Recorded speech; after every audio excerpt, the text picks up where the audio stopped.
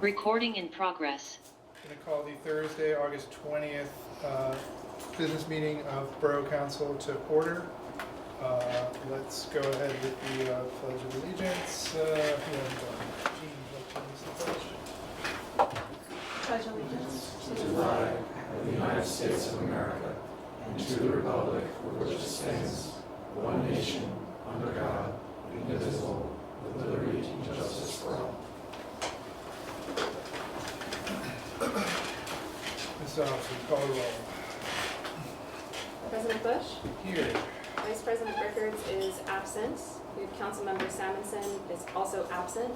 Councilmember Borough, here. Councilmember Spear, Here. Councilmember Gaudini, Here. Councilmember Stratton, Here. and Mayor Dana Edwards. Here. And the comment is I hope tonight's rains are mostly over and we do not encounter anything similar to what we've been going through for the earlier last month. Mr. Mayor, do you have a report? Fast. I'm happy that we're entering, in my term, the first zoning discussion. Or hearing, I should say. I think a lot of people have put a lot of work into it. Thank you to everybody who passed. I hope that we get a good discussion around it. And, that people can disagree on some of the issues, but I look forward to kind of hearing all the reasons why council members might approve it, like what are the specifics around that, and sort of just educating all of us on where we're going with it. So I appreciate it, and thank you for that, for the time for it. Okay. Ms. do you have a report? Yes, so just a brief update on our vegetation maintenance program that we were working on implementing this summer. We've mostly wrapped up with all of that. Our inspections for the 14-foot over the streets have been concluded. We're just waiting to send those letters out to those folks. So we are going to be pushing back some of that enforcement through the winter to allow for the pruning season if there's more substantial pruning. Most of it for uplimbing wouldn't harm the tree if it were to be done now, but just to give clarity and some breathing room for that, we are going to be sending out those letters and giving them a couple additional months for the implementation for that. Also wanted to let everyone know that we are concluded with our road paving program for the summer. So appreciate all of the residents' patience. We had a couple of delays with this, with our contractor, but that has all been concluded, and the last thing we need to do is to just have some final painting, which will be completed in the coming days. Otherwise, I've just been busy working on the capital improvement plan, which we have on our agenda for us tonight, and then we'll pivot right into the budget season. So that should be a fun and exciting time. I don't know about you, but I'm excited for it. And then just working on some of the other items that we have on the agenda for tonight. So just kind of looking at a lot of our capital planning projects and our stormwater projects for the year. So we've also completed our audit, and that is available on the website. So those are our big updates for the month. All right, thank you. Okay, so the next item on our agenda is a public hearing for the zoning recodification. So we will have a separate public comment period just for the zoning recodification. And then once that public hearing concludes, we will move into public comment on other agenda items, just to clarify what's going on here. We need a motion to go into the hearing? I always forget. You're welcome to. Okay, to make a motion to... Motion to open public hearing. Okay. Second. Discussion. Going to enter the public hearing. Those in favor? All right. Let's proceed with the vote. At this time, we'll adjourn this meeting and adjourn into this public hearing. And this is a hearing on Ordinance 1070, which is an ordinance amending the Narberth Borough Zoning Code, Chapter 500, in its entirety to provide for a comprehensive recodification that reorganizes code provisions and articles and provides for revised definitions. This is additionally described as providing policy-neutral changes with a new organizational code structure that will make the code easier for users to navigate. And Council proposed this as a desire to revise, add, and remove definitions to provide further clarity to the zoning code, so it does that as well. I have 5 exhibits to commence this hearing. The first, which would be the Borough Exhibit 1, is the ordinance itself, Ordinance 1070. Borough Exhibit 2 is the legal notice of tonight's hearing on this ordinance, which was published in the Times Herald on July 28, 2026 and August 4th, 2026. Borough Exhibit 3 is the proof of submission of the ordinance to the Montgomery County Law Library for public inspection and retention, which was accepted by them on July 22nd, 2026. Board Exhibit 4 is proof of submission of the ordinance to the Narberth Planning Commission, which was submitted on July 17th, 2026. And Board Exhibit 5 is proof of submission to the Montgomery County Planning Commission on July 17th, 2026. And that was the final submission of the final versions of the ordinances on those dates. There were subsequent, or I should say there were prior reviews of earlier versions. At this time, we did discuss this at the prior meeting. I will turn it over to the public to see if there's any public comment related to this ordinance before we go back to this, to see if there's any questions or comments from council. Does anybody wish to give public comment on this ordinance? Hearing and seeing nobody in the room. Let's move to online. If you could give your name for the record. Sure, David Borough, 104 Chestnut Avenue. Could you spell your last name, David? Yeah, B as in boy, E as in Edward, R as in Robert, D as in Delta, O as in Oscar, W as in Whiskey. Thank you. You may proceed.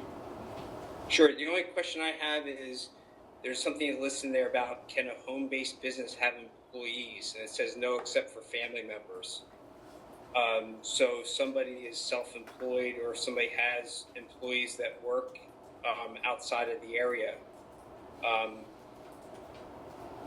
I'm not sure if can this be amended, because it doesn't seem to allow someone that works from their home to actually have employees. I mean, that it states what it states. I mean, the no impact home-based businesses are requirements to be provided under the municipality's planning code with specific provisions. Other than that, I think the intent was to not have people coming and going, but certainly you can't regulate people's families. Can I ask a quick question? The intent of the ordinance was to carry over provisions that are in the existing ordinance, correct? That should be the intent, yes. And I'm looking at the existing ordinance, which includes that provision in there. So I think that was the reason why Sure. that provision exists. And if that was something that council desired to change, I think that's the next round after this when more substantive changes are presented. And so Mr. Bordeaux, that's a good comment, a good consideration. But that, again, as this ordinance is just trying to keep the substance as is, I think that might be something better to bring up for the next ordinance. Okay, thank you. Are there any other public comment? Seeing none online and none in the room, I'll turn it over to council, see if council has any comments on the ordinance. Start on this side. No, I think this has been through several rounds of checking and rechecking. And I just want to echo the congratulations or the thanks for all the work on this from the Planning Commission, especially Todd Bressie. And I'm just happy to see this be concluded after so long. No other comments? Okay.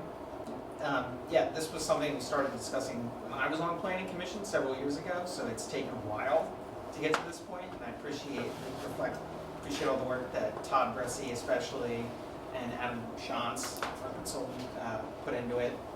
It's been through a lot of iterations, and I had a lot of eyes on it. And to the kind of the mayor's from earlier, like just the intent of it, right, was to carry forward policy in a reorganized fashion. And there was a lot of discussion over what that structure should be like, but appreciate all the work that went into it. I also appreciate all the work that's gone into it. Tremendous work, tremendous effort, and a really important work that's being done. Concerns I have is that there are some changes that seem substantial that don't appear to be neutral. And so I think those would be things I think that we would vote on, not that they would just be put in. And for that reason, I believe it would be wise to table it so we can address these issues.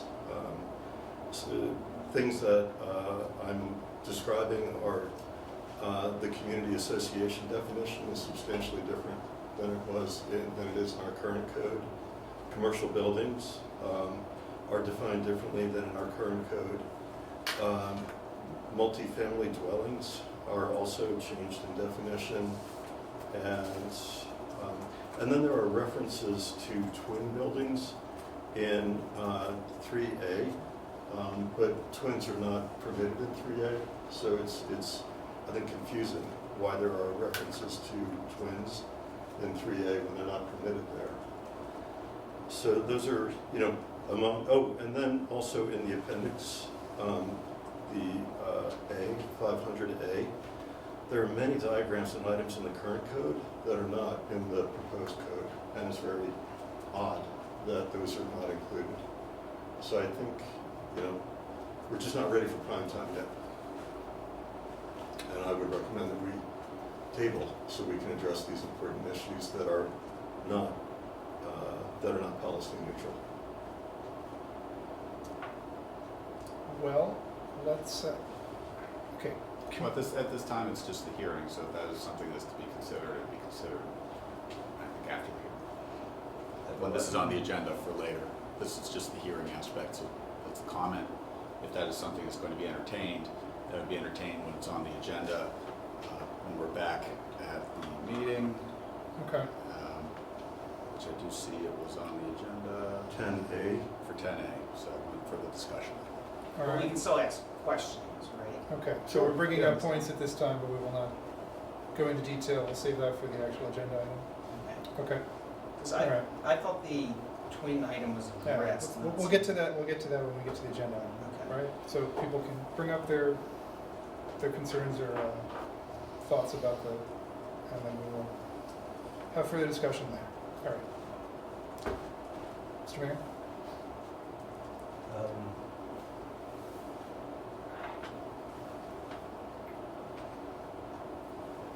Can I ask a point of clarification? Sure. This is my first one, so I haven't done this. So this is, what we're doing right now is just passing general comments on the document, and then we vote on it on 10A. Correct. So we close the hearing. Correct. This is more for purposes of the public than it is for the board, but it's also appropriate for council to also make comment at this time. But again, this technically is for the public to be able to provide their comment, to understand what is being done at the public hearing, which is a requirement on municipalities planning code. And we don't have these hearings for non-zoning ordinances, they're just on the agenda. So much like that, it'll come back before you later for the vote at that time. And again, it is not precluding comment. At that time, it might not be on the record of the hearing, but it wouldn't preclude comment. Okay.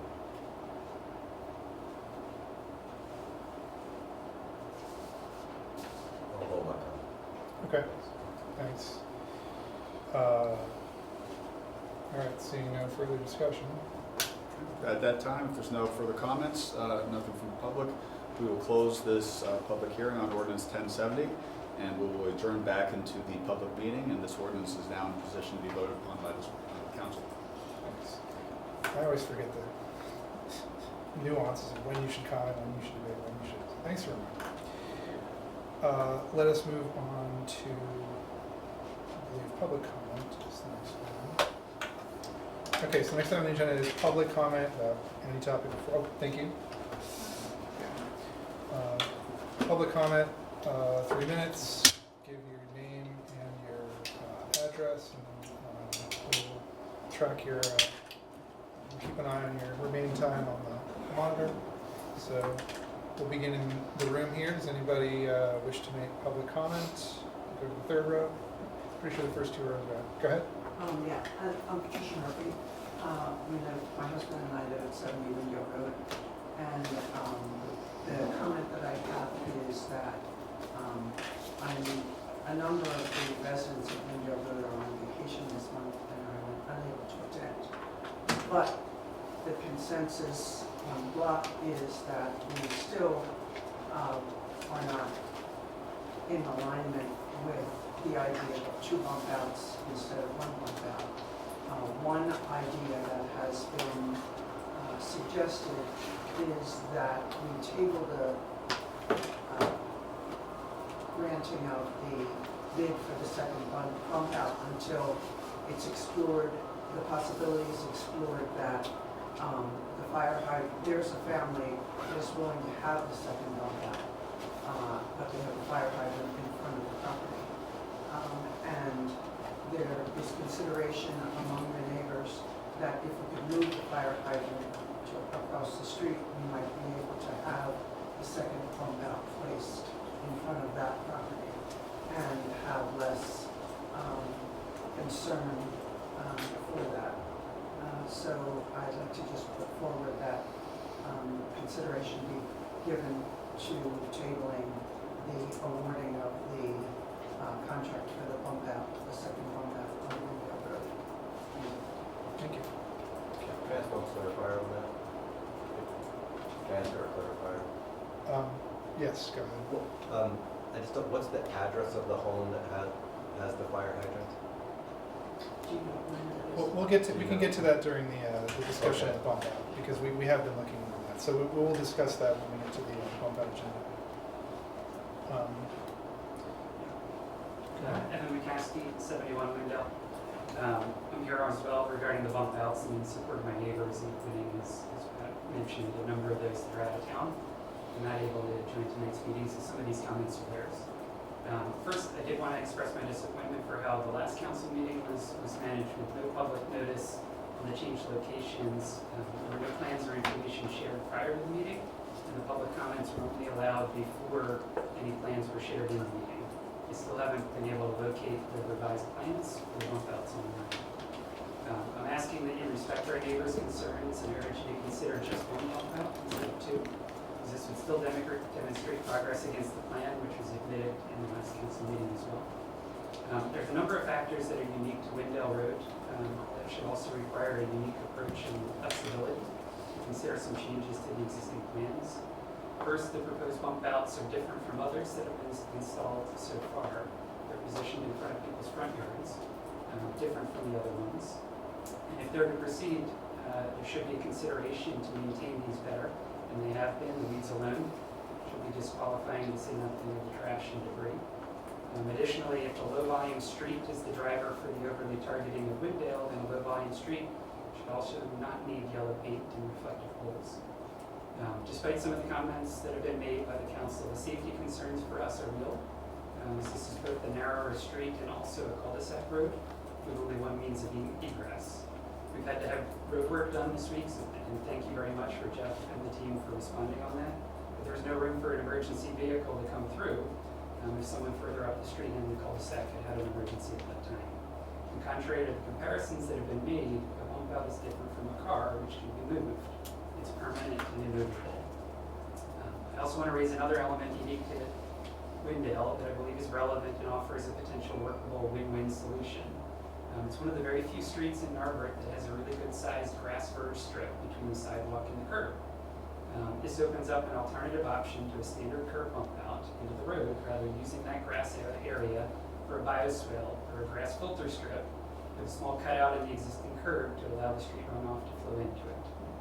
This can even be done across multiple locations to get maximum credits with minimal disruption, no impact on parking, no fire hydrant access issues, etc.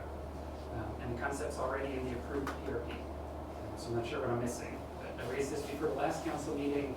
There wasn't any explanation given either at the meeting or afterwards as to why this was not a feasible option to be considered in this case. For argument's sake, even if the requirement was to have a 6-foot wide bump out, which it's not, the grass strip on Windale is 4 feet wide.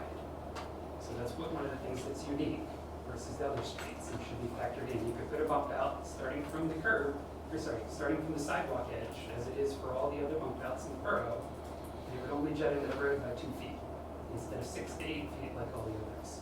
This would also apply to the one on the south side of the street as well. The idea of a bioswale on the grass verge or on the corner of Shady Lane widening efforts seemed like very reasonable alternatives and compromise. We feel like we were owed sufficient explanation for why these are not being considered. Thank you. Thank you. Any more public comment in the room? Okay, let's move to online. Anybody? So I did hear that folks online are having trouble hearing us, so people in the room speak up, and I don't know if we can adjust the volume on the... We can, but if you want to move those discs closer to you and just speak louder, those are what pick up the sound through to Okay. the Zoom. Dana or Joe, can you grab one of your pucks there? Thank you. Okay, so we'll try to be a little louder. And online, anybody online wish to make public comment? If you're online and you wish to make a public comment, please raise your hand.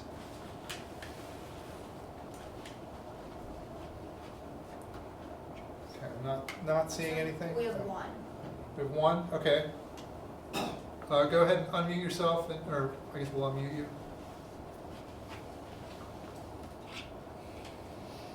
Sure, hi.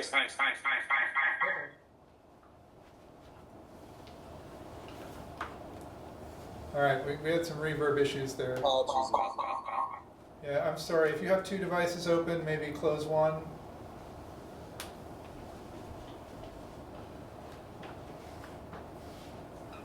Can you try again? We're having audio problems hearing you.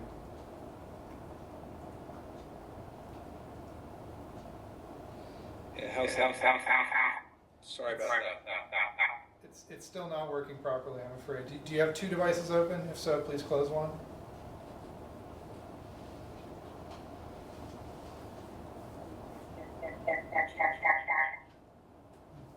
We are not getting you, I'm sorry.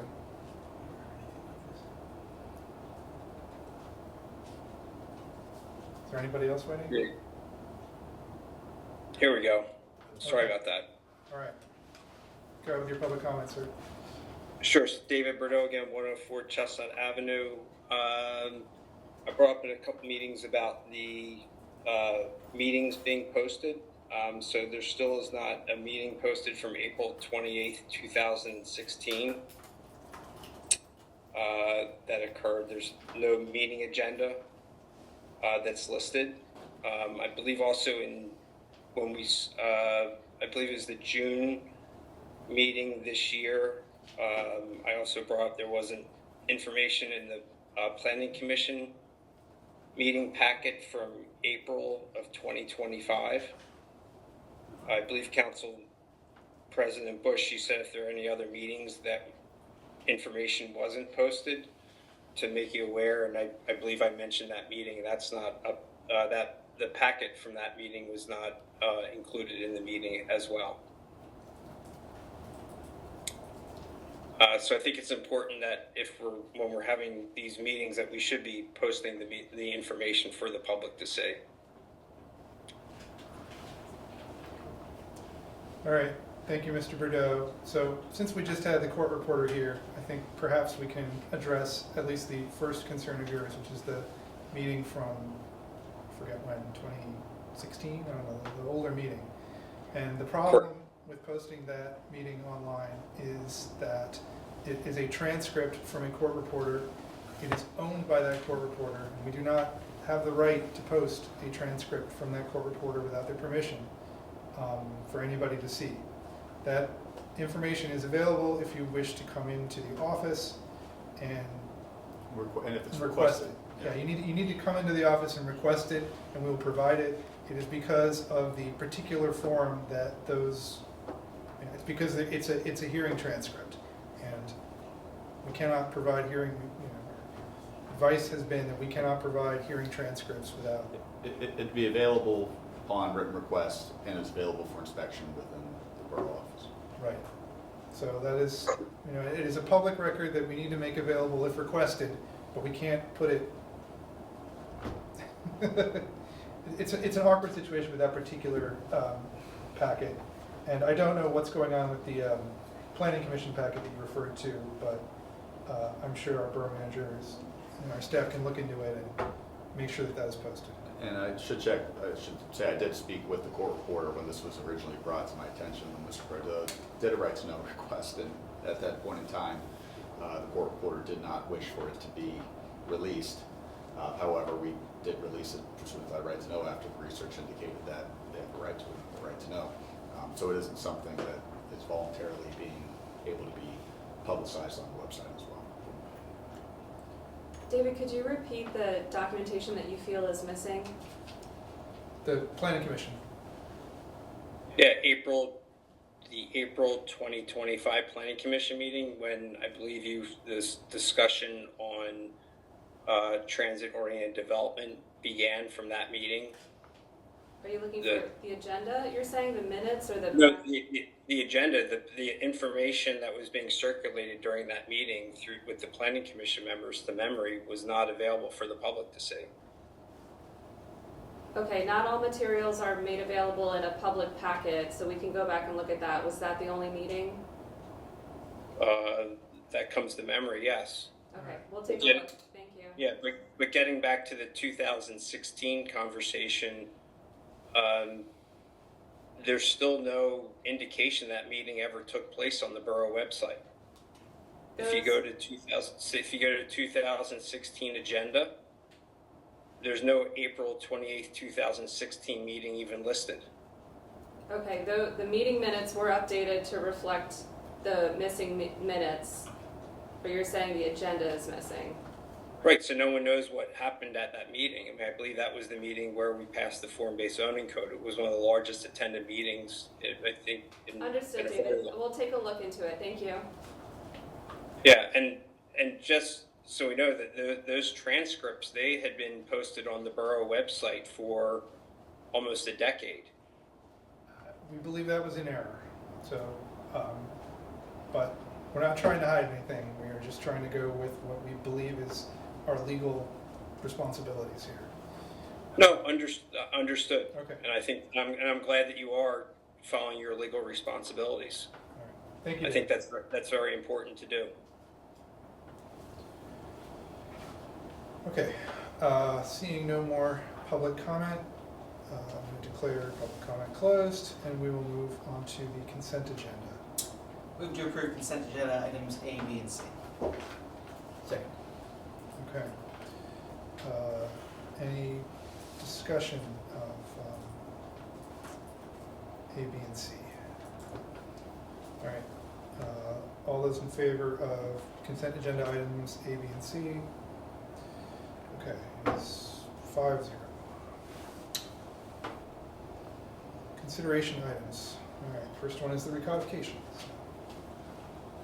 So are you asking for Make a motion. I will make a motion for the purposes of discussion. We can always take other motions as well. So I will motion for approval of ordinance 1070 so that we can open discussion, and we can always have additional motions after that. Second. Okay. So, first I'll note, just for the record, that the borough has no intention of changing the way it enforces the home-based businesses rules. So whatever home-based businesses have been operating in the past, expectation should be that you can continue in the same manner. The law is not changing.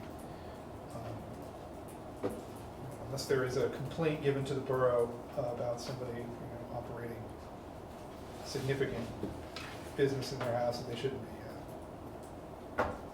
We do not otherwise investigate or track this particular rule. So it's there to cover us in case somebody tries to, I don't know, open a private casino or something. All right, so let's get to the actual the concerns that Councilmembers brought up. I have a couple kind of clarifying questions, because I think the things that Councilmember Stratton raised were definitely things that were flagged, and those were very good comments. When I did my reread, I thought I saw that those items had been addressed, but it's possible that I might have missed something, or I'd been looking in one spot rather than kind of the other spot. I went back, I pulled up kind of like the references to refresh my memory. I wasn't sure if you had a list of the specific number references, so I can double check that I'm looking at the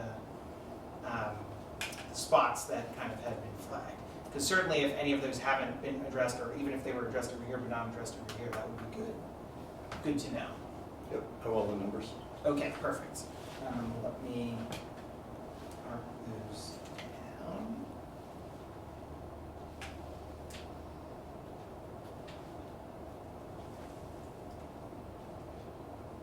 Okay, I think the first one you mentioned was that twins? The first one was community association. Community association. In the current code, it's section 500-1201, definitions. And in the proposed code, it's 500-200 definitions. Okay. And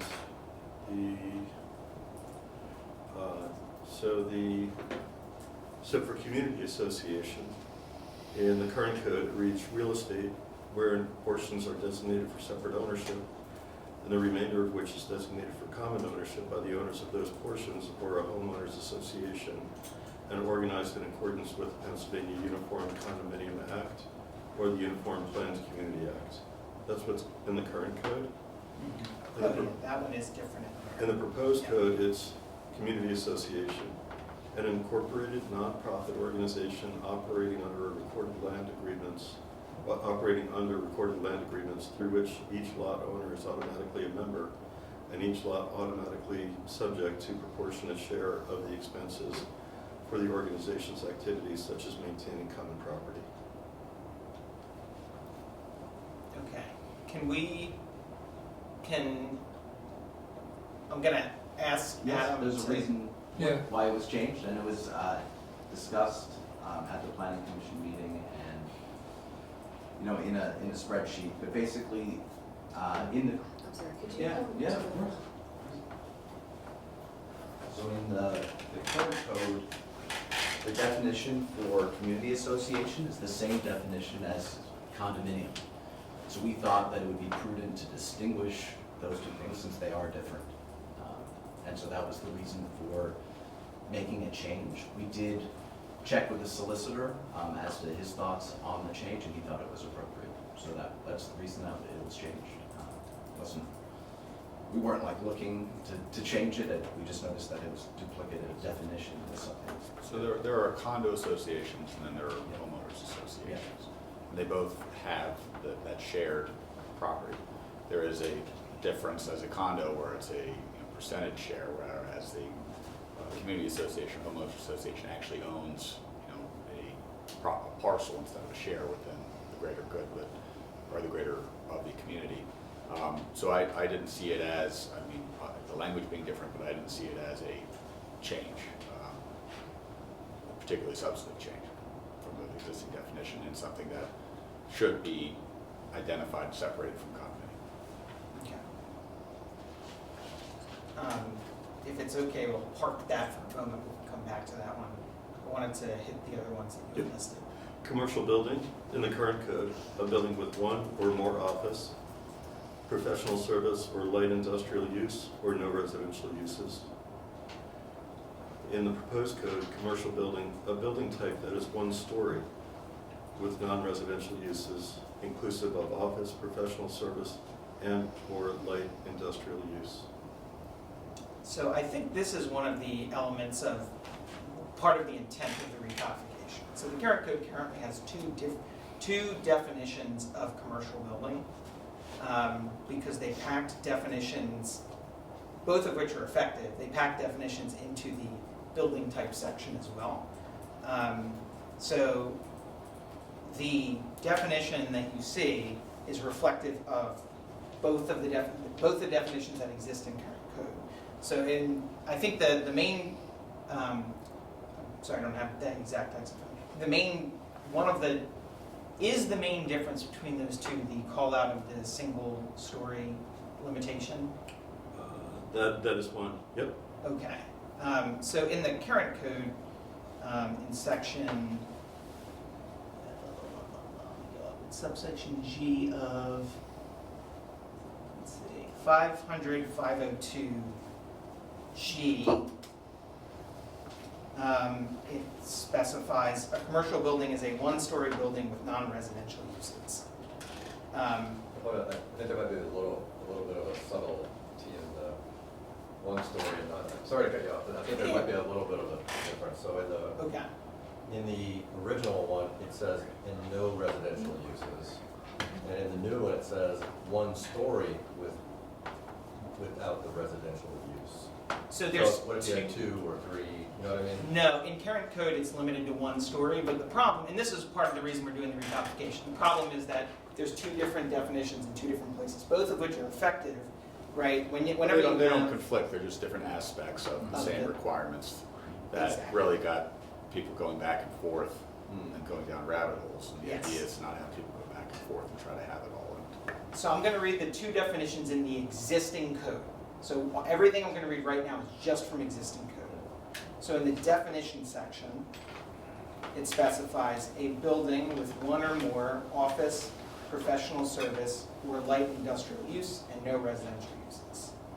And then in the building type section, it specifies a commercial building, and this is the existing code, is a one-story building with non-residential uses. Both of those are effective today. It's just the definitions were kind of spread out, and now they've been consolidated into one unified definition. Again, for this exact reason, to like clarify, so that you don't have to know that there's 2 different sections, and then you had to look over here as well. Got it. Thank you. Yeah. No, I appreciate that's a good flag. Thank you. Yeah. But a commercial building can't have 2 stories. It cannot under existing code. The moment it goes into 2 stories, it trips into the mixed-use building, which is a different type. I mean, existing ones are grandfathered in, but you cannot build a new 2-story commercial building. You have to have mixed use. In the current code and in the Yeah. proposed code. That is Right. correct.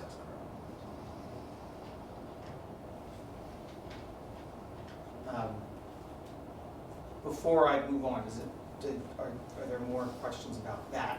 No. Thank you. What was the next one? So the next one is dwelling. Okay. So the dwelling 2-family is the same in both. And I'm going to read it for an important point related to the dwelling multiple family. The dwelling 2-family in both current and proposed is a building permanently occupied. It's similar enough. A building permanently occupied by 2 families located on one lot where living areas are completely separated by walls from each other, and each unit has a separate entrance to the outside. Key part being a separate entrance. Dwelling multiple family. In this one, in the current code, it's a building or floors permanently occupied by more than 2 families. By more than 2 families on one lot. Oh, I see my error. Never mind. This one says more than 2 families on one lot, and the proposed code says for 3 or more dwelling units. So it's my error. I misread. Yeah, but it's a good, you're approaching it at the exact right level of detail. So that's a good, appreciate you elevating that. Yeah, by more than 2 families and for 3 or more. I misread that. Okay, thank you. Next one is also in 500, 200, and in the proposed code, it's missing the chapter reference. This is for adult store. It's a business that involves the offering for sale or rent material depicting specified sexual activities or specified anatomic areas as defined by the chapter. It doesn't specify what chapter. And so I believe it should specify chapter 500-406, but it's unclear. To me, maybe it's clear to others. No, I think that's a good flag. Is that? It's redundant. It means this chapter, as in that section is in the chapter, the definition is within the chapter, so it's referencing itself. So it's unnecessary to put it in. It's a redundancy. Wouldn't we use the word this chapter instead of the chapter? That would be a clearer change to change the to this, but yes. Are we able Wouldn't to that amend make that? sense to a reader? That's de minimis. That's de Can we change minimis, that's, yeah, that, I don't believe that's an issue, but. Okay. that? So we can correct that to Are this. we able to correct that? Yes. Yes. But it is- But also, I would point out, the chapter is defined as chapter 500 zoning further on, so the chapter is defined as chapter. Oh, so the chapter, so there may be other uses of the chapter, is what we're saying. Well, because it's capitalized. Yeah. Right. As an English major, I fail, I guess. That makes no sense to me. Well, yeah, I think you want to be like a pre-law major or something, because that's not English. There you go. It's legalese. All right. Section I'm with you. 500, 600, H2 and H3.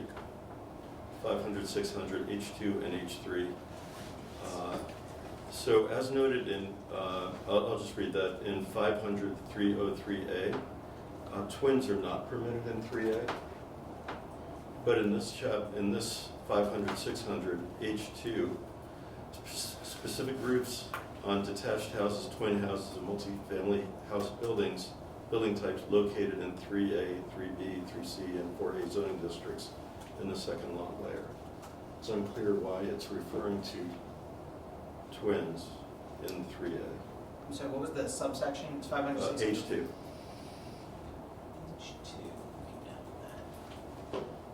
And similar in H3. So I'm gonna look to y'all.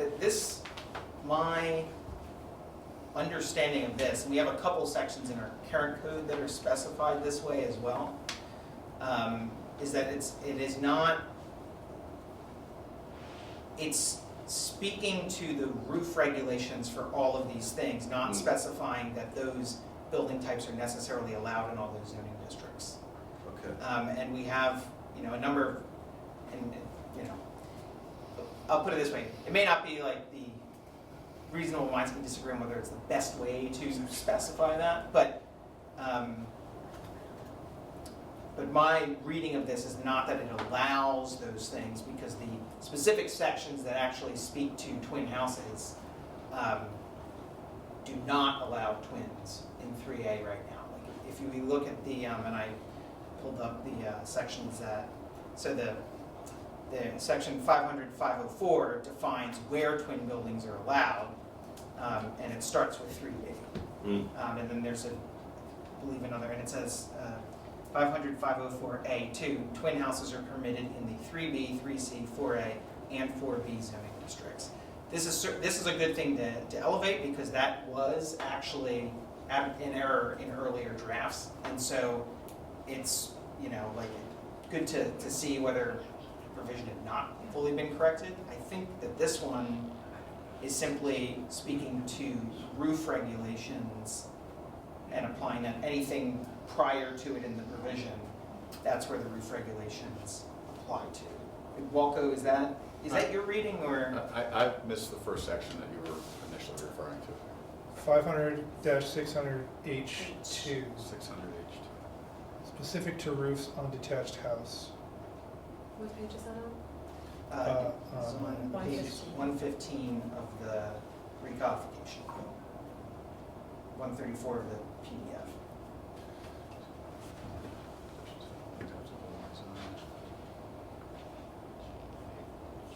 Roofs on buildings. Well, because, multifamily houses aren't allowed in 3A either at the moment. Correct. Yeah, this, Right, so this that's is just because it's addressing like, either- all of these housing types, wherever they appear in 3A, 3B, 3C, and 4A, this is the roof. Yeah, rules. this is related to roofs for what would otherwise be a permitted building in those zoning districts. It's not- Because it's number one is general to all zoning districts, and then number two is if it's a building, If if it's any of these building types in any of these districts, then these rules apply. Correct. Doesn't necessarily mean that every one of these building types is allowed in all of these. That is correct, and I don't believe it could be read that way, with the other language. Okay, thank you. And then it's in the current code, 500A, the appendix, form-based zoning appendixes, and in the proposed 500A, form-based zoning appendixes, there are many diagrams and items that are in 500A in the current code that are not in what we've received for the proposed. Yeah, so this is just a matter of how to approach this. We didn't really make any changes to much of that section, so the only things included in this document are things that were edited, and it was just a map, removing a civic institutional building that no longer exists, as well as adding in kind of these comprehensive zoning use tables, as well as building types tables. So other than that, it remains the same. And same goes for wireless communications, section 500, 1900. I didn't include the existing provisions because nothing is changing in that section. Got it. I guess what's confusing is there are many other sections where things weren't changed, and all of the content is included. Yeah. So why would we include the content in other sections that were unchanged and not include it in the appendix that's It's just the approach that we took. I mean, we can add them in. It's mostly images and tables. Yeah, I mean, separately, as you're noting, I am putting together kind of like a matrix of where all of the images from the current code should go in this code. But So yeah, it's just the that's approach to- that we took. And yeah. that's to guide, so we use General Code, who does the electronic codification of our codes. They have all of the existing diagrams already. Mhm. We don't actually have all of those diagrams, the original ones, so we're working with them, and the matrix that Adam is talking about is, we're gonna tell them if things need to get moved to a new location. So nothing is actually being changed in terms of changing the diagram. If they ended up getting changed from one section number to a different section number, we just need to let E-code that so that they can place it in the right location. So rather than add things into an appendix that aren't changing and adding another 20 pages of just images, those are all pre-existing and they're gonna stay there, and we're working with E-code to make sure that they go into the right location or stay where they are. So it doesn't get modified through the codification process. So That is confusing. So Alright, so there- if we vote on this right now, the other appendix items, and we prove this, the rest of the appendix items that were not printed will remain the same in the code. Correct. So- They are That's still not what I referenced. heard. So chapter 500 is Yes. being removed in its entirety and replaced in its entirety. Chapter 500A, it's a separate chapter. We're only modifying the things that we're modifying, everything else stays the same, and when you do an ordinance amendment, you don't have to do like a full repeal and replacement. So they'll only change the things that we tell them to change. And those things are in Those things are in our packet. The are in things your that are, packet. the things that are going to be change changed are in the packet. 500A appendix are in the packet, all changes. Throughout the code, throughout the zoning code in your packet, there are still references to all of these different images and things in the appendix. So yeah, that's not changing but for what's in the packet. I can see the confusion. We just didn't see the need to just replicate, 20, 30 pages of images and tables. So everything in the appendix in 500A is going to stay exactly the same, with the exception of removing the second image, the second map image. Everything else will remain So exactly removing the the same. second, or replacing the second map image with an updated map image. And then comprehensive use tables are being added Right. as well. But everything else is remaining the same as is. I do have I guess I have a quick question for Walco, just to confirm because the ordinance language itself specifies the Narberth Borough Zoning Code, Chapter 500, and any relevant appendix thereto is hereby amended in its entirety. Now, there's commas for the appendix piece, but how, I just want to confirm that, that everything there is Yeah, being handled procedurally. yes, I mean, because it references Appendix A, and Appendix A is just those items that we referred to. Okay. So everything in the current appendix will remain the same unless specifically modified. The items that are not shown in the packet will continue through in the appendix. Correct. Is Appendix A part of Chapter 500? The Appendix A is what we've attached to the ordinance. And within Appendix A are the appendices to the zoning code, which is being referenced here. Not all of them, but just the ones that are being changed. So the effectiveness of the ordinance says, whatever's attached to this ordinance, which is the full chapter and these appendixes, that's all we're dealing with here. It's a separate chapter, I believe Maggie said that. It's 500A and not It's 500. 500A. It's versus 500. yeah, so chapter 500 is the zoning code. Mhm. Chapter 500A is the appendix. It lives in a slightly weird area because it's an appendix to a chapter, but it itself is a chapter. But it's linked to chapter 500 because it references chapter 500. It's the appendix to chapter 500. If it were a separate chapter, we'd call it chapter 600, which would be a wholly separate chapter. So it's linked in the kinship chart, but it's a standalone chapter. I think I see the thing that might answer this, but I'm not sure. So let me just ask. There's a provision in section 1 of the ordinance that specified if any sections or articles do not provide for new language pursuant to Appendix A, in this case Appendix A meaning the attachment that includes everything, such sections or articles shall remain unchanged.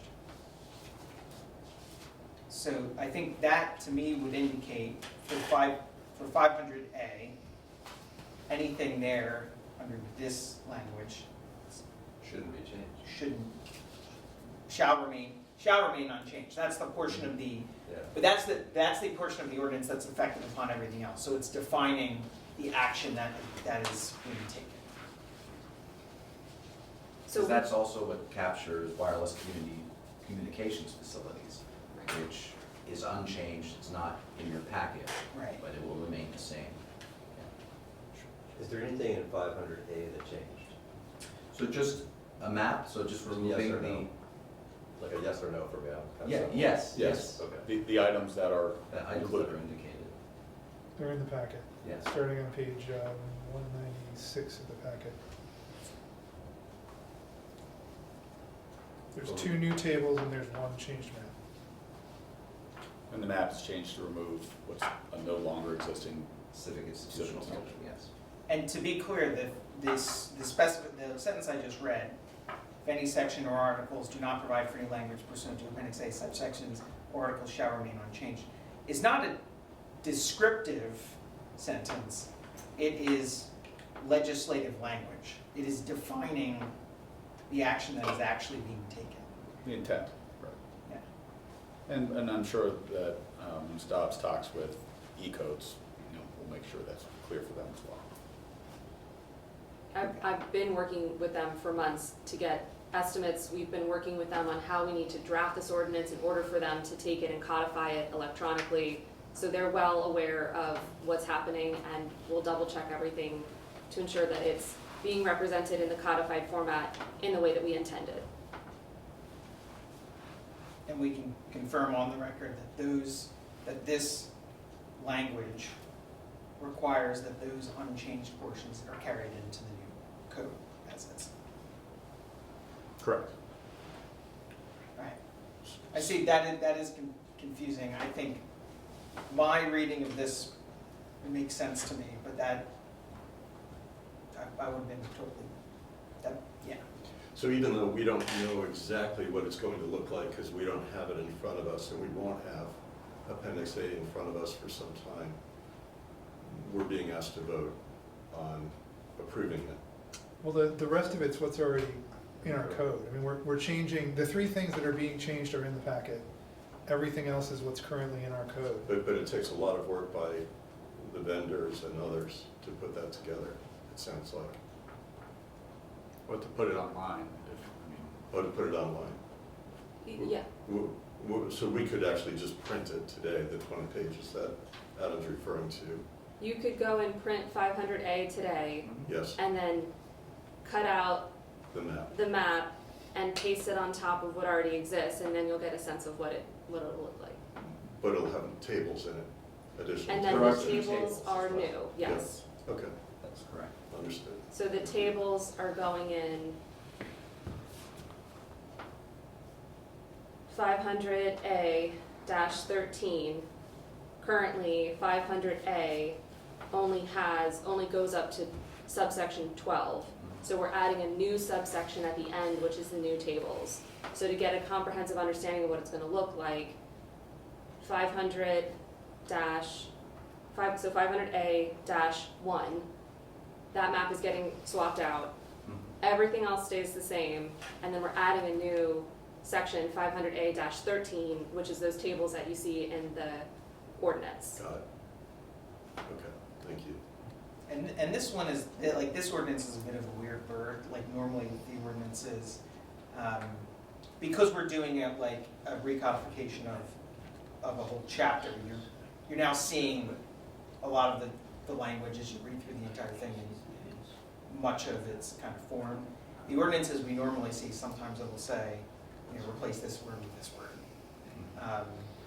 And so I think it's also kind of just, it looks kind of like weird because it's a bit different from, because we're doing a different activity than what we normally do when we pass ordinances. Got it. Yes, agreed. Yeah, I'm not used to approving something that I haven't fully visualized. Yeah, So totally. that's a different experience. Yeah, for sure. Got it. The last question I have, and then I'll pass the baton to others, is when I've spoken to people in other municipalities, when they're putting out a large change in their code, their zoning codes, I've asked, how do you pressure test this before you approve it? And they say that they, for months and months, they will use the code as side by side with the current code to see, how well it's working. Are there any errors, any mistakes, any things that needs to be changed? That sounds so that's what I hear from other municipalities. To what extent have we pressure tested our proposed code? So our zoning officer has been through this.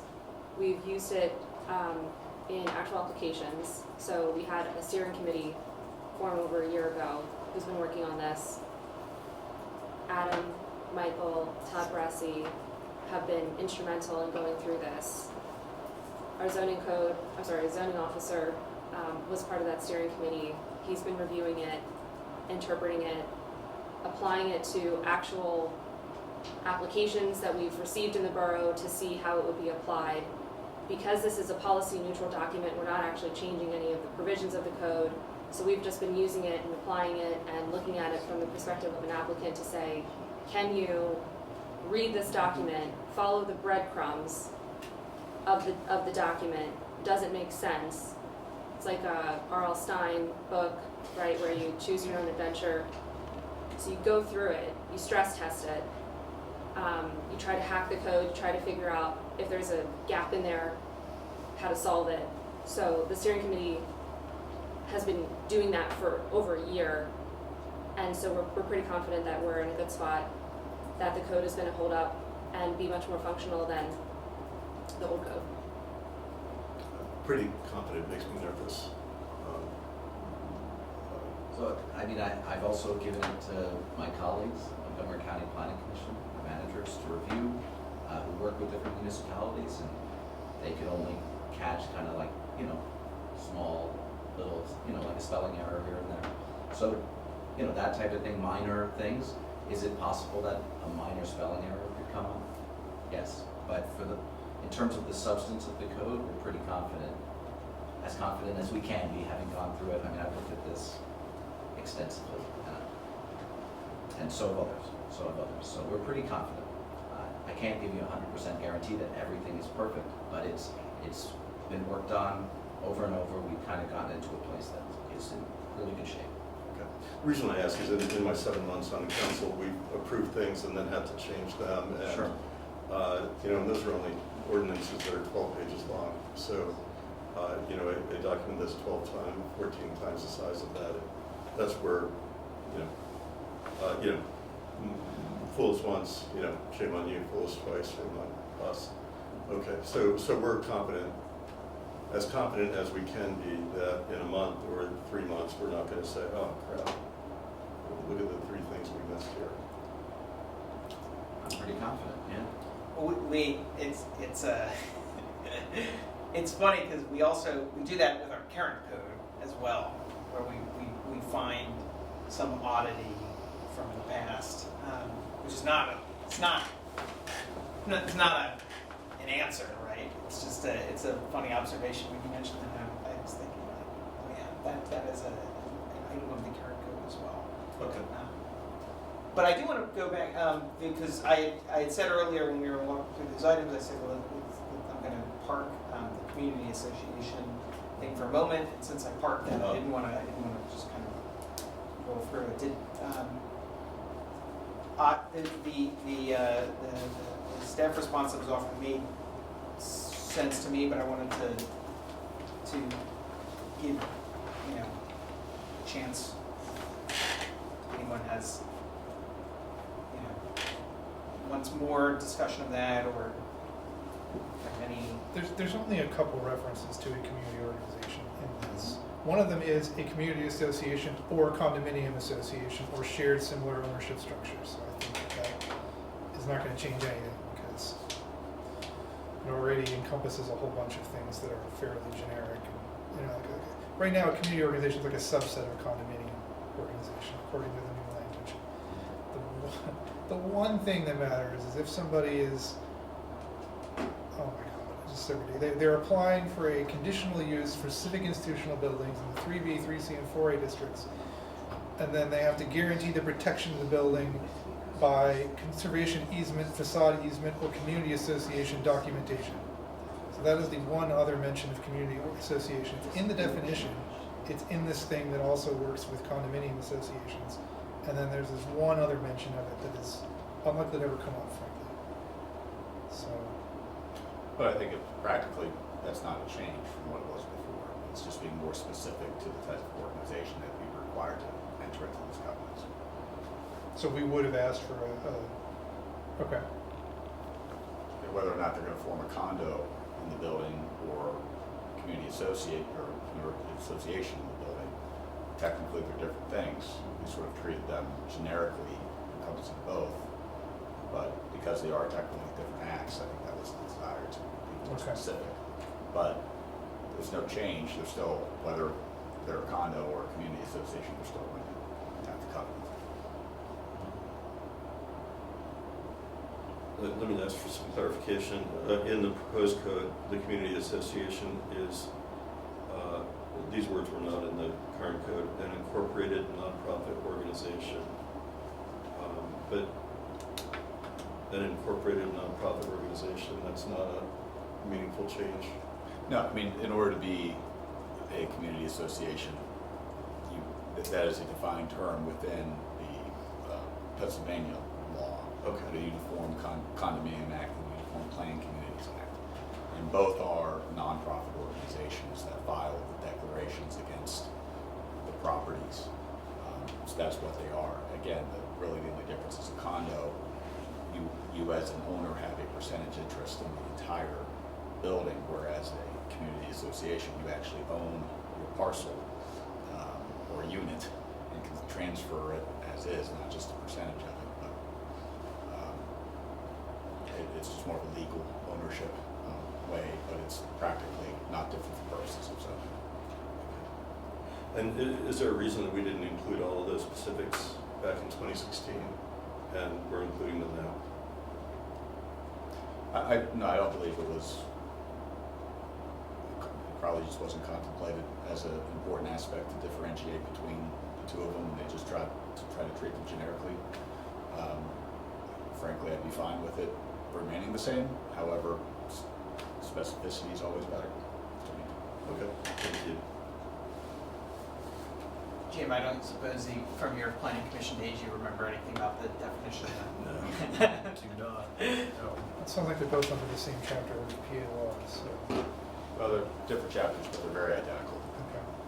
And you have to permit both to, as forms of ownership within any use of house. So we're required to have both of those definitions in our code. Well, you're required to have the ownership. You can't say you can't have a condo or you can't have a homeowners association. Okay. And we can't compel someone to do a condo or a homeowners association if they don't want to.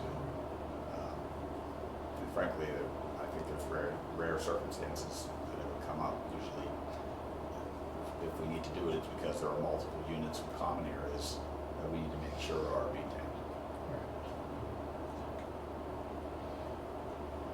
Do we have other topics they want to discuss?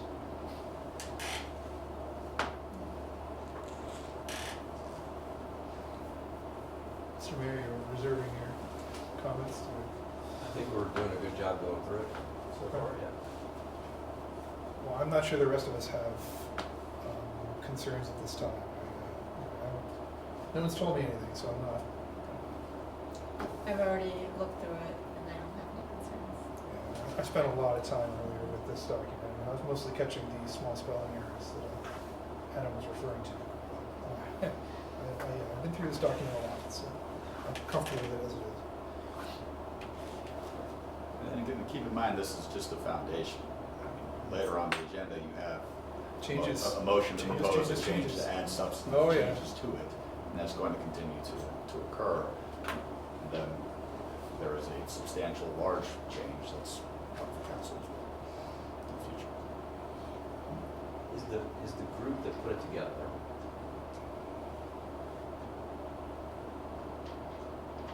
confident that there are no errors, omissions, and unintended consequences relative to how the previous version was? I heard the answer before, and no offense out of it, I lost confidence through that. I just want to say that up front. So like,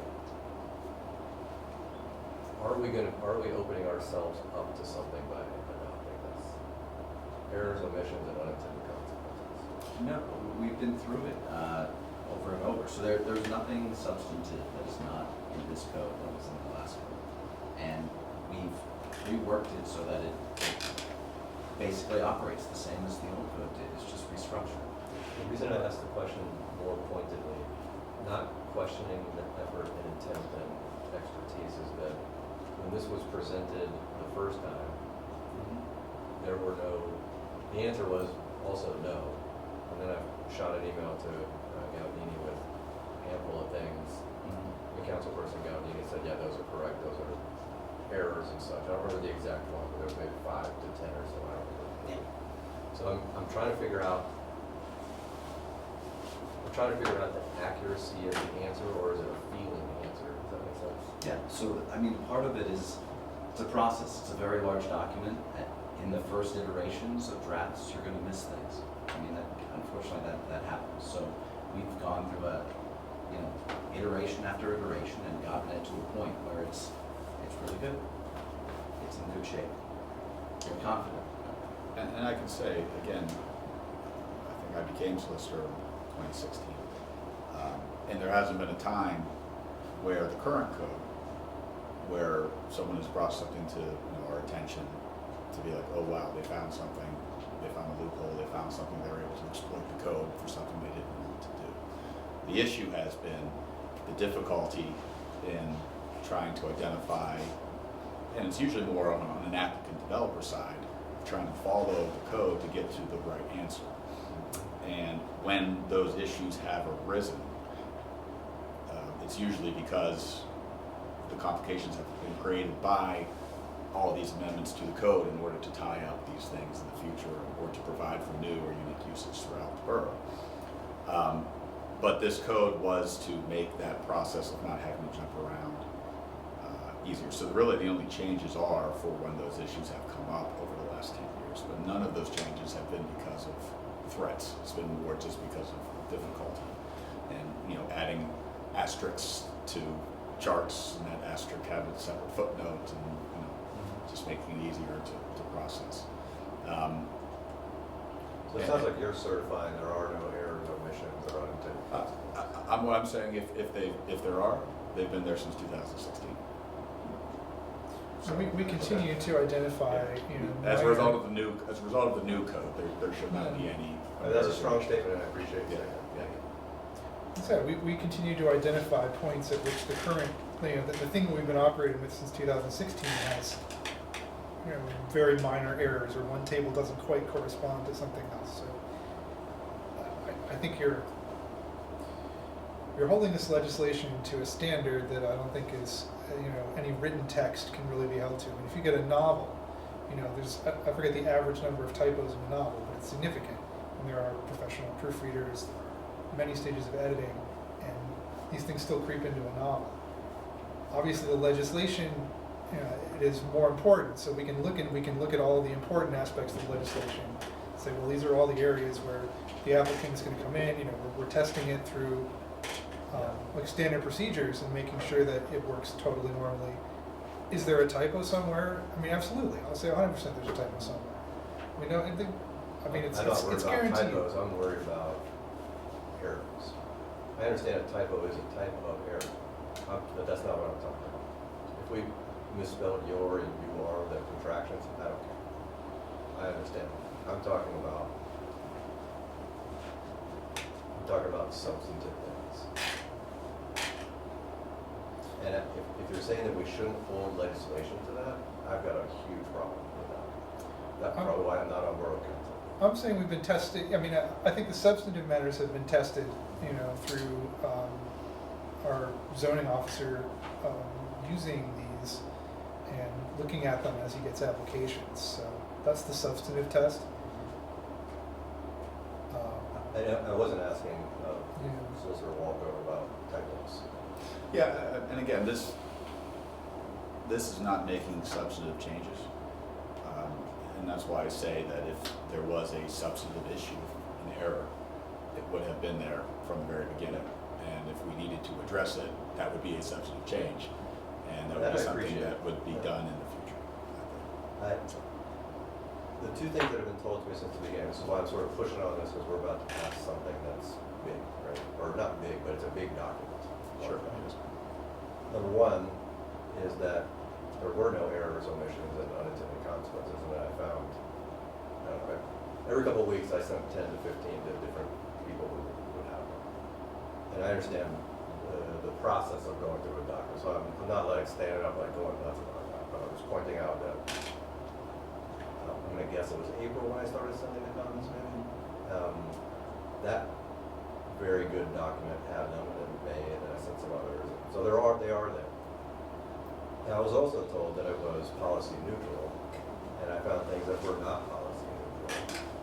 And so my trust is lower based on my lived experience since roughly April. And that's why I'm asking very direct questions, and I appreciate your answers. Yeah. I'm not holding you to misspellings and things, I don't care. Read English majors. No, I think we've done our best to create, an easier to use document. I will say that I do think the zoning districts and the building types are much easier to navigate. I think the conditional uses and special exceptions are much easier. Prior to this document, certain distance standards were all over the code, and now they're all in one place. So I think we've captured everything. I'm going on record to say I think I've done my best to capture everything, and people caught where I've missed things, and so I appreciate that. I've appreciated this review process. It's also helped me to kind of document where things might need to be improved in the future. We've taken a big list of those things, and yeah, we made any changes that were made, like this definition that you're referencing, there was some reason behind it to try and make it easier or to better reflect the intent of the code as we understood it. And then we had discussions around that. That's what happened with the twin situation, where there was a disagreement over twins in 3A, and we had a discussion about that, and we ultimately came to the conclusion that they're not permitted at 3A, and that's fine. That's absolutely fine. So we captured that in this document. But through this process, I think we've gotten to a really good place, and I'm going to keep looking at it. I do catch a spelling error, every few weeks, I do. And I know that's not what you're talking about, but I think we're in a really good place, and we've had so many eyes on it that I feel confident that it reflects the existing code, and if there are errors in that, well, we need to ultimately change that. And I will say that's also the purpose of the process. I mean, this has been like a multi-year process with many different eyes on it, and it's been out in the public, and we've had the feedback. So I think that's the point of it, to make sure that we don't miss anything. And I think every council member has looked at it, and I know that Todd and Adam have gone through it line by line, just like you described, and that's the process they took. So, and I do thank both of you for all of the time and effort. And I think the intent of it is to make it easier to navigate to, because right now it's kind of jumbled and hard to find the information that you're looking for. So it's really just to make things easier to navigate and to interpret for the public, for residents, for council members, and also I think it's also important for business owners who are trying to figure out, can I open a business in this particular district? Is this particular use allowed? Like those kind of things. So. And I think the drill down has been helpful as well. I mean, I think, when we received kind of like the first draft, right? And I kind of thought that it might be this way, but the first bucket of kind of like issues that we were identifying, some of them were true errors, some of them were, oh, this is actually over here now that I look at this. Some of them were differences of like interpretation, where we would sit down and like you referenced, someone really strongly believed that the interpretation of twins was one way, and other folks really believed it was the other way. I think we resolved a lot of things, and then in the next batch it was still kind of like a big list, but my list was smaller than kind of my first list, and like at this point I think we're more cross-eyed as well. But I had noticed that kind of the list had gotten smaller each time, just in my kind of experience set. So I think that was my experience, and I think at this point it's always possible, but I haven't. I feel like earlier on, various folks were flagging things, and at this point, I hadn't personally had things flagged for me that, after I looked at it, I thought, oh, okay, well, there is that. But you're in the state now where you believe that you would say, yeah, no errors, omissions, and unintended consequences. Because that's really important to me. Like that. Fred just rolled his eyes, so we ought to give him. Well, I'm a gambler, so there's a very important difference between like 100% and 99%, or 98%. I'm never going to say something is 100% unless I'm completely certain. So, I mean, I can't say on anything that there's a 100% chance that it's correct. It would be very difficult for me to make that statement. So, are we in the 90? Are there major errors? No. Are there minor errors? There may be. Are we going to catch minor errors that still exist if we keep looking for 6 months? We may not. I mean, we may be at the point that whatever's in there, even if we kept looking at it for another few months, we just wouldn't notice. That's the other problem, is that some of the stuff that's in there is so subtle that there's no guarantee that we're going to catch it through more scrutiny. I believe that if there was an error that you're looking at, it would be a substantive change to the code. And because it'd be a substantive change to the code, you would not want to have that in this based upon what you've been telling the public. And again, I'm not aware of any errors that need to be substantively addressed. And if I did, I wouldn't say them publicly. But what you're talking about, if it comes up, would be a substantive change and would need to be addressed at a later time separately, because that's not what this code was supposed to do. But because of the reconversion and formatting, I don't believe that will result in substantive errors. I just think it's important. I feel like I'm the one like carrying this baton, where like it really should be the 7 of you that should be carrying it. Like it's an important thing. There are people looking at us to like guide them through this. And, you know, they're reading it, they've read the other versions, they've got opinions, we got some questions on it. I'm trying to help you all with like gut check. Is it ready? If you think it is, great. Yeah, thank you.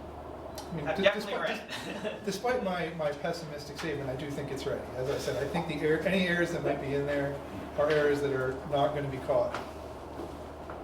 So, Yeah, I think the irony of the public comment on it was they were actually commenting on something that was kept the same. that's right. Um, And again, that's like the things that we're identifying, are not, like the public comment came up. Most of the things that Joe brought up were in fact not. I mean, one of them the condominium one was an actual change, but the others were not really substantive in any way. So it's just, even looking at it, even the things that we identify at this point. I mean, there were confusion points by somebody Yeah. who is They're not- but they're saying not that actually- he has read the document. Yeah, but they're not actually, error. I mean, if Joe obviously spent a lot of time working on this, and he couldn't find anything that's a clear error, right? Nothing that we went through looks like it's an error. It's a matter of interpretation, let's say. In So the sections that I did deep dives into. Yeah. Yes. So Did I do it's- deep dives into all 175 pages of it? I can't say that I did, but in the ones that I've done deep dives into, those are the things that I found. Yep. I've read the whole document. And just as a point of, well, I'll say it.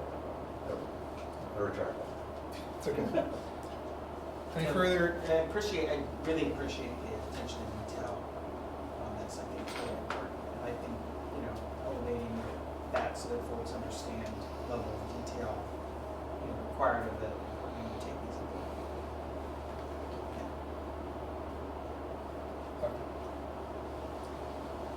Any further discussion? Okay, so what we have on the table is adoption of the ordinance. So let's take a vote. All those in favor of adopting ordinance 1070? Okay, opposed? All right. This passes 4-1. I know I can, in terms of the council members who are not here, I know that Councilmember Rickards is in favor. I have not spoken to,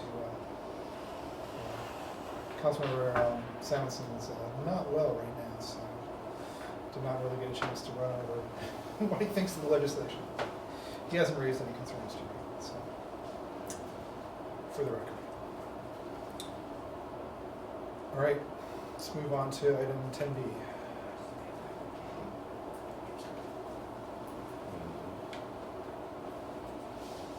So we'd like to make a motion.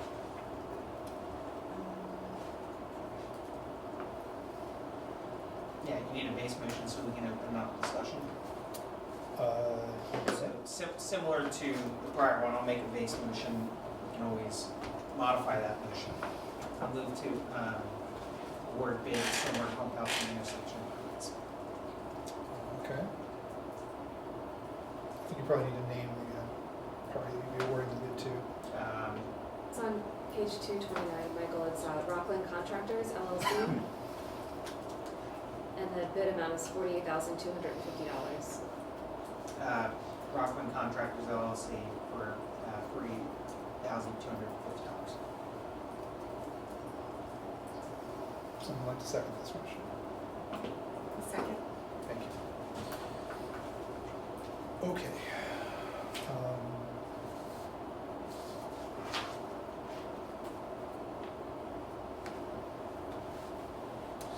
So, I guess before we get into the details of the bid itself, which is, our engineering firm chose from among the different contractors, the lowest qualified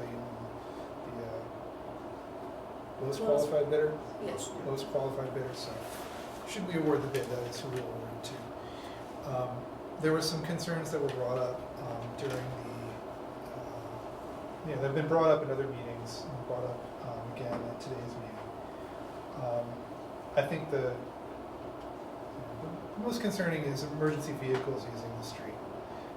And I know we've had some internal discussions with our first responders about access to the street. So, Stiles, you want to summarize? Yes, so I spoke with our fire marshal, Bill Henderson, about the proposed bump outs. He is familiar with the roadway, and based on the size of the bump outs, and even if there's on-street parking opposite the street from these bump outs, given the size of our apparatus, we would still have a 12-foot travel lane, which is more than sufficient for a fire truck to be able to make its way down the street, in between the bump out, and even a parked car on the street. So he had no concerns with the proposed locations that were approved by council at the July meeting, and has no concerns about their orientation on the street for providing emergency access.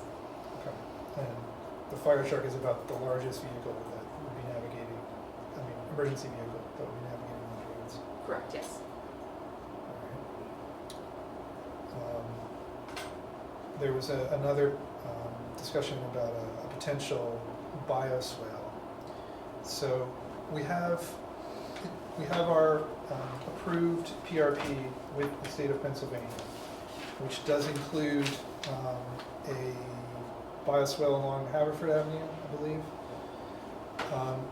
Does that mean that we would be able to build bioswales in other locations?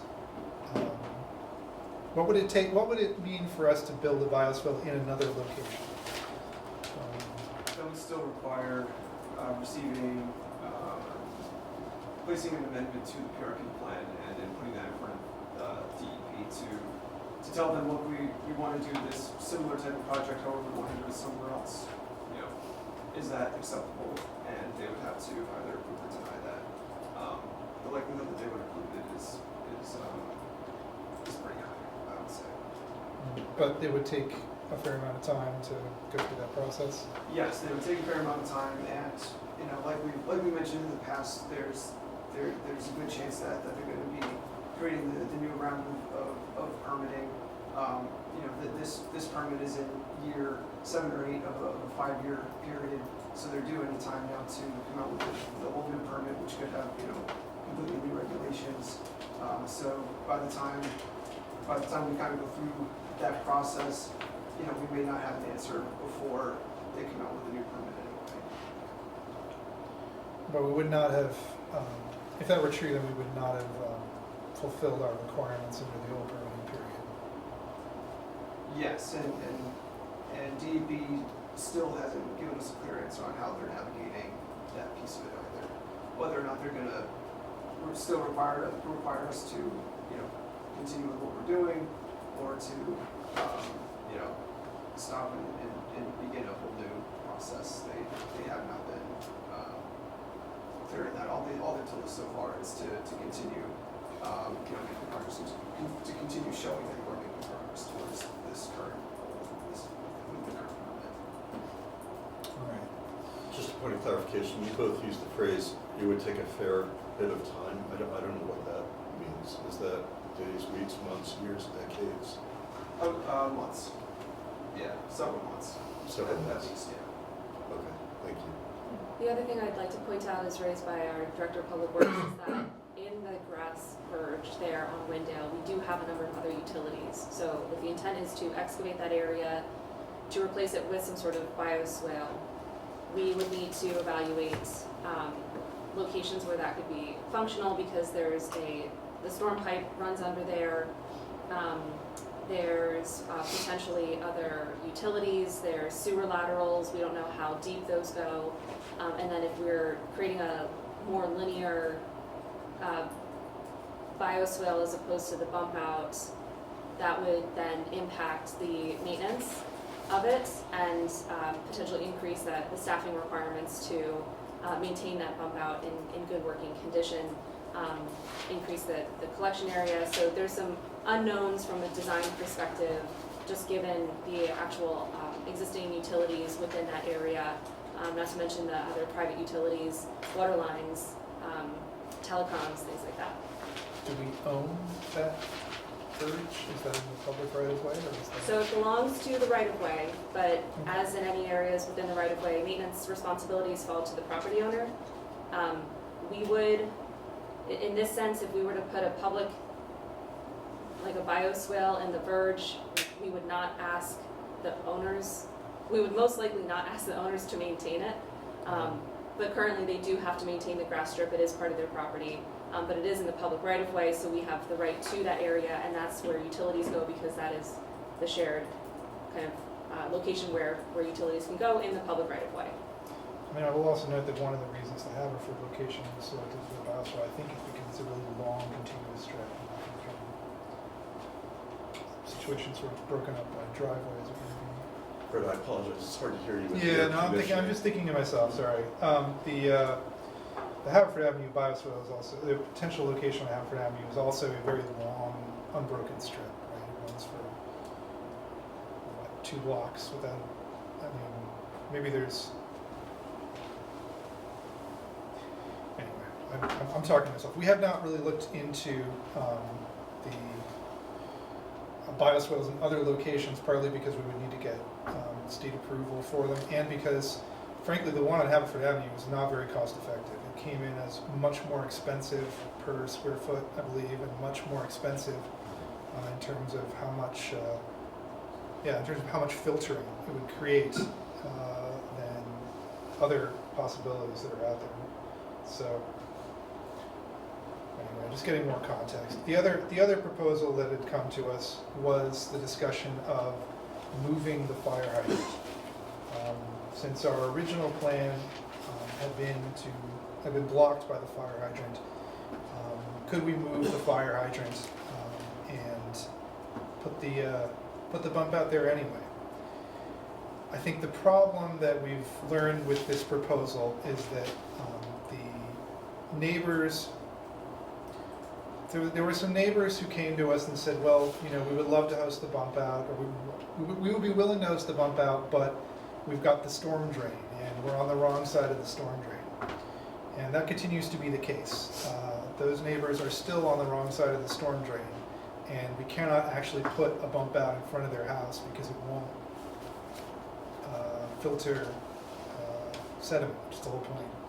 So it's 77 Windale were the property owners who agreed to have the bump out in front of their house. However, the hydrant, it sits kind of on the property line between 77 and 75 Windale. The hydrant is actually on this property frontage of 75 Windale. That's where we intended on putting it originally back in the spring. We moved it up to 71 or 73 Windale because our fire marshal said that we needed to keep that area in front of 75 clear to allow access to the hydrant. So if we were to put the bump out anywhere, the ideal location is in front of 75 Windale, but we can't because of the hydrant. So the property owners, though, at 75 Windale are not in support of the bump out going in that location. So moving the hydrant will not solve the issue of the residents being opposed to the bump out in that location. The residents at 77 Windale who said that they would accept the bump out is not where we can build it because it's on the wrong side of the storm drain. And moving the hydrant is expensive and not guaranteed either. An application would have to be made to Aqua, who are the owners of the hydrant, and then we would have to find a suitable location for the hydrant, presumably also in Windale. So it is not guaranteed that even if we desired to move the hydrant, that we could do so. And what were the estimated costs for relocating the hydrant? So in speaking with Pedoni and with Aqua, the costs may vary. It's going to depend on engineering analysis and kind of the complexity of moving it, but the estimates that I got ranged between $20,000 and $30,000. To be fair, residents have, we did receive some discussions with an attorney who indicated that the residents would be willing to pay for the relocation of the hydrant. So it's more of the logistical difficulty and the fact that we might not get permission in the first place if we try to move the hydrant. The cost is less of a factor, again, because residents were willing to cover the cost of relocation. Can I ask what that means when the residents, like, is that just one household or is it multiple households? So I've received emails from multiple residents. I don't know exactly how many residents would be willing to chip in for this. The conversations that I had with the residents and their attorneys have been related to the fact that the residents would take on the cost burden of moving the hydrant. The borough is not offering to move the hydrant. This would be initiated and paid for by the residents as a collective on the street to result in a more preferred outcome, you know, from their perspective of where the bump outs are going to go. But as we discussed, we determined that the location of the house with the hydrant versus the house next to the hydrant and where we actually can build the bump out is not in alignment. So I don't know at that point if that is a feasible plan, and it appears that that would not be something that we would seek or that the residents may seek to pursue. So I did hear from their attorney earlier today. So it appears that that plan is no longer viable because of that Okay. location. So it's totally off the table, all right. Good. And that's what Real? they indicated to us when we heard from them earlier today. Correct, that the plan to move the hydrant is likely no longer feasible, so my assumption is that that is off the table. And they have still though requested that the borough consider tabling the second bump out for consideration. Do we know why it's not possible? Sorry, Why we can't move it? why we can't move it? Or we know we It can't. could move, but I mean, the residents, I mean, I don't think they want to make their neighbors angry, presumably. Okay. So if the resident, you know, if all the residents aren't simpatico with this, it doesn't really help. But isn't it on them to, I mean, since this idea has been extended, residents extended it to us, presumably they have some idea of some way it could work. Well, they were thinking it would go on the other house, where the residents had said they would take it. I mean, because, you know, Serge was here and he spoke out and he said, oh yeah, you know, I don't have a problem with it, so, you know, they worked with that, they ran with it. But have we really heard from the residents that this is not gonna work? That this Yeah, we've gonna- heard from the owners of the house at, well, That's 75. at 75, that they are not in favor of this, right? We heard that through their attorney, right? Okay. Their attorney spoke to the attorney of some of the residents spoke to us and said, So there is no offer from the residents right now to take up a collection and try to move the hydrant and find a better place? Is that true?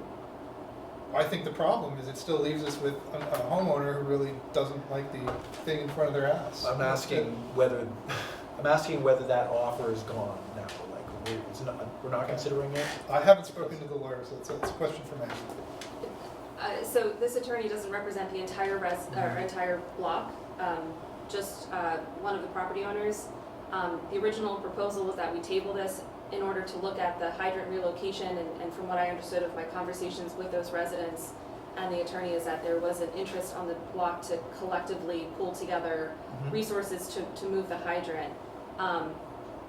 But based on the information that I gave them last week about the actual location of where we would build the bump out, I was told that the plan that had been proposed to relocate the bump out would no longer work because the property owner at 75 Wendale would not sign on to the proposal. So therefore, my assumption is that this is off the table based on this communication. So at this point, the option would be to proceed with the bid as advertised, the two locations that were previously awarded, or some other alternate that council wishes to discuss. Let's also discuss the cost of the bidding process, because I think this is relevant. So Maggie, do you want to discuss some of the costs that the borough has borne doing the engineering redesign, and also just in general, the cost of running the bid? Yes, so we spend about $5,000 for the bid award, and that is for the design engineering for the final plans, the advertisement, and then managing the bid on PenBid. So we advertise it on PenBid, and then the results come in, Pannoni analyzes them. So this is staff time for review, design engineering, and then all of the advertising and hosting costs for the bid. So it's about $5,000. So if we were to table this bid, not accept any bid awards, and have to do this again, that we don't recoup any of that money, so then we would be spending $5,000 again to rebid this project. Additionally, since there has been back and forth, the estimated costs, and Tony had sent me, I'm trying to just locate that one email. Do you have it up, the total cost that you estimated? It's about $8,500. $8,500. So based on the back and the additional analysis that was requested by council, plus one of the residents across the streets from one of the proposed bump outs had requested a truck turning analysis, which we complied with to satisfy their concerns. We've spent about $8,500 in additional engineering beyond what we would normally spend on these bump outs to have our engineers evaluate alternate options and do the extra analysis.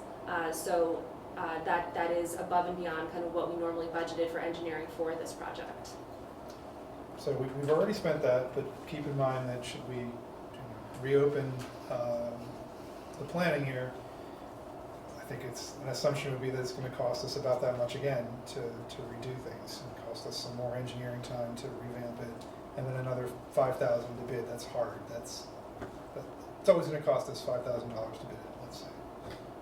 Can I ask, That's my understanding at least. what if, does it cost us money to modify the current bid if we go down to one bump out instead of two? Like, what, you know what I mean? When we have someone who's the lowest qualified bidder, can we retain their bid and say, well, now, you know, we're reducing the scope of this work? Yes, Tony and I were conversing about that option as well. So there should be no penalty. This would just result in a change order to eliminate a scope of the project. But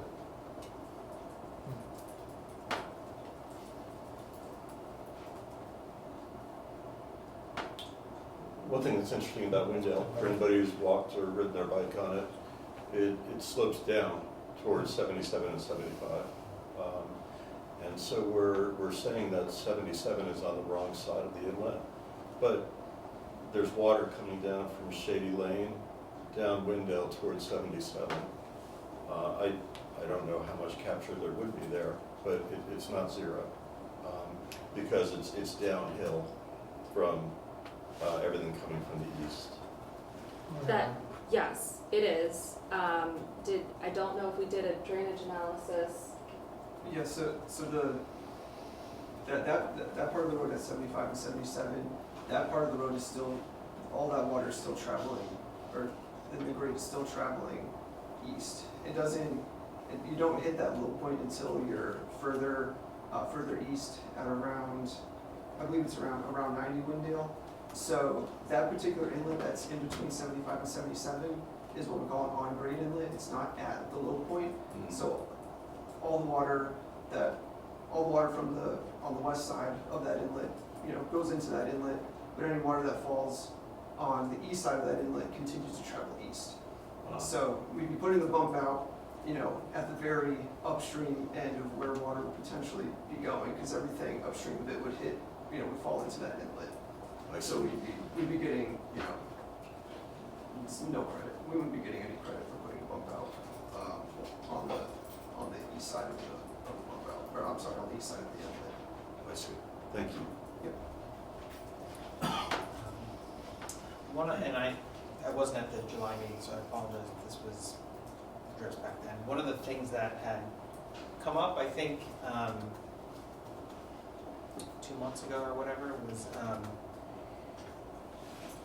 the second bump out, which had kind of moved locations, and one of the my recollection as to the rationale for the move was that to put it at a location that more straddled two properties and allow both properties to continue to have access to street parking in front of their respective houses. And I know that this is also, that was also raised. I received an email about wanting to ensure access for a household. Is it designed in a way that both of those households continue to have access to street parking on their frontage? Yes, so the bump out does not equally straddle the property line, and in fact, the majority of it is in front of one property over the other. But that location does still enable there to be one parking space on street in front of both of the homes.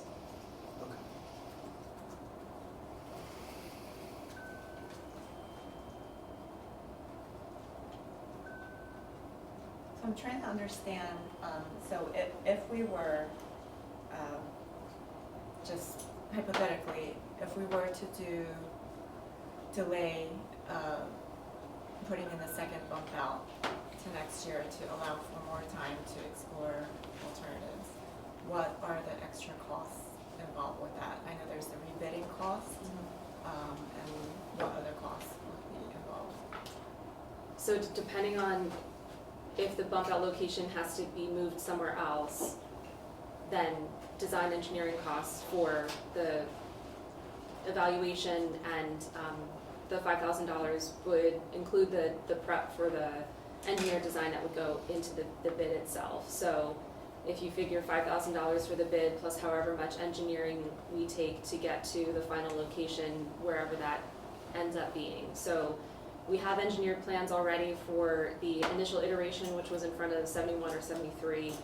We have the iteration now that was approved that's in between 61 and 63. If it moves to a different location other than one of those two locations, then yes, it would require a whole nother engineered plan to draft that. It shouldn't be too much more.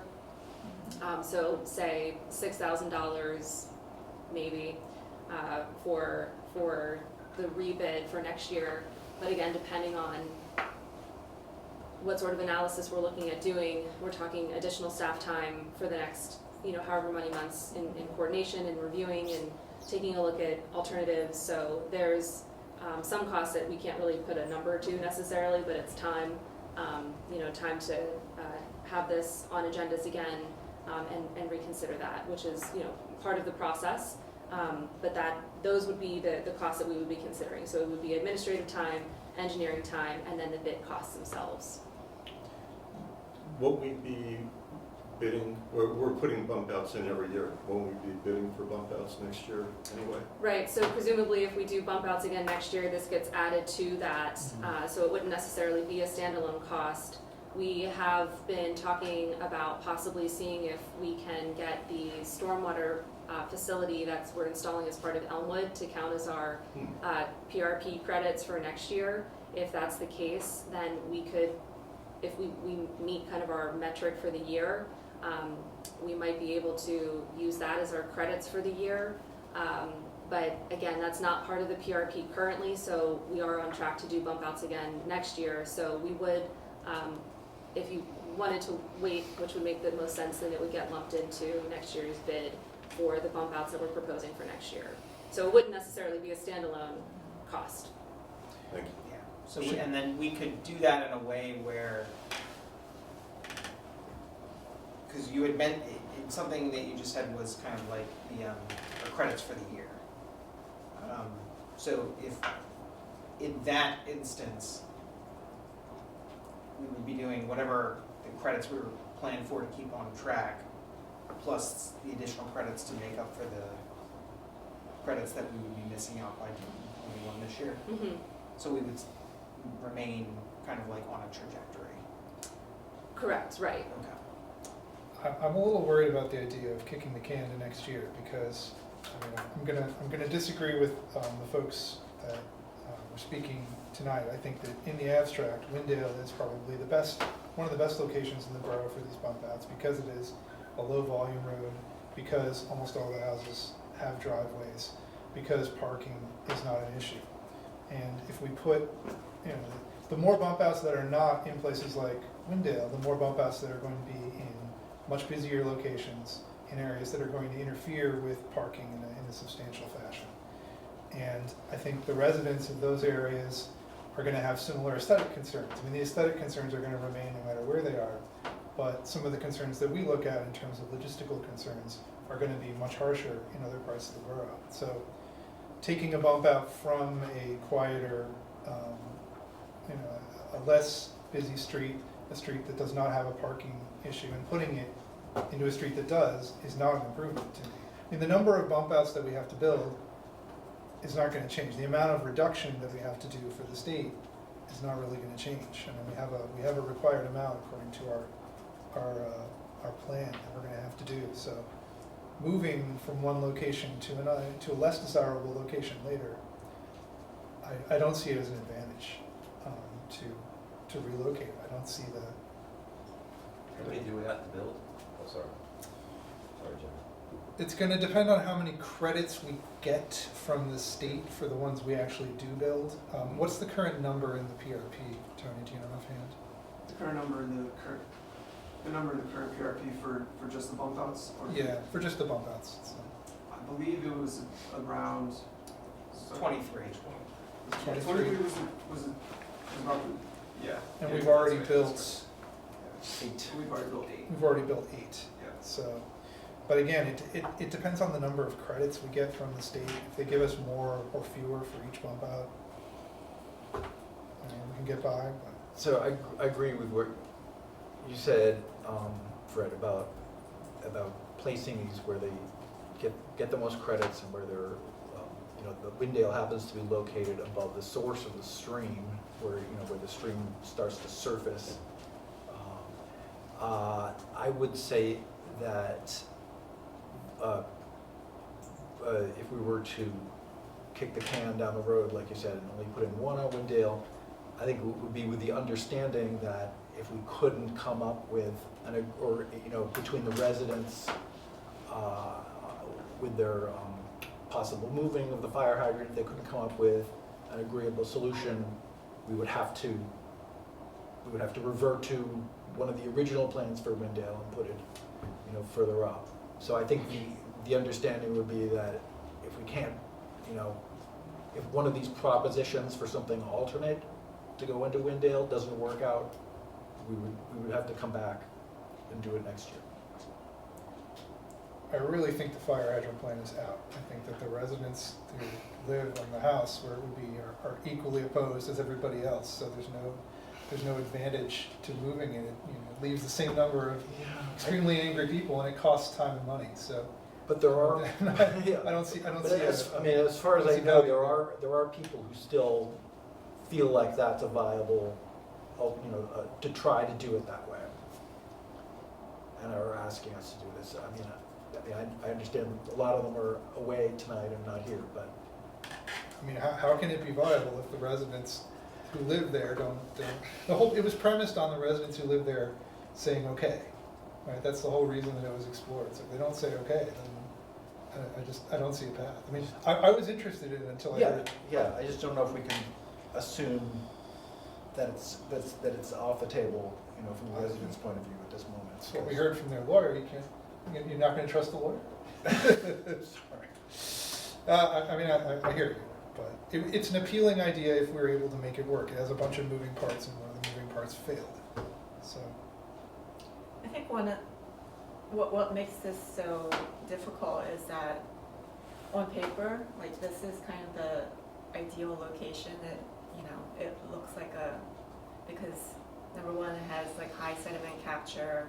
Number two, there's low parking intensity there. So for all those reasons, it does seem like a good location. But there is something that the residents are saying that doesn't apply to as many of the other bump outs, and that's that it's right in front of their house as opposed to the other properties where it might be on their side or on the corner or something like that. So I do I understand that aspect of it. So I do think that's a legitimate concern, but I guess for me the question is whether the risk and the cost of delaying one of the bump outs to next year is worth it. And there are clearly some costs involved with doing that.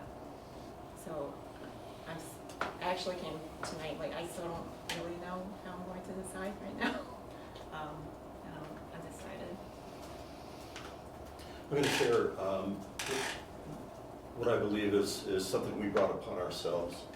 Our process that we've gone through has been really dysfunctional.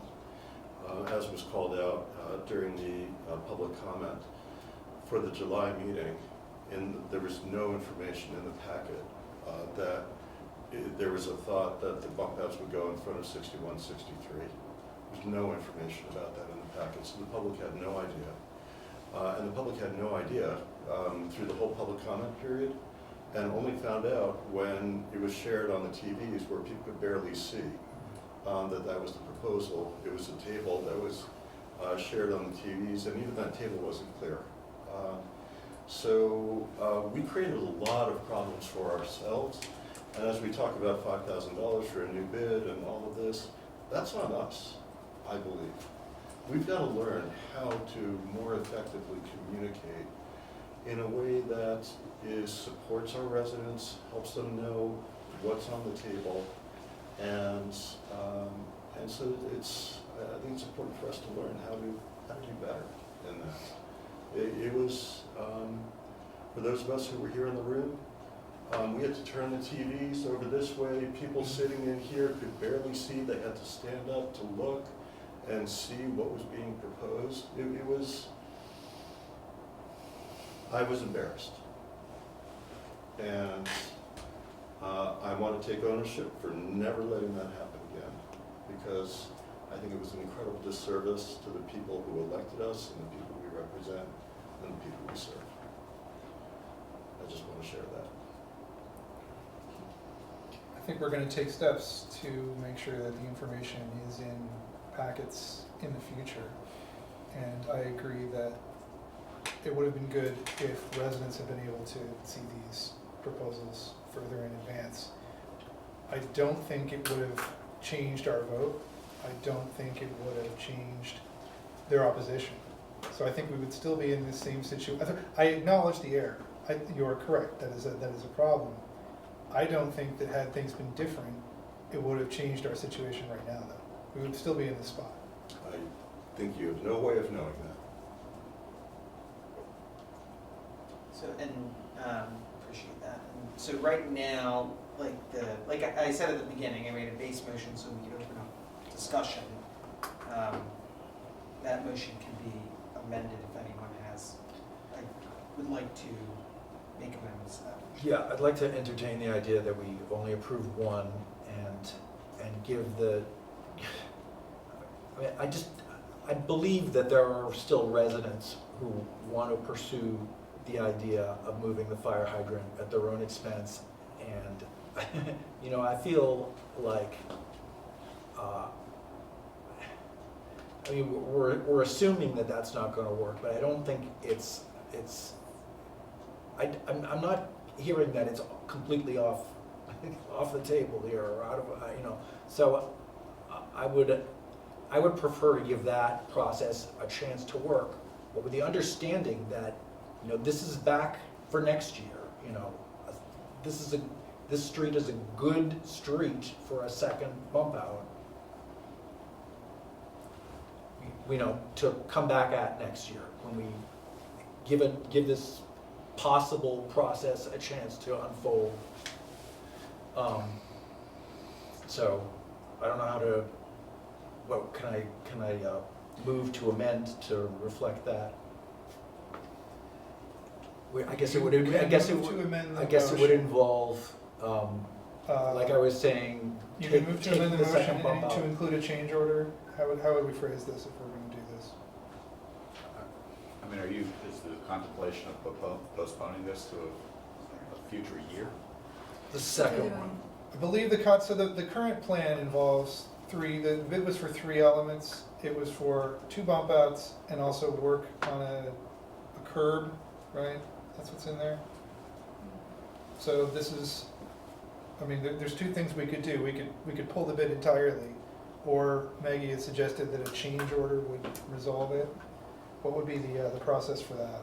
Right now, the motion is for the bid as. Right, so we would need to amend the motion. We would need to amend the motion to specify something less than the entire bid as is.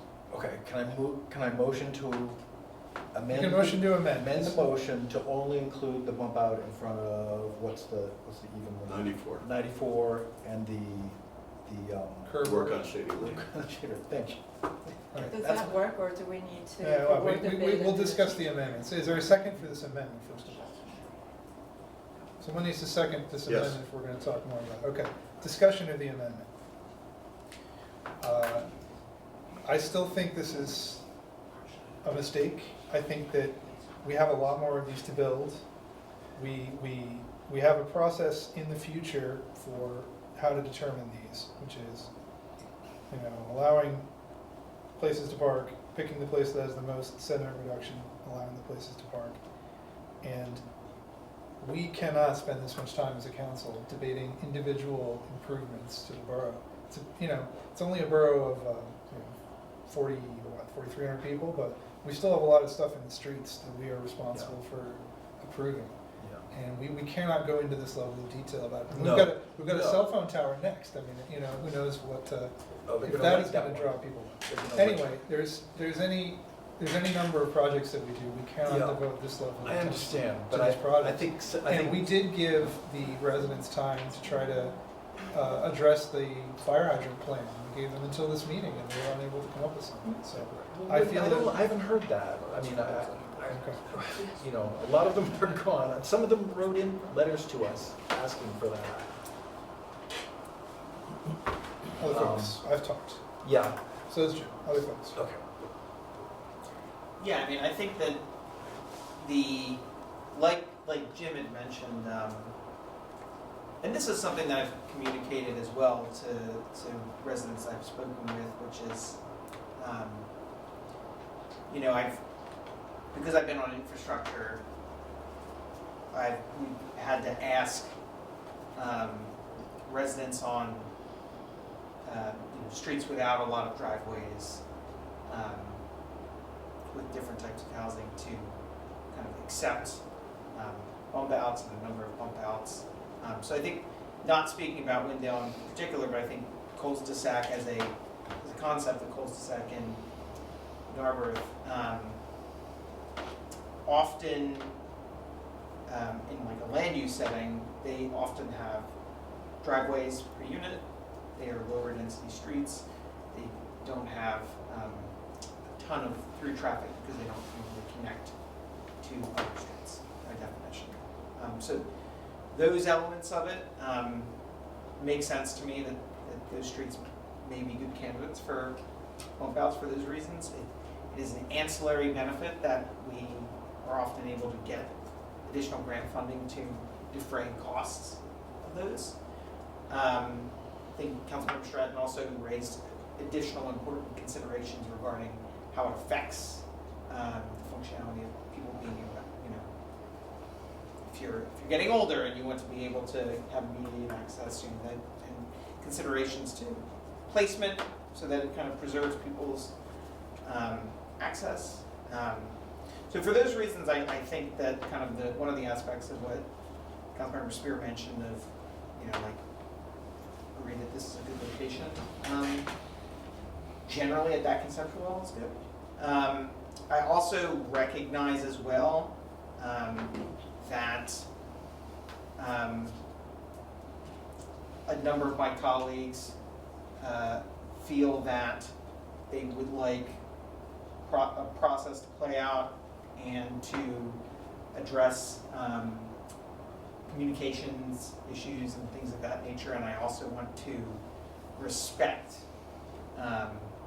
those positions. So even though I think that kind of just as a general statement of locationality, I think Windale is an appropriate location, but I would be willing to follow the lead of the amendment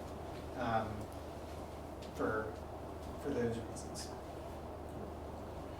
I want to address the issue that you brought up about time, that we can't spend this much time in the future. I agree. And I'm sorry to say it again, some of this we bring on ourselves. There was a decision made to first place it in front of a home where it would take the full frontage of the house. That had implications. made a different decision, you know, that's on us to not think through carefully all the downstream implications of the decisions we're making. In the meeting last time, a question came up about, do we need to do both bump outs this year?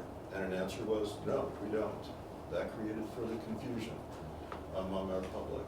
So, and more time, more talk. So I think I recommend that we are very thoughtful about making the right decision the first time, and we'll spend less time on addressing issues. That's all. I also just want to acknowledge, I mean, there has been a lot of time dedicated to this topic by council members, from our residents and our staff members to try and find a resolution to this and to find an alternative location. So I do want to acknowledge that because that's been a huge commitment, and I still, honestly, I'm still undecided, and it's Well, think about it, because I'm about to call the vote on the amendment. So you got a little bit of time, but I'm going to call the vote soon on the amendment. So, yeah, I mean, basically, the thing I'm trying to think through is whether that delay and is going to yield a better result. Is it going to yield an alternative solution that's actually better than what we have? And that's a tough calculation to make with the information we have today. There is definitely a cost involved. So I'll just leave it at that right now. Can I say that if we are gonna, if this does end up getting delayed, we can also use the time to maybe develop like a process document, maybe about like what the standards are for placing these, you know, what the values are for placing these in the future, so that residents have a clear idea of, you know, or at least a clearer idea of what we're trying to avoid, you know, when we place these in the future. It just might help. I also liked your idea of having, if an alternative location can't be found and the hydrant location doesn't work out, that we revert back to. Yeah, I think that has to be the understanding, so, yeah. Okay. Well, we can't really specify what we'll do in the future. No. People can always change their minds, but that can be the understanding now. Well, I would like to call a vote on the amendment, if people are ready to vote. Okay, so we're voting to amend the bid plan so that it is for the curb work and one bump out. The bump out at 90, is that right? 94. 94, I'll go 94. And, right, so that is the amendment. All those in favor of the amendment? Okay, I am opposed to the amendment. The amendment passes 4-1. So we're back to the original motion, which is now to award the bid as described. Is there any more discussion of the original motion on the floor? I'm confused. This is just awarding the bid now. awarding the So bid. now we're voting to award, so we voted to amend the motion, okay? So now we're going to vote to award the bid as amended. As amended. As amended, so Okay. the amendment is now Thank in you. place due to the vote we just had. Okay, so any more discussion about awarding the bid as amended? Okay, all those in favor of awarding the bid as amended? I guess I'm in favor of this. We need to do the work, so I will vote in favor. Okay, so it is unanimous here. Got your instructions, Maggie? How to proceed? Yeah, so we'll direct Noe to notify the contractor that the bid has been awarded. We're going to do a change order then to eliminate the one bump out. So we'll proceed with the construction this fall, and I will inform the applicant's attorney or the resident's attorney who I've been communicating with as to the results, I know we have a couple residents here today, so please share the news with the neighbors. So we'll send out word when construction is going to start, once we have that from the contractor. So we'll be doing the intersection and the one bump out. And then we'll see how the conversation goes and what next year looks like then. Okay. All right, onward. Next agenda item. Move to approve resolution 2026-13, the revised land development for 102 North Essex. Is there a second? Second. Okay, we get a summary of this. Yeah, this is, as council may recall, in the June business meeting, you approved the preliminary final plan for a two-story building, Hadford Avenue, which would be the site where the store will be going, with apartments on the second floor. After that time, the applicant proposed to add an additional apartment on the second floor. So there would not be any exterior changes, and there might be some additional second floor changes, but nothing that would actually amend the plan that was presented. However, since it was a change of what was prior represented the council, and it does impact the payment of a fee in lieu of open space, actually raising it, because now you have an additional unit, wanted to make sure that was something that was acceptable to council. So what this is an amendment to that prior approval to permit that additional apartment and whatever is done with those interior plans with the conditions of compliance that were previously imposed with the increased fee and with complying with any review letters based upon their revised plan. Right. And Planning Commission briefly discussed this and concerns with the interpretation that did not require a full application. I mean, I'm not aware of that, but that would be my thought, just because there is no exterior change. I'm stating that, I was there. Yeah.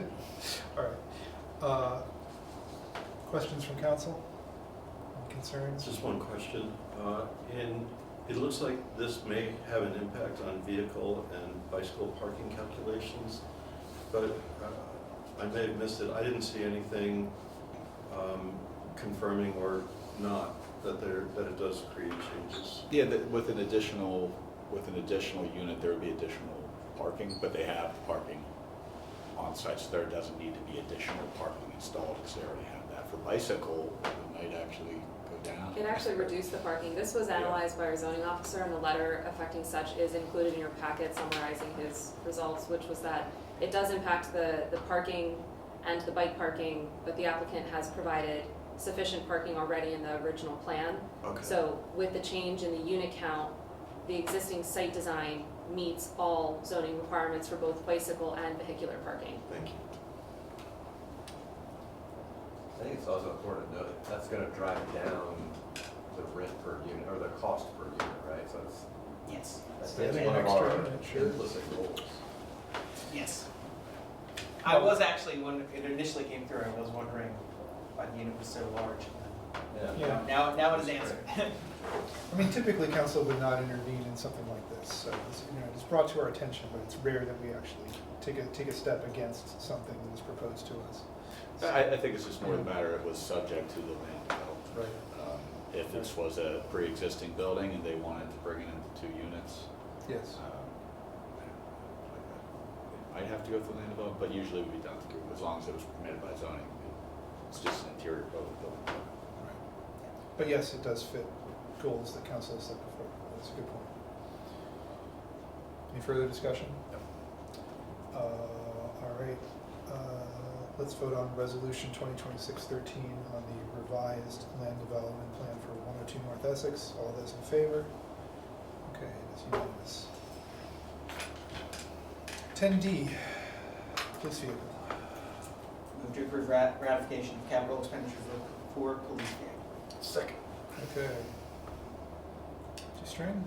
So this was the planned purchase for 2027, however, in our windstorm flooding event, we lost the 2022 Ford Explorer that we currently had in fleet and we're anticipating replacing. So the insurance company came out, wrote it off as a total loss, so this purchase will be to replace that vehicle. Which we already had in our budget for next year anyway, so it's only moving it up a few months. Correct. And Ned? Can you Comments? also, I know that EAC would probably ask, so can you also explain why we opted for the gas as opposed to the hybrid? So I know we reached out to Lower Merion. They had a large number of hybrids in their fleet, and they experienced such high maintenance issues to the point where it was putting their fleet out of service that they subsequently removed all hybrids from their police fleet and are switching to Tahoes now. This is an issue that's been discussed throughout. My understanding is it's something to do with the hybrids not meant to run constantly the way a police car does for 12 hours at a time. So it's just, there's some maintenance problem with it. Thank you. Have you had similar problems with your electric? No. I think obviously, we have to be managing the charging, which is different than a Right. hybrid, so the benefit would be with a hybrid, we don't. My understanding is, I don't know if PHO gave me any further details. I think it's something to do with the way the hybrid system integrates with the gas engine and it running for just 12 hours nonstop creates some sort of issue. It also seems like a good idea if we're maintaining, which we are, electric vehicles, to have a mix, right? To have options and to not be left, without an if something goes wrong with, if there's a big blackout in town or something, I will say, so at this point, we have 3 electric cars only since the gas car's down. Yeah. Our charge has been down since, I think, the very early beginning of July. I don't know, we haven't had an update on when that's going to be fixed, so we're using the public chargers in the back, which aren't as fast, and then we kind of have to deal with the availability there. So there are issues with it, although we, generally are not a problem, see, but Is our charger a level 3? it's the highest level 2. It's a high amp too. I am too. Thank you. And then the public chargers are level 2, just basic level 2. Yeah, there are 2, but our charger that we have in our yard is Right. twice as powerful as the ones around there. And that was just the charger that was requested. Yep. So, And that one works fine. You can tell the difference. yeah. There's a huge difference. Any other discussion? All right, I still feel that there could have been some more work done to acquire an electric or gas electric that a plug-in hybrid as well. So I don't think in the future I am going to vote for any gas-powered vehicle. Just FYI, unless I'm convinced there's absolutely no option. So we're voting on the ratification of the capital expenditure for the police vehicle. All those in favor? Just to let you know why I'm opposed. Not to the idea of a police car, but to this particular vehicle. Next item is recreational uses, fitness uses, fitness and indoor recreation uses. Move to authorize advertisement of ordinance 1073, fitness and indoor recreation uses as recommended by the planning commission. Second. Okay, so we have our planning commissioner here who has sojourned with us through this long journey. Thank you. You want to summarize some of the, well, maybe you shouldn't summarize. Someone want to summarize the, you were smiling until I put you on the spot. Okay. So we have an ordinance, a draft ordinance amendment in front of us. It's ordinance 1073. This would be the first then substantive zoning amendment to our newly Christine Salvin. not zoning. Oh, right. Christina. Zoning recodification. So we just authorized the approval of the zoning recodification. This is now the first substantive amendment. This one would be to add a new definition, a new use category for fitness and indoor recreation uses. This ordinance amendment was reviewed by the Planning Commission with their recommendations. So we have our Planning Commission member here to provide a walkthrough of some of those recommendations. And frankly, at this point, I think it's better that we turn it over to our planning consultant and our planning commissioner to explain what we have in the ordinance here before you tonight. What is that? Can you review the definitions themselves? You want me to Yeah, just state I'm them? like reading over your shoulder. All right, yeah, so the idea is to add actually 2 new uses to the zoning code. One for a fitness studio, which is kind of a smaller fitness use, and then another for indoor recreation, a larger gym type of use. So the first definition for fitness studio is a use that provides commercial indoor spaces for patrons and/or members to engage in health and wellness activities, including but not limited to classes for dance, martial arts, Pilates, strength training, and yoga. Such facility may also include food and beverage service and/or retail sales of related sports, health, or fitness items. So that was one, and then the other for indoor recreation is a use that provides commercial indoor spaces for patrons and/or members to engage in health and wellness activities, including but not limited to bowling, racket sports, rock climbing, and swimming. Such facility may also provide other regular organized or franchised events and include food and beverage service and/or retail sales of related sports, health, or fitness items. So the idea behind fitness studio was that it would be permitted in the 5A district with some conditions, as well as the 5B district, whereas the indoor recreation, which is kind of the larger use that also allows bowling and racket sports, that would be allowed on Montgomery Avenue only in the 5B district. That's where we currently have one. We have the Yes, tennis currently academy. 2, to be honest. Oh, what's the other one? So there's also a gym with, A large but that- gym? But that might be, depending on the size of it, Okay. that might qualify as a fitness studio. Yeah. So, trying to think of what we need to bring to your attention. So the condition as far as the fitness studio is that the first, our planning commission's recommendation after the last meeting is that any studio that is 20 feet or wider in width on Haverford Avenue facing facade must provide the first 12 feet of depth to be of a use that's not fitness studio and must align with one of the other current uses allowed. Yes. So that's why the definition allows for retail and food and beverage services within the definition. The discussion is that, it would be up to the landlord to determine sort of how they want to handle that 12-foot depth section, whether it needs to be 1, 10, or 2. We had conversations over how that would be reviewed at submit like a permit process as far as guaranteeing that 12-foot depth doesn't shift over time. But we sort of acknowledged that, the initial requirement we felt would be sufficient to ensure that the Haverford Avenue maintained that the intent as the 5A district is currently designed for. The intent is to have people in and out. In and out. Have something that attracts people to come in. Correct. Yeah, rather than an office or. With more sort of wider range hours, like more typical hours.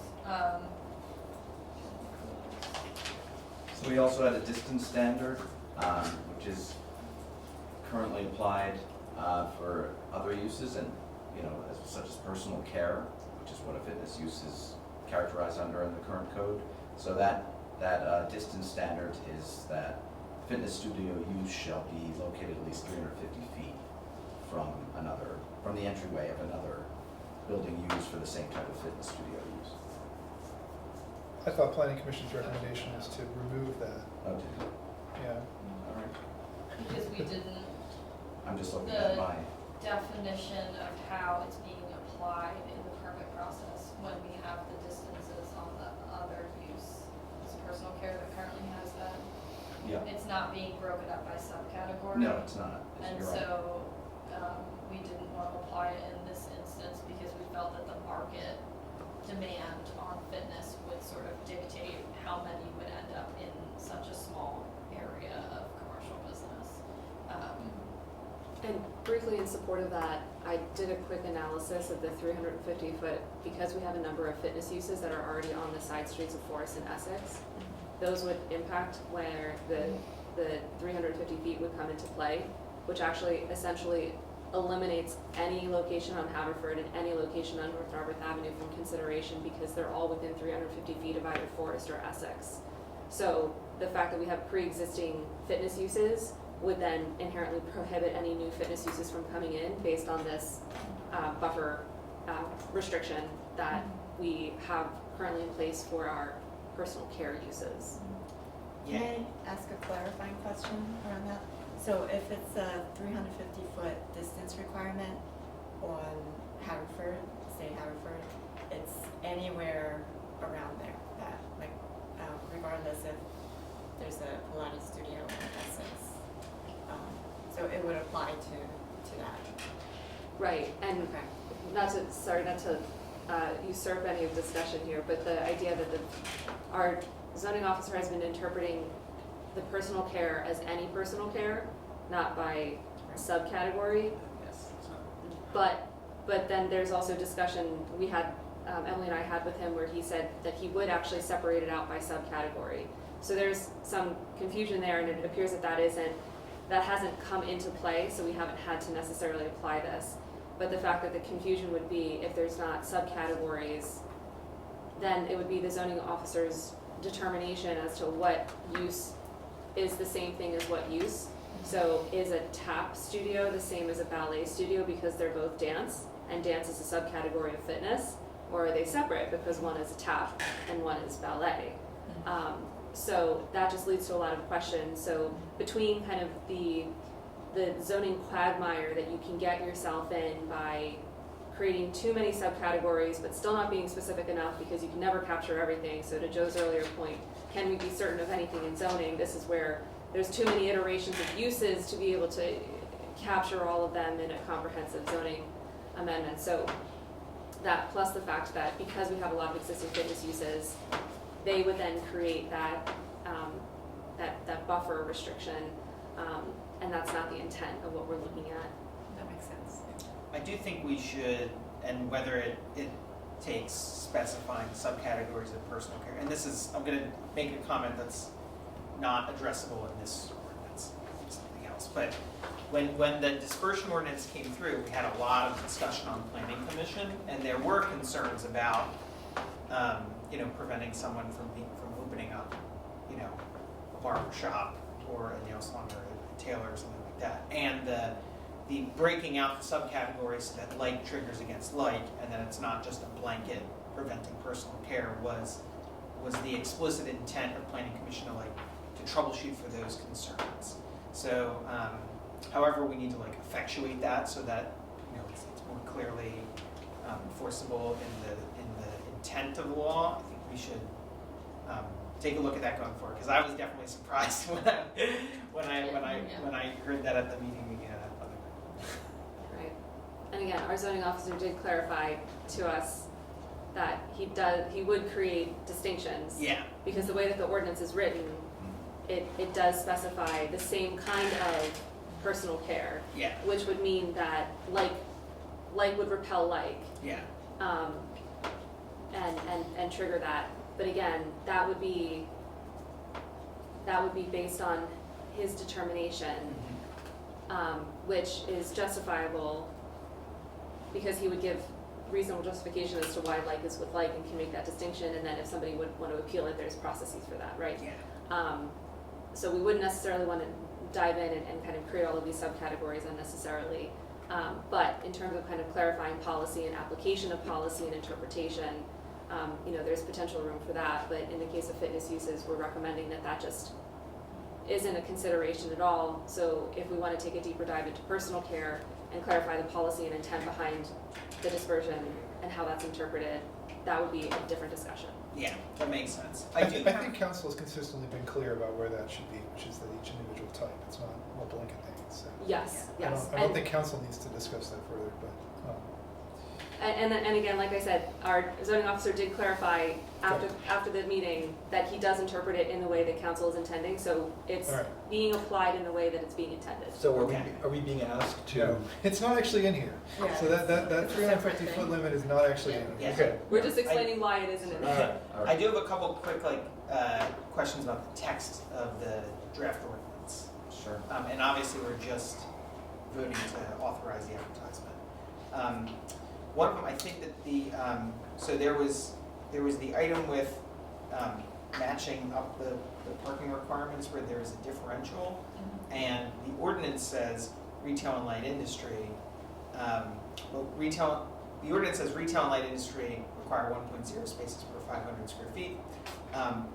But that's already what is actually in the ordinance. The differential is restaurant requires 1. So I think that that's, the ordinance is just reflecting what's already in. Yeah. So I think that I needs think to that be we actually want it to be 1 space per 500 feet for restaurants. So I think this For says restaurants, yeah. retail and light industry. It should say restaurant Yes. and small restaurant. Is a restaurant not retail now? It's broken out differently. They're broken out separately, and we wanted to just make them all The same. The same.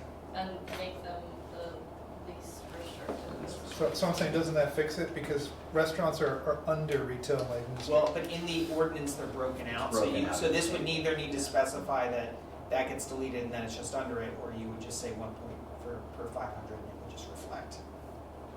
So however it does, it's not currently shown in a way that would effectuate that change. If that makes sense. Because if you look in the existing code, it says restaurant or small restaurant. Right, so, okay, so then we would want to So we need to amend that other portion? of the code? amend the ordinance to read restaurant. Do we need to change the code section reference there? You find the code on 147 of the packet. So you can see it's 128 of the recodified ordinance. So we need to adjust the table, is what you're saying? Yeah, well, you would adjust that is what is going to be amended. That table is going to be amended. Is that the only thing where that restaurant and small restaurant will appear? Yes. Is that Yes. table? Yes. Okay, so we need to add that we are going to amend that table, strike that entry in the table. Yes. And by striking that entry in the table, it would still become, retail and restaurant would just become effective upon, it would just, Retail I'm and sorry, light industry would include. restaurant or small restaurant would be then controlled by Retail and light retail and light industry. Right, Yeah. so if we just Okay. strike that one line, okay. So it would equalize that between those. Okay. We're all satisfied about that? All right, can I get a motion to amend the legislation to strike that particular line in table 500-1001-1, off-street parking standards? Michael? I make that Is motion. there a second? I second. Any discussion of this amendment? All right, all those in favor of the amendment? Okay. Motion is now, or Do you understand what needs to be done? this is now amended? Yes. Okay. I have another question. I think this came, you might have flagged, or someone flagged for me just ensuring that the language in terms of what is the 20-foot, and I think in here it's specified building, but then someone raised the question, like on Haverford Avenue, is that one building, like? I think it should be, I think the language should specify 20-foot tenant space. Is I'm not sure the right legalese, but the concern is that if you have a property that is of significant width, you want to specify that because a large building could be subdivided into multiple commercial properties on the ground floor, or it could just be one large retail tenant, and so if you want to make sure that each individual retail tenant has that 20-foot dimension applied to it and not the blanket. Yeah, because what we're concerned about is how it presents to the sidewalk. Right. So is it the facade or is it the frontage or something like that? Does the current language adequately do that? So John and Adam, put this over to you guys. The current language does use the term building. Yeah, it does. We're talking It's with the width of 20 feet. But Can you say use? So I was wondering, if maybe we could use capture. Could we use uses, and uses of 20 feet, or uses with a width of 20 feet or greater? is that enough to specify the width at the sidewalk? Because we could have a building that is If the, an like, I think L-shaped it or would be, something. yeah, I think you're hitting the right thing. It would be whether the width of the use is, the 20-foot is the trigger, right? I mean, if we really Within wanna be 12 feet. specific- Yeah, if we really wanna be specific, you could say 20 foot at any point. So that if you have a building that's wider at the back and more narrow in the front, like, do you wanna dictate it? No, But- probably not. Or do We're you just only- wanna dictate it at the Haverford elevation? Yeah, I'm that's only the idea. concerned about Haverford, Yeah, right? so 20 foot, width of 20 feet at Haverford Avenue. Well, within 12 feet, And because north. that effectuates your recommendation. Yeah, I would say within 12 feet of it, because if you go back 12 feet into a retail property and then all of a sudden it's 25 feet wide and not, like, it would become a weird workaround. Yeah. So I would say the first 12 feet. And again, Yeah. this is like what I'm Any just for the property. clarity, because I think we're now like in the weeds so much that if anyone's following along, they might have lost the thread. I'm clarifying that what we're trying to do is effectuate the planning commission's recommendation in a way that accurately reflects Right. what you all have recommended. So Okay. the 20-foot width dimension that would trigger the 12-foot depth commercial property should be taken within the first 12 feet. So whatever the widest point is in that first 12 feet of the building. Yeah, and so that someone doesn't get accidentally caught, like, let's say that there's one building that has multiple tenant spaces.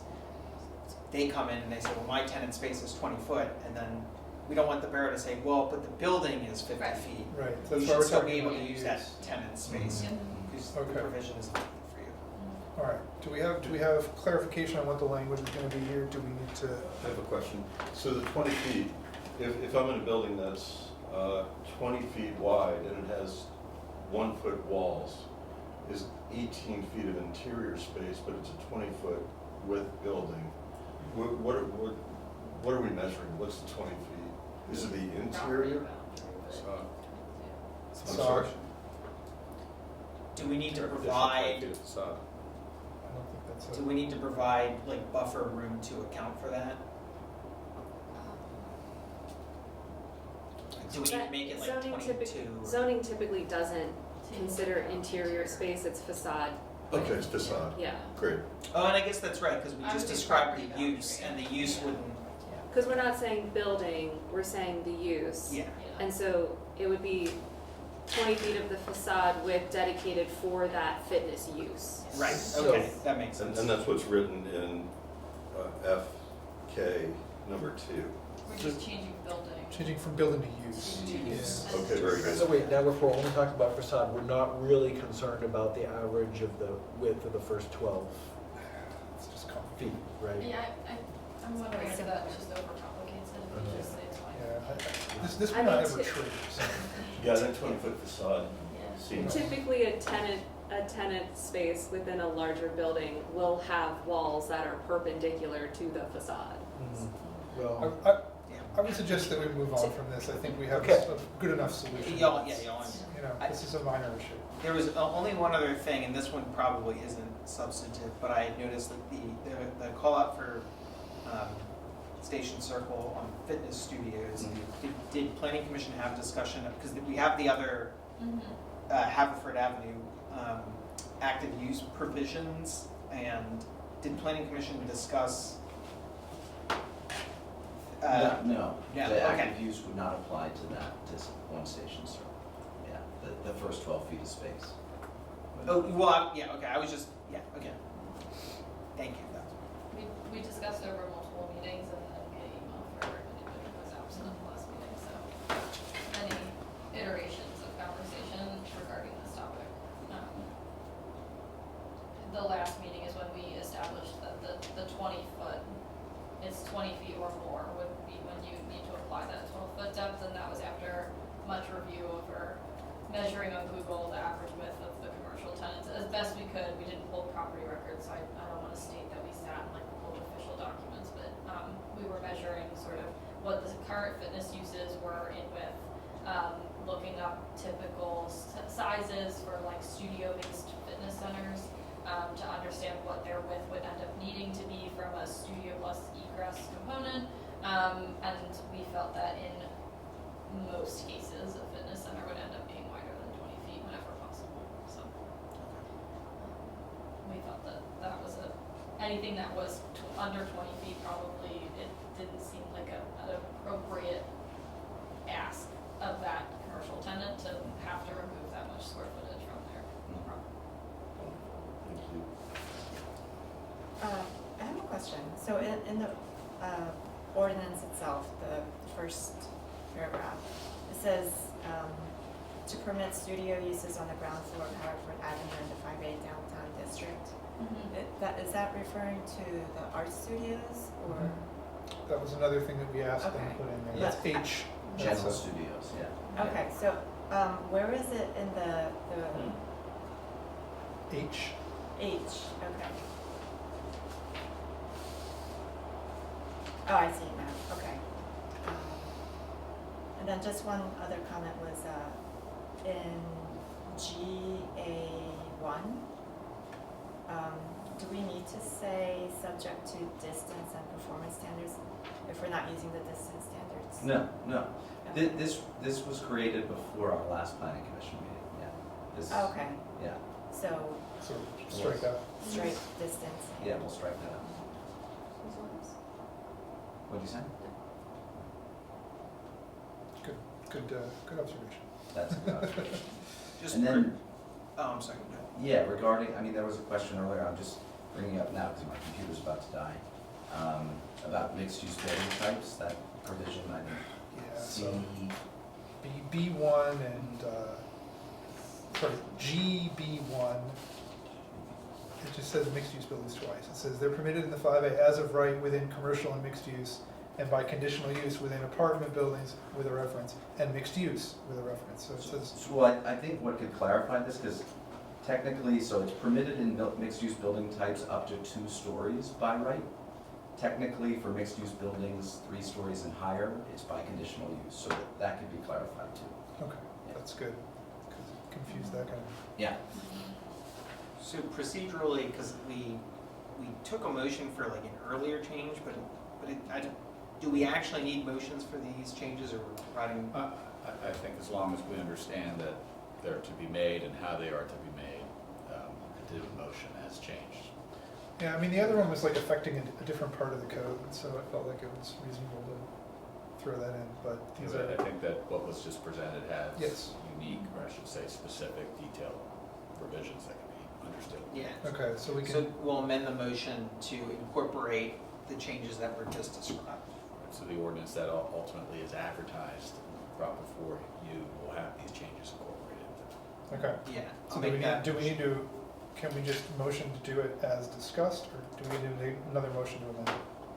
Would folks like those listed out individually, or do people feel comfortable? I can summarize what changes we've discussed. Let's do that. Okay. So we're looking at modifying, let me try to go in order here. Adam, which is the section that you Why want? don't we make a motion first so we can then understand? Well, no, she'll give us a list of things and we'll motion to amend as described, right? Is that, That's fine. because there's a motion on the table, so we can discuss this. Or we can discuss this bill. Okay. So in section I, we're going to strike out that section in the parking table for the retail and light industry. Yes. Well, We and were that gonna gets re- converted we to. were gonna replace it to Right. restaurant. And replace with restaurant. What? No, I thought we were just striking out the thing that said restaurant and. on We're the other striking table. out restaurant under retail and light industry. There's a table. They both There's a table accomplish that the same specifically thing, so says. whatever people are Okay, comfortable with, whatever staff thinks is cleaner. Okay, so we'll amend that parking table right. to ensure Mhm. that Restaurants are equal to. restaurants are equal to retail and light industry at one space per 500 square feet. Correct. Yes. Yes. 500. Is that what I said? 500, Yeah. yeah, 500. correct. Okay, and then we're gonna be amending section GA1 to strike out the word distance. Distance and performance standards. And performance standards. So it'll just read, fitness studio uses are permitted in the 5A district as of right, Period. period. Well, Yes. we're keeping performance standards, right? Oh, wait, what are the performance standards? No, down so here? again, this Oh. is kind of an old, this was written a while ago, so that was referencing noise, which we took away from being a specific performance standard and adding that as like a general regulation. Okay, so we'll So cut we that, can cut that entirely. Performance and distance. We added the noise as its own new Yes. subsection, so Yes. that's not a standard, it's just part of the code. Yeah, Sounds good.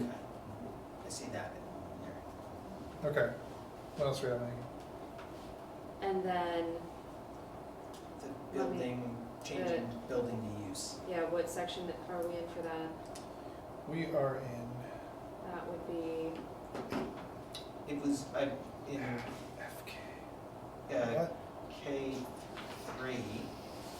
But for all of these, I think the expectation would be to go through it, and if there's anything that needs to be made consistent with those things in other sections, that be done as well. FK3, well, F is talking about subsection K in another area, so That's true, K3 under F. yes. okay, so it's section F of the ordinance. Yes, section F there, that should be off. So section F of the ordinance,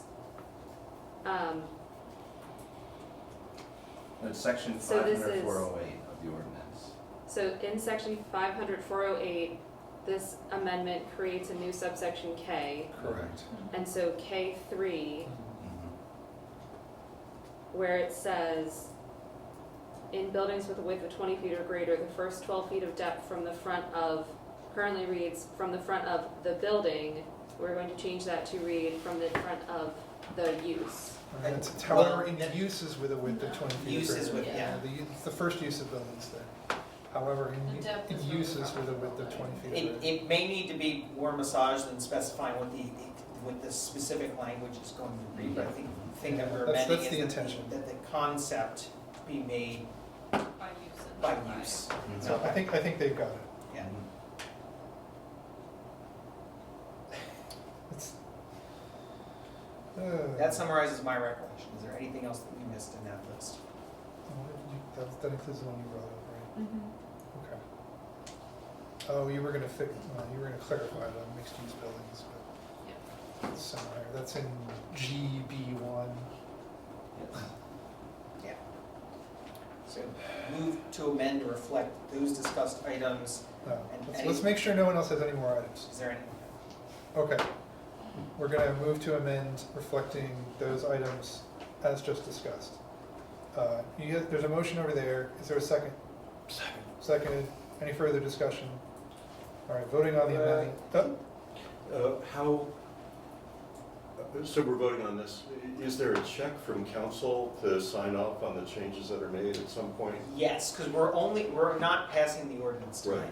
It's for advertising. It's for advertisement. So it'll come back So to it'll us come for back to adoption. us. But before it's advertised, does someone from council just check to make sure that the changes that we recommended are carried out correctly, or how does that work? Yeah, I mean, it would be, we should do that, because if for some reason something was missed and we advertised it, we would then have to re-advertise it and spend more money. We don't typically make this many changes at the table, so if it's 1 to 2 changes, but sure.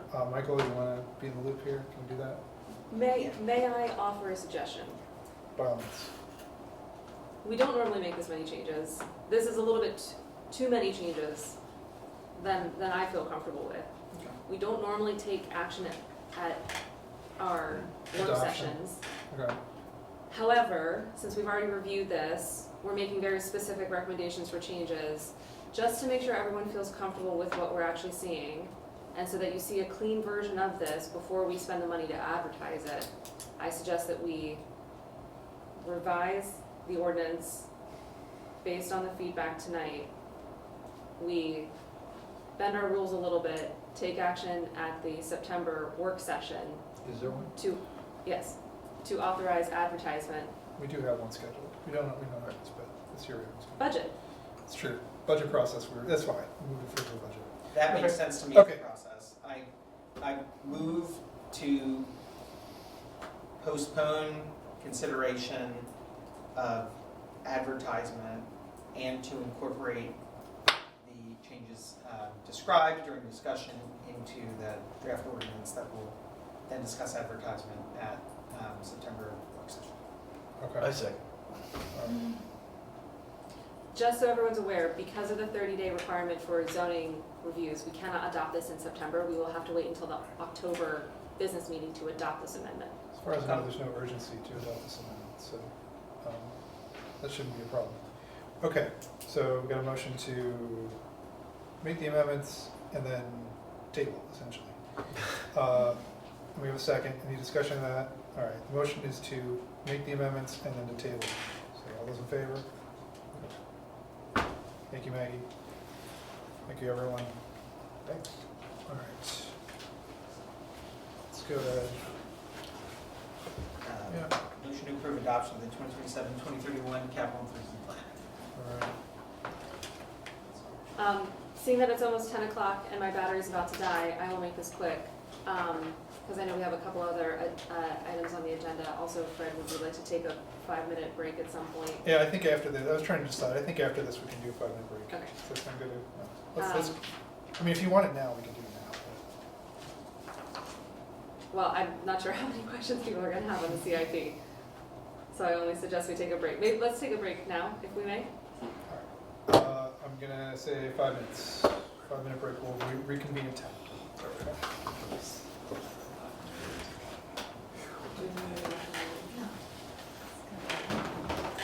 Yeah, it's gonna be long. We've got the zoning, and then we've got an executive session. It's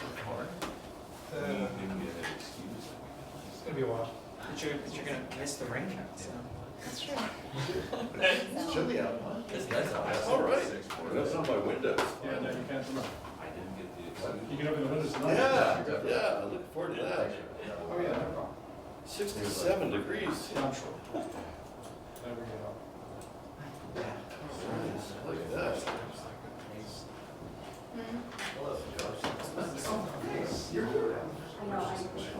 Buddy. Sorry. Missed you when you were.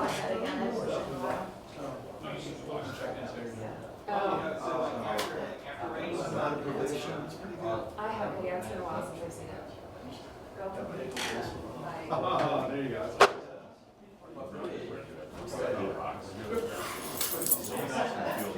We should have put Tony's things earlier. So, Only one in that one. we just dropped my college yesterday. No, we should put the Eleanor Bridge. The long one.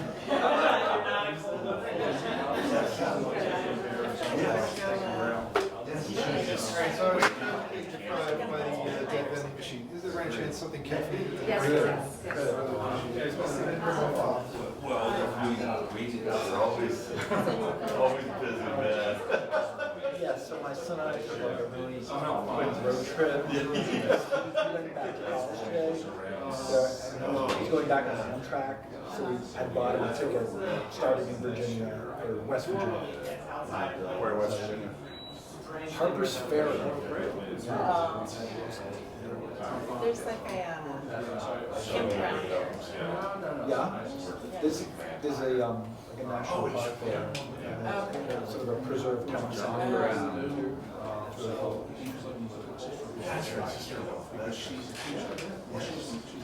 Wait, what is it? Could be some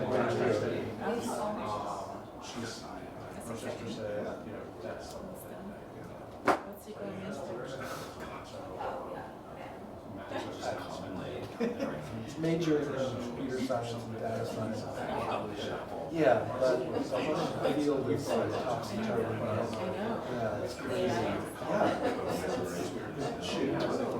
Well, I mean, it's, I feel like it's still relevant.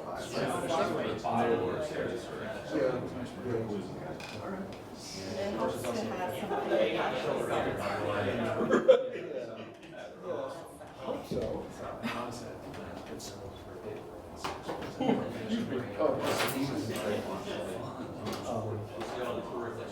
Don't see a lot of entry level positions. Yeah.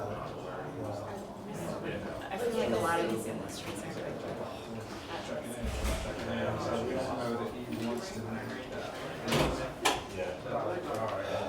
That's a cheap farmer has too.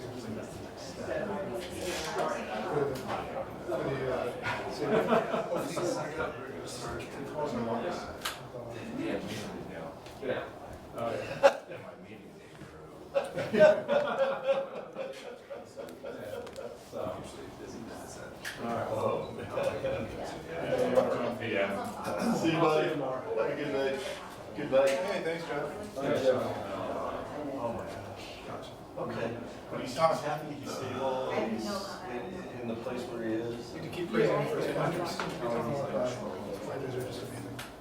Oh, I know. Planters? Spectacular. The Borough planters, yeah, stuff you can paint. It's like, 8-foot giant, I mean, they're displays, they're amazing. Take a look next time you're, one repurchase bike. Did you drive today? Because of the red switch. It's like a funnel. And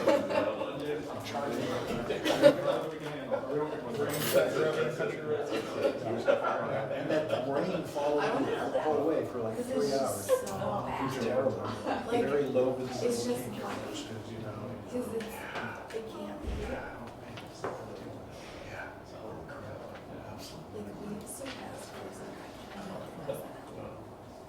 Cheering for you and eager to help and know anything. I've no project management skills, so helping with the house is not like your dad needs it. Is that the one that was real? Yeah, and it was really Yeah. John, are you still doing your music? Yes, I am. They're so good. They call it music. Call it art, performance art. It's not about music. And I'm so glad You you play on that's what I did weekends for or? 2006. Tuesdays usually. Oh. Yeah, I have to have break. Unless we get booked for something. Yeah, I think He's taking like book like a rest. John's lined up. What's that? Yeah, no, we'll see. We will change what we do. Need be. You're gonna sell out? That's all we do. So commercial. Then we come back. All right, shall we reconvene, folks? Yes. 1, 2, 3, 4, 5 council members. I will roll. You can do so. Are we back? Yep. All right. We're going to move on to the capital improvement plan. Did we have a motion already? I don't think we did. I'll take a motion. I did make a motion. You did? Yeah. Was it seconded? All right, Maggie. Did someone second? Sorry. Did I'll someone second. second? All right, seconded by Jim, and then Okay. you may proceed. So we've reviewed this a couple times now in public meetings and our small groups that we had done back in June. So this is our 2027 to 2031 5-year capital improvement plan. This captures all of the projects that we anticipate coming through for the next 5 years. So this is substantively the same as what I presented in July. In the actual draft report, not the draft report, but in the report, I incorporated some of the information that was requested at the July meeting to clarify some of the projects. So you'll see that on page 4, 5. Starting on page 5 of the CIP report, so I included some extra information entitled Select Project Notes to address some of the projects, to explain a little bit in more detail than you get from just looking at the chart itself, what the intent is behind the implementation of some of these projects, including the skate park, the dump truck, the library vestibule, and then the replacement of our Ford Explorer because those had shifted around from some previous iterations. Looking ahead at our funding, again, we have a couple of options for how we actually go about funding this. This was discussed at the Finance and Administration Committee earlier this week, and the committee did make a recommendation to consider developing and adopting a policy for how future councils can consider funding the CIP just to help ensure that we maintain consistency in our application and implementation of our capital projects. So we'll continue working on that, and that'll come before council once that's developed through the committee. But as it stands right now, like I said, this is substantively the same. As we're looking ahead at our funding cycle, I anticipated a $500,000 contribution, annual contribution. Good, okay. So that does yield us the most positive outcomes in terms of being able to implement the projects that we have in our CIP. So the $500,000 contribution plus the grant funding is going to be the best way that we can achieve our goals here. Keep in mind the project costs themselves are based on 2026 dollars, and the contributions are based on 2026 dollars, so we did not count for inflation as part of this, which is part of the reason why we do this every year, is that we then update the figures to be more reflective of current costs for the projects that we have on the 5-year plan. So in the report, there's the write-up, the summary, the rationale, and the sorry, it's late, I'm blanking on words. The basis for the analysis, there's the actual 5-year plan, there's the funding scenario, and then our full master inventory is also here as well for folks to peruse, which has been updated, of course, to reflect which projects we've completed. We have eliminated a couple of them, which ones are in progress for implementation this year, and those that are proposed for future years. So I will pause there and just see if anybody has any questions on the report.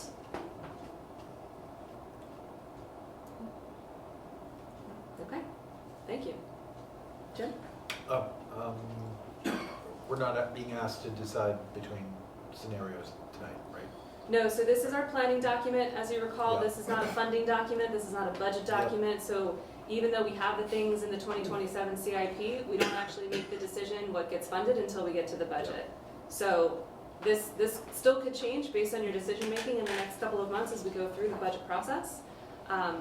But we do not have to decide on any funding mechanism at this time. This is just illustrative to show you what would happen in different funding scenarios. In all of the funding scenarios, if we don't do the $500,000 plus the grants, we run out of money in our capital fund very quickly and can no longer do these projects, which is why grant funding and annual contributions are going to be key to our funding strategy. This is also one of the major reasons why we increased the EIT, was to be able to provide annual support for capital projects. So. And this also doesn't limit council to choosing $500,000 as the number. That number was selected because it fits within the collections that we receive as part of our EIT, and it's what we contributed this year. However, that number can always go up or down, but it could always go up, which it could, which depending on our grants, our success in our grant writing may be necessary to fund the projects if we're not able to get the grant funding. Obviously, we're trying to seek grant funding where we can, but where we can't, and you still want to implement these projects, that's where the contributions can increase, and that's what we do as part of the budget process each year.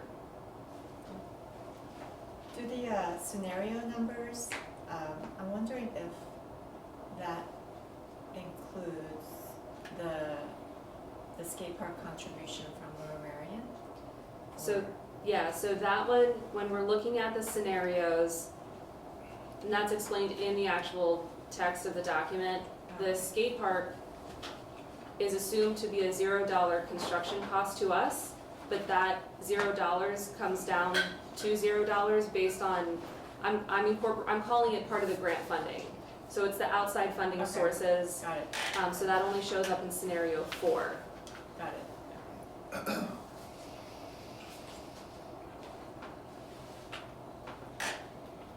And again, that number stayed in play in the document to simply show if we don't get that outside funding and we want to do the project itself, that is what the Master Parks Plan envisioned as that project costing if we were to pay for it ourselves. But with the assumption that we're going to get outside funding for it, and therefore the costs for it go down to 0 for construction. Okay.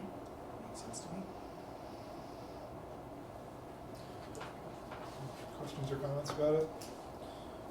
Okay. So I think let me get to the agenda page here. I think our motion is just to adopt. So let's vote to adopt the 2027 to 2031 capital improvement plan. All those in favor? All right, Very good. great. Let's build some things. Sounds great. Move to approve zoning hearing for fee waiver request for 316 Marion Ave. Let's move to discuss. Can you, I think you have to take a base motion and then you can discuss. And then you can always reject, you vote down the motion All right, if you don't want to. we'll move. But if there's We'll not, move if there's to not, approve. if We'll no one move will to second, approve. We'll but move if to no one approve. seconds the motion, then. Yeah, the it motion does. dies. We'll move to, okay, so the motion is to approve the zoning hearing board fee waiver request. Is there a second? I'll second, so we can discuss it, yes. Okay. Let's summarize what we're being asked for here. Well, so my understanding is that there is a claim for the zoning hearing board to seek a variance from the zoning code, but the variance isn't due to a hardship in the land like a typical variance would be. This is due to variance under an ADA accommodation, American Disabilities Act, also a Fair Housing Act accommodation. And oftentimes the question is, well, what is the proper way to seek that accommodation? And I think case law is pretty well established that if it is for a zoning code, you as council don't have an ability to just say, okay, you're claiming an accommodation, well, you can do whatever you want with zoning. It still has to go through the zoning hearing board. You don't have power to change zoning. So they have to then make that claim to the zoning hearing board. Again, it is a different standard. They have to prove that it's reasonable and necessary to accommodation for what they're claiming. And I believe that is what this matter is about. In addition to them seeking that relief, they are now requesting that you waive the fees that they would have to make for the zoning hearing board. And that is something that I guess you can do if you'd like to do. The consideration I think you need to be made aware of is that this fee for the zoning hearing board, as is required for any fee for any municipality, fees are not money-making issues for a borough. They can't be. They're supposed to be set to cover what your costs would be. In this situation, the fees are set and that were recently revised based upon the costs that have incurred for a zoning hearing. Things like the cost of a court reporter, the solicitor, advertisement of the zoning hearings. Those are all things that the borough has to incur costs for, and that fee is to offset that cost. So if you waive that fee, those costs would still be incurred by the borough without it being offset.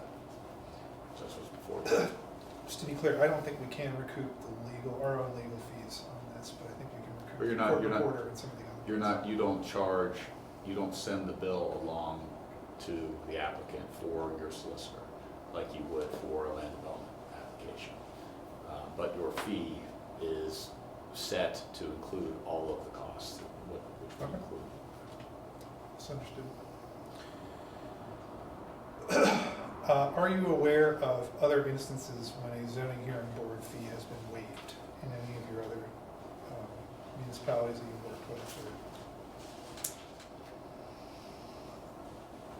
I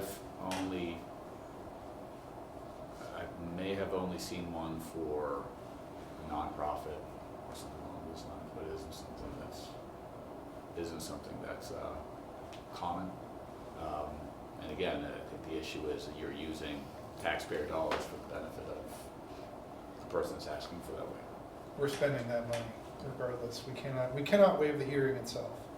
The zoning hearing has to occur.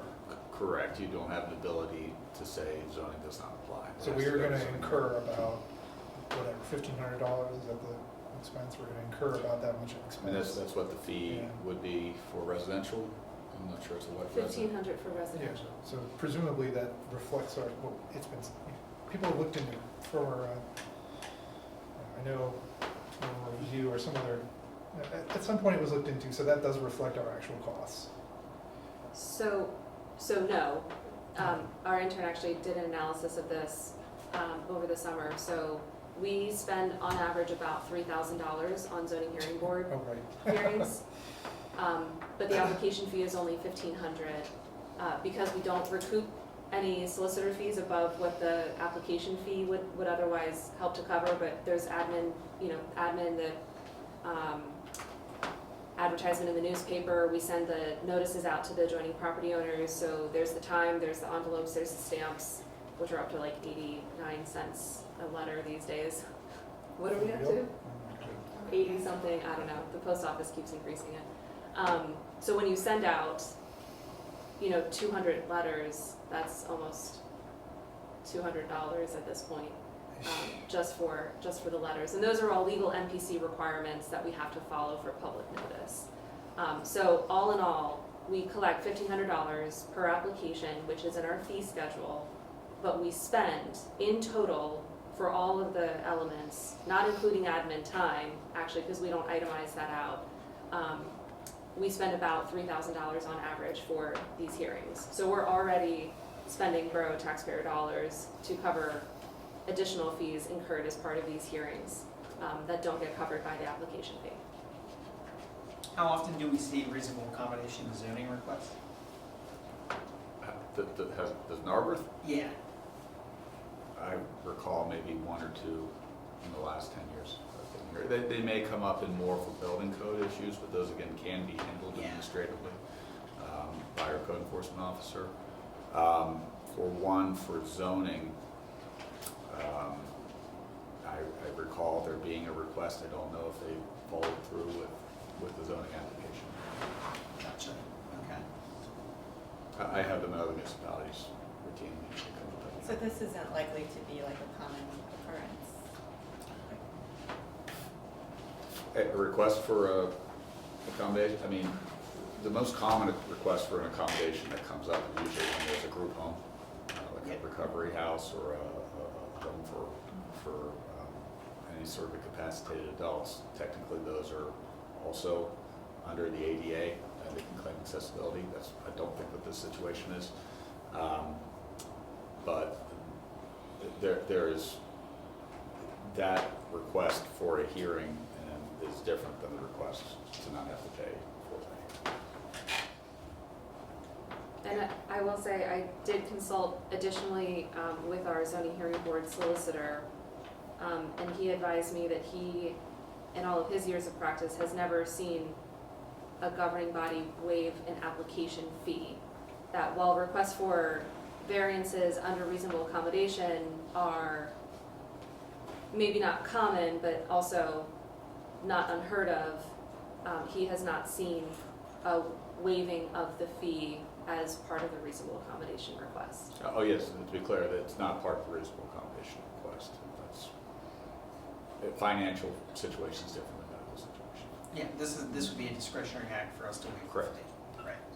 So there's not like a threshold that we need to determine that it has met. Correct. Just decide whether we want to. Correct. And Yeah. I don't want to belabor this. I know that I was the one that made the motion. I just wanted to throw my stuff out there, and then we can kind of reach a decision and move on. But because it's late, the reason why I made the motion in favor, we discussed this extensively at committee, and there was differing views on it, because it's generally not common, and the way I approached it was effectively, if you're asking for a reasonable accommodation, you're doing that in order to invoke a federal right that you have as some sort of protected class. And to me, those protected classes all kind of correlated with groups of people that might have more difficulty making a payment for some reason or another, whether that's a disability or age or something to that effect. But they're not claiming that. They're not claiming that. I'm just saying why I thought that this was, why I made the motion to approve it, and why, I thought that it was kind of a special case, and there was kind of a chicken and egg thing of just saying, okay, well, you have a federal right, but we are kind of charging you for processes that we Sure. put in place to protect against, Yeah, you know, we require you to hire a court reporter in the event that someone wants to challenge a decision, and therefore, you know, that cost appropriately Right. gets passed on to the applicant. But just in this case, it seemed, my counterpoint to that would be, and was at committee, was that there are costs associated with this project all over. You know, there's the construction cost, Right. there's all kinds of things to be paid for, and those are, you know, just because there's a reasonable accommodation being addressed here, it doesn't mean those things become free of cost, including this, as Maggie was just saying, that we still have, you know, the attorney's not going to work for free for us, and the stenographer's not going to donate their time. Yeah, I'm not super comfortable moving taxpayer money on this. I mean, we can't waive the meeting. I mean, if we could, that would be the very simple solution. We can't do that. So, I mean, there are appealing people who ask for variances. Like there was one of the preschools asked for a variance, had to go to the zoning hearing board not too long ago. They're a nonprofit preschool. I'm sure they would have liked a fee waiver, but I mean, I think we need the fee in order to administer the program, and if we don't do that, it's a problem. So. Right, if this is approved, when they also have to pay permit fees for construction of this thing? Yes, Yeah, they'd ask for a waiver for that too. If the variance is granted, then they would proceed with building permits, and yes, they would still have to pay for building permits and then the cost of construction, which, with whoever contractor they hire. Well, I think the suggestion is they might apply to, get a break on their building permits too, because why not? well, but at that point, they're not, it's not like the gatekeeper for you getting the, reasonable accommodation at that point. Okay, I see what you're saying, yes. Yeah, and I'll just put a plug to say as well that the reasonable accommodation is only necessary in this because we have large-ish side setback requirements, and if this person could just provide and build an addition on their side without needing to vary from that, then this would be obviated. So something you would consider for the future.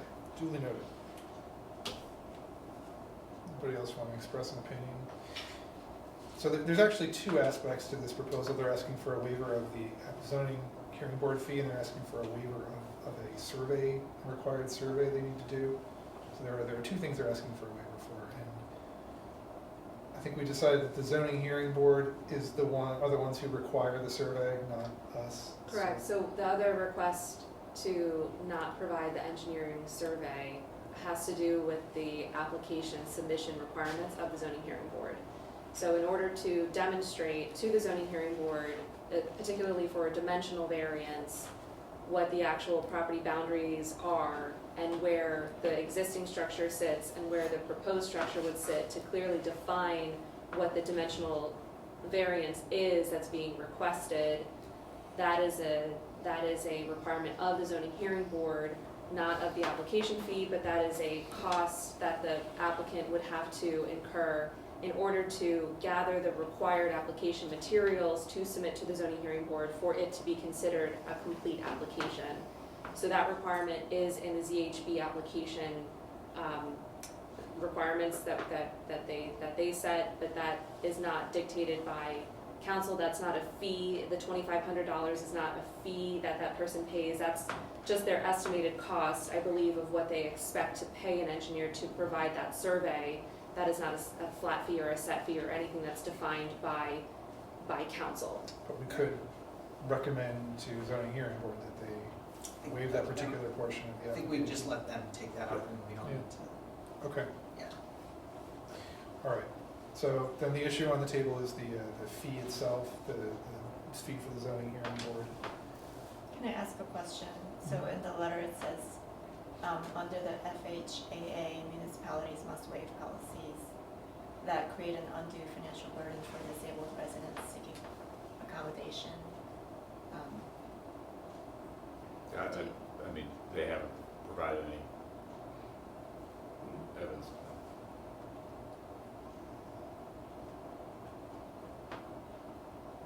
So they would need to provide evidence for that. I mean, I think it would be something to consider.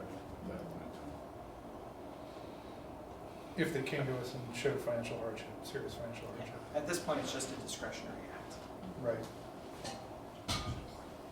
I mean, yeah, they haven't said anything to show that I mean, obviously it's expensive, but Yeah. hardship means that, you know, it has to be affecting your life. I mean, okay, any more questions? All right, so the motion is to approve the waiver, right? Approve the fee waiver? Yeah. That's the that motion on was- the table. that was my motion. Okay, so let's vote. All those in favor of approving the fee waiver? Those opposed? Okay, that fails 2-3. Let's move to, let's move to the next item. Move to approve Verizon utility pole design and installation. Okay, Second. all right. Maggie, tell us about our improved Wi-Fi signal. Just making notes, okay.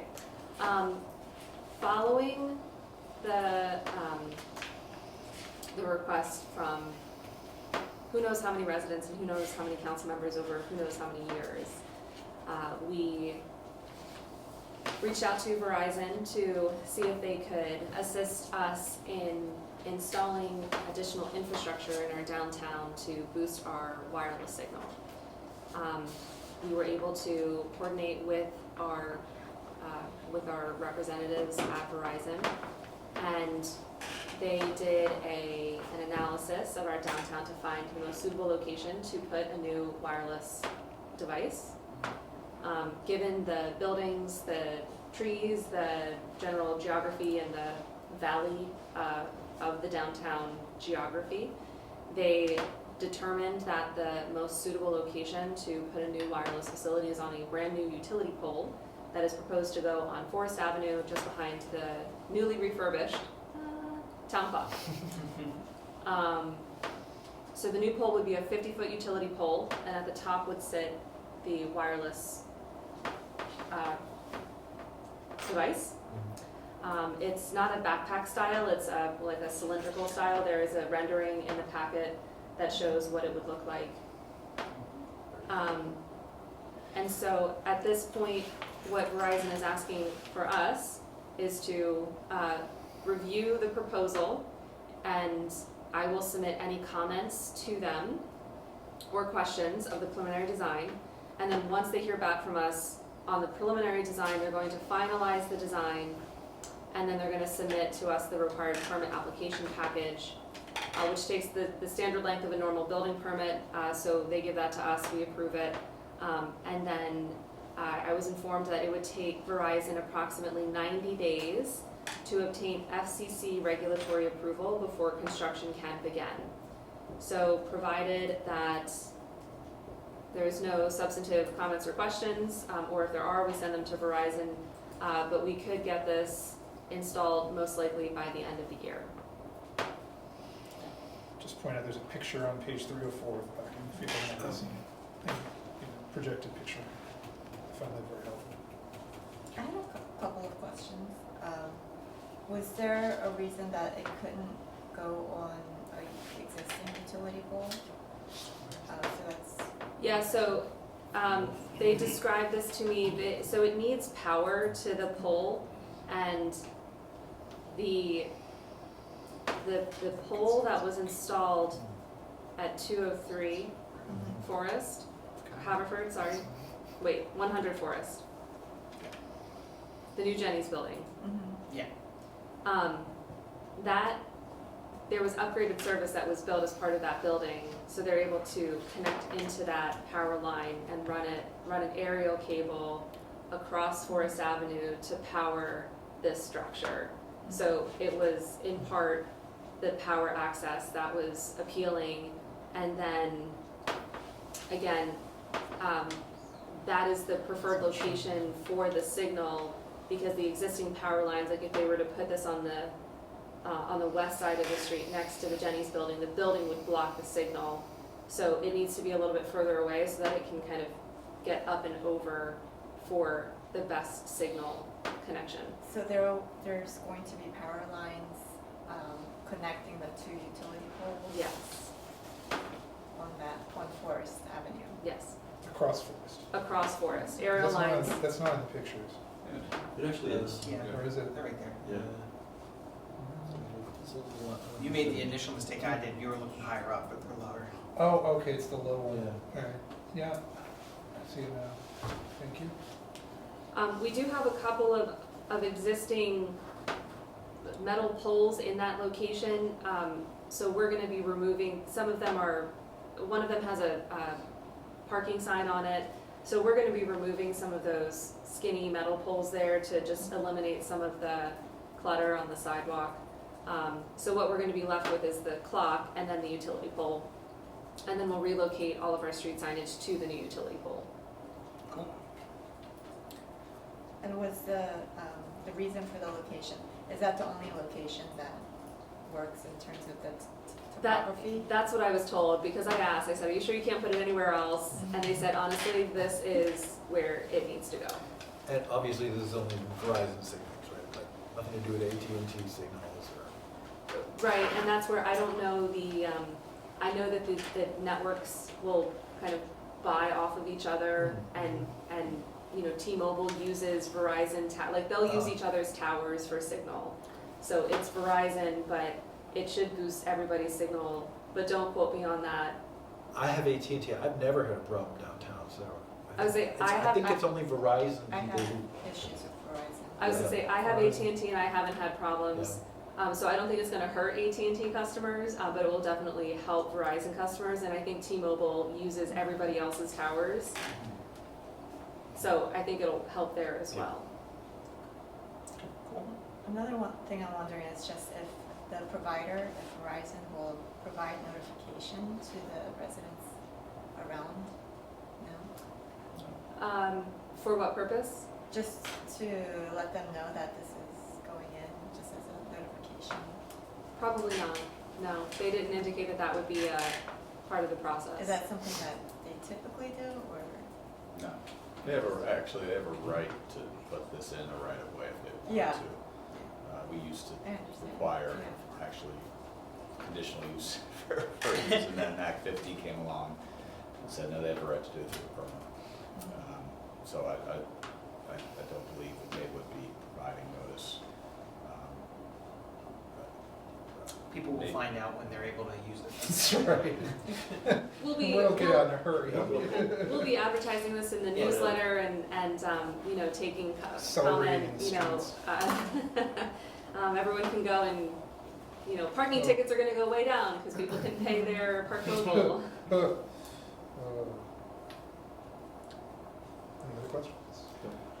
And I can preemptively say that if you get requests for decorative poles, which you might, decorative poles are not that height. So a decorative pole would be something that, you know, we've seen sometimes in more planned communities, but that's something that's, again, just more of a light pole, not a telephone pole. So I would think. I mean, this is a wooden pole, so it's not gonna be any worse than the wooden poles we've already got out there. Just look a little different on top. Is it thicker than a standard telephone pole? I can't No, tell. it's your standard wooden You've got a utility billion- pole. It's billion of those poles throughout town. straight. I mean, it is 50 feet, so it's going to be taller than some of the other poles. You know, it's not the most aesthetically pleasing, I'll grant you. But again, this is going to give us the signal that we need, that Yeah. we've Yeah, we've it's been gonna be hearing. functional. It's going to be It's functional. worth it. And that's what the infrastructure looks like. So if we want the signal, we get the infrastructure. Okay. All right, so let's Did go they to. give a coverage map? So last time I had one of these installed, I got like here's where we see the signal is weak, and here is what's going to be covered, and this is why we picked this place. Did they give that? I did not receive a copy of that. We reviewed it in the field when I was out with the representatives scouting the location. But if you would like to request it, then we can send that back to them and I can see what they can provide to us. Are you requesting this? That seems like it would be helpful. Okay. So you're seeking, I would suggest that Coverage it's map. a fairly ugly pole, but I understand. I would think that this group would be really interested in like, that is kind of the downtown corner, like you wanna make sure before you say, hey, we're gonna plant a pole there, that you understand the coverage map and where the hole is. That'd be my suggestion. Just me. It's been a multi-year process to get this here, so I agree that it's a key location. So we have similar poles all over town. It's not different. Isn't there, I think there's a 50 People are mostly pole. buying, you know? There's one on Narberth Avenue, isn't there? Down near the karate studio? I don't know. I mean, I don't pay attention to poles like that, so I don't know. Yeah, I mean, in an ideal world, it would go somewhere where it's not in like a sidewalk, where it's not constraining a sidewalk. But Yeah, we do not live in an ideal world, so. It does bother me that it's kind of like right by the town clock, which is kind of the center of the downtown. But if that is the only location that works in terms of that. There's a metal pole there right now, so, right? Let's see. it's short and it's skinny. I don't know what used to be on it. It's not, I don't even believe it has any electrical in it. It's just a pole. Well, I'm just saying, if it's already. Look, here's one down at, in Narberth Avenue. Okay.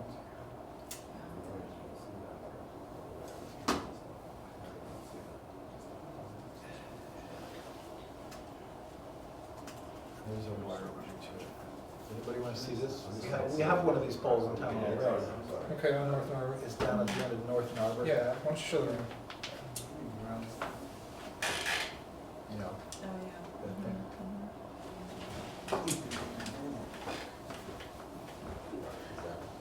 This is on the way out of town.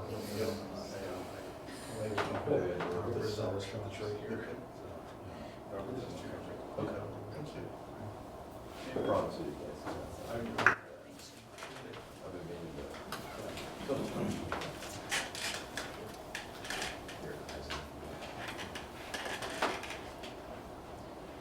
Any further discussion? I mean, so if we're approving this, so they have a right to do this even if we don't approve it, you're saying? They would have a right to utilize the right-of-ways for this type of installation, correct? Okay, so this is I mean, courtesy. they still have to that pay permits and provide documentation, but it isn't something that, if they wanted to do it, it seems like they're doing it because we're asking them to provide the service. But if they said, we don't care what you want, we want to do this for our network, Act 50 provides them with the right to do it. As long as it's within a public right. Okay. Because it'd be deemed just like any other cable utility. Okay. I mean, I'm comfortable voting for this. I mean, you've been asking for this, so. Yeah, I feel like it's. If there are like real objections as to why we should wait, I mean- I'd love to hear. Yeah, I don't have 'Cause any I- objections. I was wondering if and I think you answered the questions as like if there were alternative locations, and it sounds like there's not, so. I mean, they tell us there's not. I mean, but this has been investigated under multiple managers over multiple years, and I think if there were something easy, they'd do it. I don't know what exactly that. I did ask about, could they put a signal tower on this building? And I was told that the elevation is too low, because Haverford, the high point, I think the high point might be Montgomery Avenue, but it slopes down. So as you come down Haverford, it slopes down, and this is the low point, right? The floodplain, the park is the floodplain, so this is the low point. So they said that we're too far away from the downtown for the optimal signal, and the elevation is too low, so it sits in the valley. So if we were to put a tower on this building, the signal would be too low and it wouldn't actually make its way up and over into the downtown. So it wouldn't actually do what we wanted it to do. And I know that was a potential configuration that had been discussed previously. But I'll ask them for the coverage map to show what it looks like. That might also help to inform, are there other locations? But based on their engineering analysis of their coverage, they had their guys go out, take a look. And just based on the site visit that we walked with them, that was the location that they said, this is really optimal. I mean, do you want to postpone till the workshop meeting? I mean, what are your thoughts? Well, I mean, both of you. Joe, are you? Oh, go ahead, Dean. I would think that maybe even somewhere in the Lower Marion part of Narberth, what I call it, would be even better. Like, if you kind of, like, this is like the street goes like this, and this is the first kind of like leveling point, and then it drops again, right?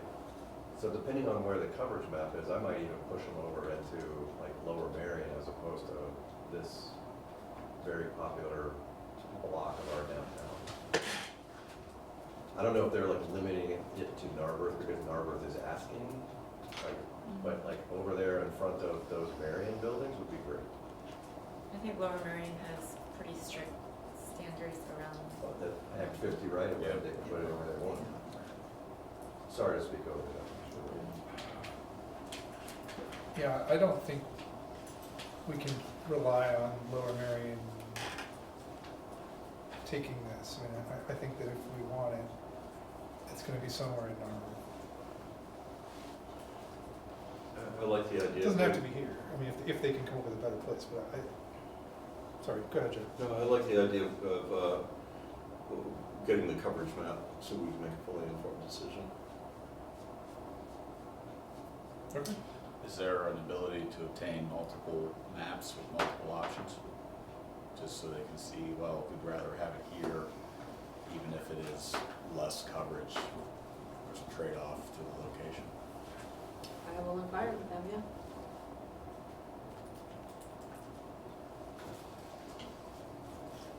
I mean,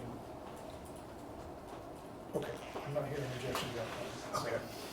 We'll proceed with that. I mean, I do want to move on this sooner rather than later.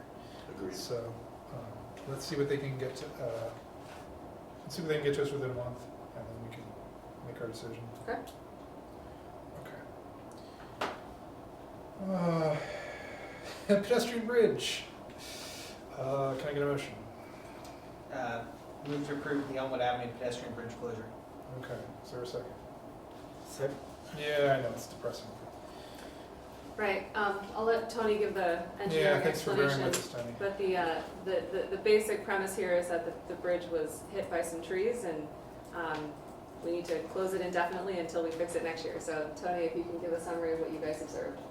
Yeah, so in addition to the tree falling over the top of the bridge and damaging some of the railings, we also noticed that the stream washed out some of the retaining wall directly beneath the bridge.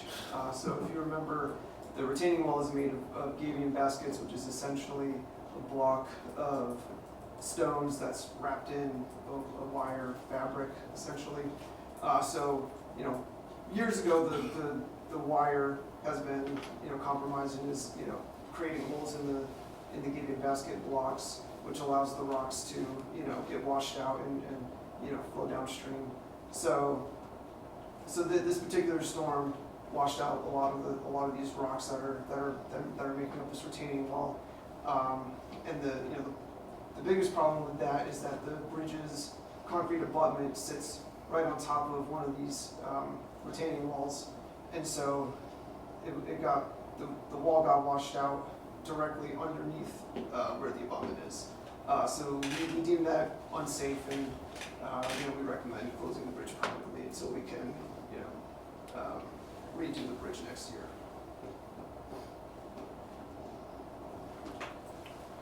Makes sense. I mean, unsafe is, cannot ignore our, our experts telling us something is unsafe. It's being rebuilt anyway. So. Yeah, it is being rebuilt next year. Do we need to take it down or anything like that, so kids don't just buy, I mean, I saw the yellow tape that was put out there, like, do we need to like take it down to make it safer? So the demolition is part of the grant funding and the construction phasing, so we don't want to preempt that by doing the work ahead of time, but what we will do is put up more permanent blockades to restrict access over the bridge. So beyond just the caution tape, Jeff and his guys will come up with a more permanent, more visible closure that will fully restrict access. Will it prevent Uber drivers? Oh my God. So don't move. I have no words to that. It's 11 o'clock. Okay. Any further discussion? All right, we are voting to sadly close the Elmwood Avenue pedestrian bridge until we can excitingly rebuild a new one next year. So, all those in favor of the bridge closure? It is unanimous. Thanks for sticking around. Appreciate your wait. All right. I feel like we do a disservice to the zoning discussion by having it at the end of all the meetings, but I did my best to pull out the proposed action items in all of the, let's see, this is about page, find page number in the packet. So this is the the framework that we've been discussing over several meetings. These are the specific proposals that were in there, starting on 334 of the packet. Sorry, starting on well, I've got 333, but I'm not sure which packet you have. Anyway, the framework starts probably at 309. My summary is at 333, so it's after the framework. We have a variety of different proposals here, some of which are going to take Planning Commission a lot of time, some time to formulate, some of which are relatively quicker changes. So I'm going to propose that we do this in phases. I know that we start with the 5B district. The 5B district, we have a developer who has presented to Planning Commission with a proposal that asks for certain zoning changes, which are currently on the table. We've discussed them at length. It's a relatively finite number of, it's a relatively small number of changes. And I believe that we could send Planning Commission the changes to the 5B district that are proposed here and get it back to us within a reasonable amount of time. I think some of the other changes will take longer. So I'm going to propose that I go through the changes in the 5B district, which are on page 334 of the packet. I'm just going to verbalize them, summarize them. Allow a 4th story by right for mixed-use buildings at the current building height limit of 45 feet. That would be an increase from the current 3 stories that are allowed. Allow ground floor residential uses beyond the first 12 feet of depth on a mixed-use building facing Montgomery Avenue. Currently, ground floor residential is not allowed in a mixed-use building. Allow mixed-use, well, anyway, that's a little complicated. I mean, but the practical effect of the mixed-use building legislation is that you cannot put residential uses on the ground floor. allow mixed-use buildings that provide 10% middle-income housing and apply green building standards. The green building standards are currently defined in our code. The middle-income housing rule would have to be defined. To receive a bonus, the bonus would be a maximum building height of 55 feet and a maximum of 5 stories. For these buildings, we would also be asking for Planning Commission to create stricter buffering and lighting standards when they adjoin single-family houses or two-family houses in another zoning district. To establish new setbacks for any height above 45 feet, so there would be step back 10 feet from the front facade, and 35 feet from the property line of adjoining single-family or two-family houses, and the potential to allow an applicant to move this step back further away from single-family housing and toward Montgomery Avenue. So just shift the visual contours of this potential development. And it's most of these lighting and buffering and setback requirements were as a result of discussion with community members and listening to what their concerns were with the existing building, existing 45-foot building on Montgomery Avenue. So, I would like to propose that we send these rules to Planning Commission to turn into an ordinance for us to consider. And then specify the buffering and lighting standards, because that is Yeah. one of the things that they would need to provide that commentary. Right, so those buffering and lighting standards, how detailed are they in the framework? Or we need to go into more detail on what's in the framework? No, I think that they're the appropriate ones to figure that out, and I think that one of the, there were some concepts in the framework, and then they could add in other things as they kind of see or validate those. Right, so we will ask them to, I think our idea was like taller, you have to pick taller shrubs if you. It was, yeah, because like right now there's a menu of options, and you could specify that they have to be most to those, or. Yeah, they have to pick taller buffering, and they have to, and we want the lighting rules to be stricter. Yeah, like there were color, like Lower Marion I think has color hue requirements as well, like there were some other things that I saw in other codes that weren't necessarily reflected in ours, and then, lighting requirements for any rooftop space so that it's, down lighting and things of that nature. But I think those are things that Planning Commission can provide commentary on and take a look at what other municipalities have for their standards. All right. We've all discussed this. I have a question about building height.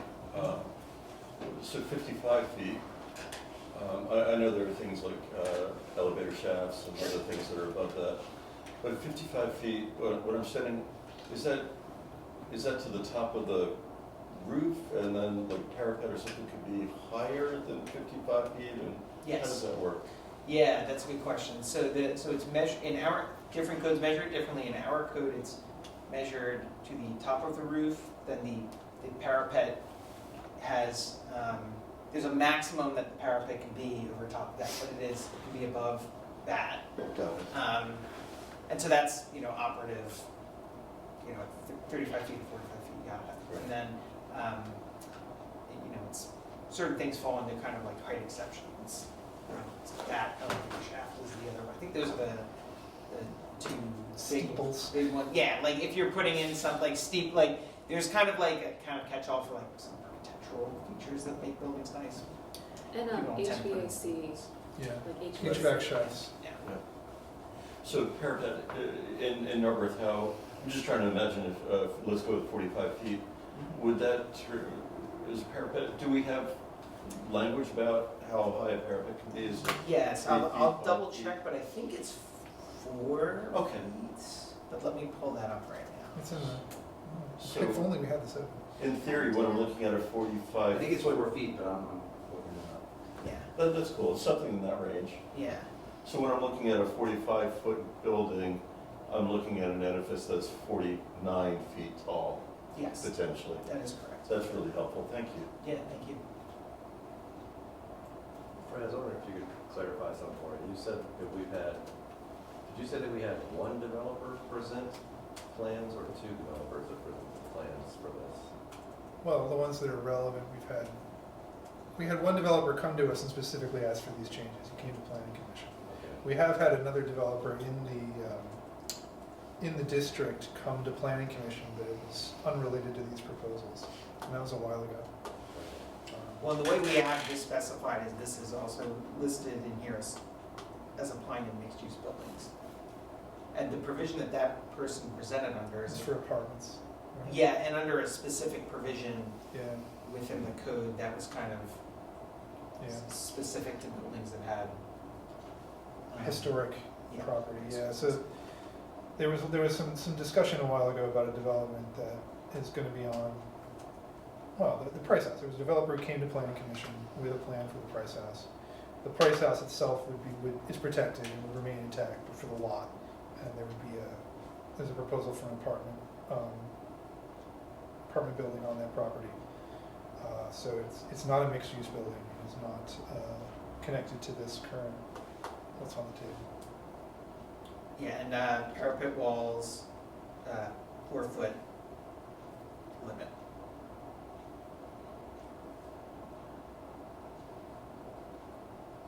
Thank you. Yeah. So if the developers hadn't come, I mean, you started your opening was that. If the developers hadn't come to us, what would we be suggesting instead of planning commission? This is, and I've That's actually, oh, sorry. Well,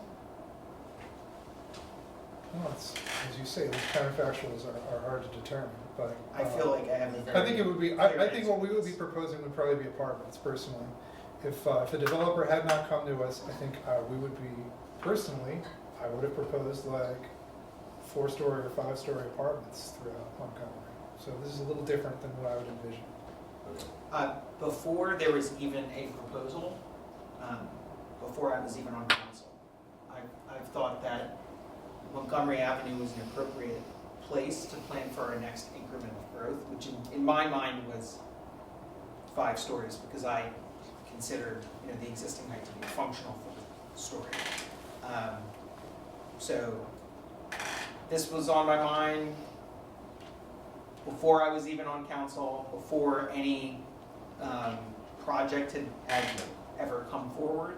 And I was actually kind of trying to think through ways to elevate that discussion even prior to hearing that Rite Aid went bankrupt.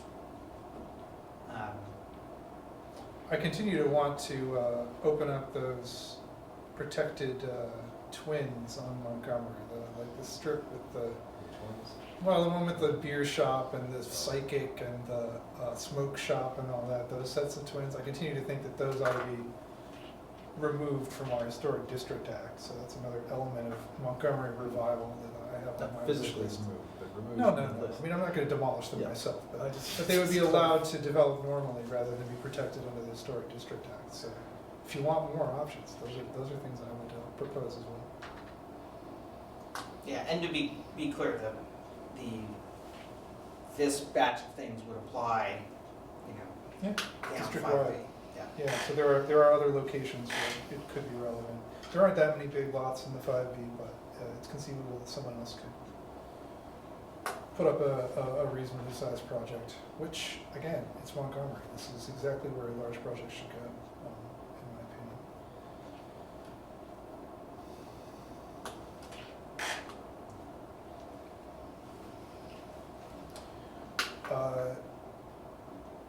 Okay, any further discussion? So let's just take a straw vote here. All those in favor of sending these proposals off to Planning Commission to turn Talking about, legislation? just talking about the 5B part? Just talking about the Just 5B five. for now, yeah. Okay. I'm further going to suggest that we send them, the one really simple rule that's in here, proposal, is to remove the visitor parking requirement throughout the borough. It's not just in the 5B. if you want, we could try to bundle this with something else, but it's a very straightforward change. It's just like 2 lines of our code, and it was put in relatively recently, 2021, something like that. This is a requirement that apartment buildings and is it mixed use as well? Yeah. Yeah, apartment buildings and mixed use buildings have to not only have 1 unit per, or 1 parking space per residential unit, but they also have to have 0.1 units per residential unit for visitor parking. So it's just an added burden on these buildings. We've been at 1 parking space forever, and it hadn't seemed to cause serious concern. I think that this requirement has made things like the Elm, for instance, non-conforming. You would not be able to build the Elm. I don't think you could build at least one of Tim's projects. And a lot of our older apartment buildings don't have anything near 1 per unit either, so they're already seriously non-conforming, not even close to So conforming. I want to just point out that from your 3 sheets, we're totally dropping the 0.7 idea. Oh yeah, so that we originally had considered dropping So- from 1 space to 0.7, and I think the community was strongly against that. We heard a lot of people talking about it, and I mean, I personally still think it's a reasonable move, but it has been removed from council's consideration as a result of some resident concern and discussions among council. So this is the remaining reduction in parking that is on the table. I just want to caution us from saying a developer would do this when we make the decision, because like, I would like for us to say, this is what Narberth needs. Yeah. And so we believe that dropping this is what Narberth needs. Yeah. Yeah, I would say it's similar to what we just voted in about equalizing restaurant and, with retail, we reduced the restaurant from 1 per every 400 square feet to every 500 square feet. That old condition, as well as this 0.1, can be seen as a hindrance to a number of different developments that could be beneficial around town, like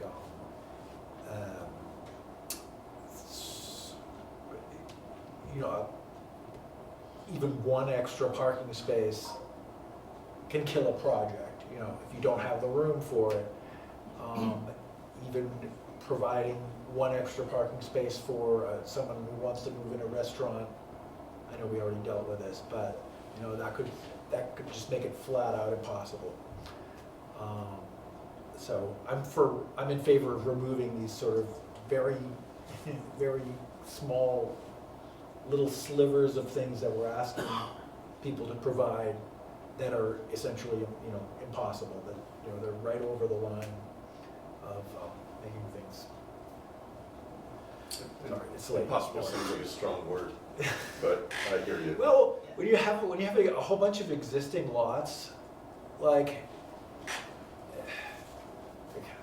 I hear you. I hear you. All right, I'm really tired. It's interesting that this was just put in a small number of years ago. What was the rationale for putting it in that now is not?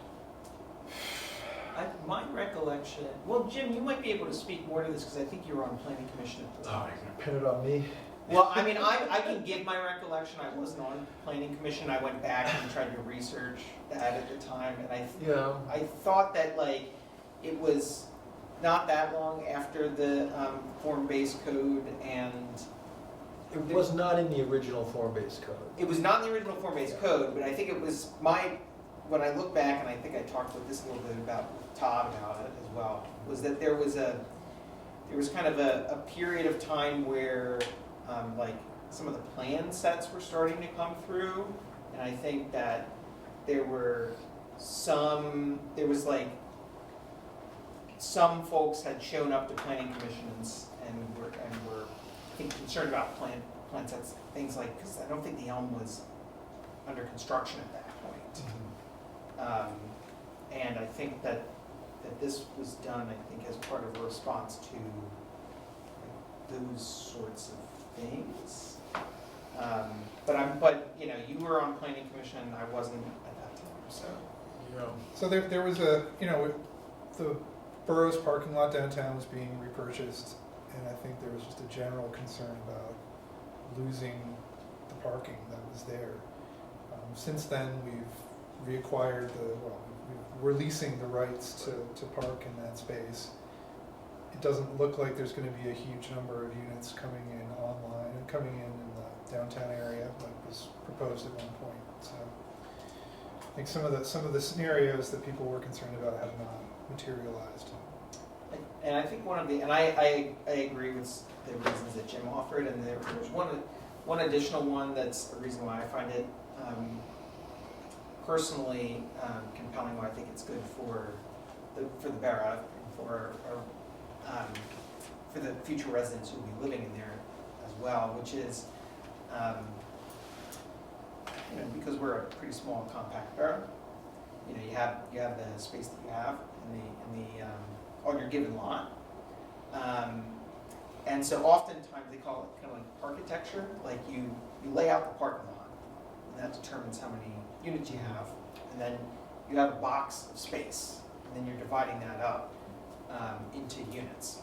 And so on those sorts of margins, it might mean that, you know, you might have cut a large unit or two large units, 3 large units into a couple smaller units, which then has an implication for as we were talking about earlier, when you just divided a large unit into 2, it has an implication for the rents that, you know, the person renting those units can afford. And so it's, you know, on the margins, but I think it matters for that kind of like when you're laying out the thing to know how actually you could have cut some of those larger units into more moderately sized. Also, I want to point out that when we were requiring one guest spot, you know, or whatever kicks it over to requiring one guest spot, that doesn't mean it's a designated guest spot. That's right. It means it's just a number, you know, it's just another spot that they have to build. It's not, technically they don't even have to give it to a resident, you know, they could use it, they could keep it vacant, they could, you know, as happens with many apartment facilities, they have off-street parking and they don't use it all, not because, you know, either because they rent the spots for money and people don't want to spend, they figure they'd rather park on the street than spend the money, but many of these go unused. And asking people to just keep providing parking spots is just a kind of weird currency that we're asking them. You know, it's kind of a weird hurdle with no direct result. You know, I mean,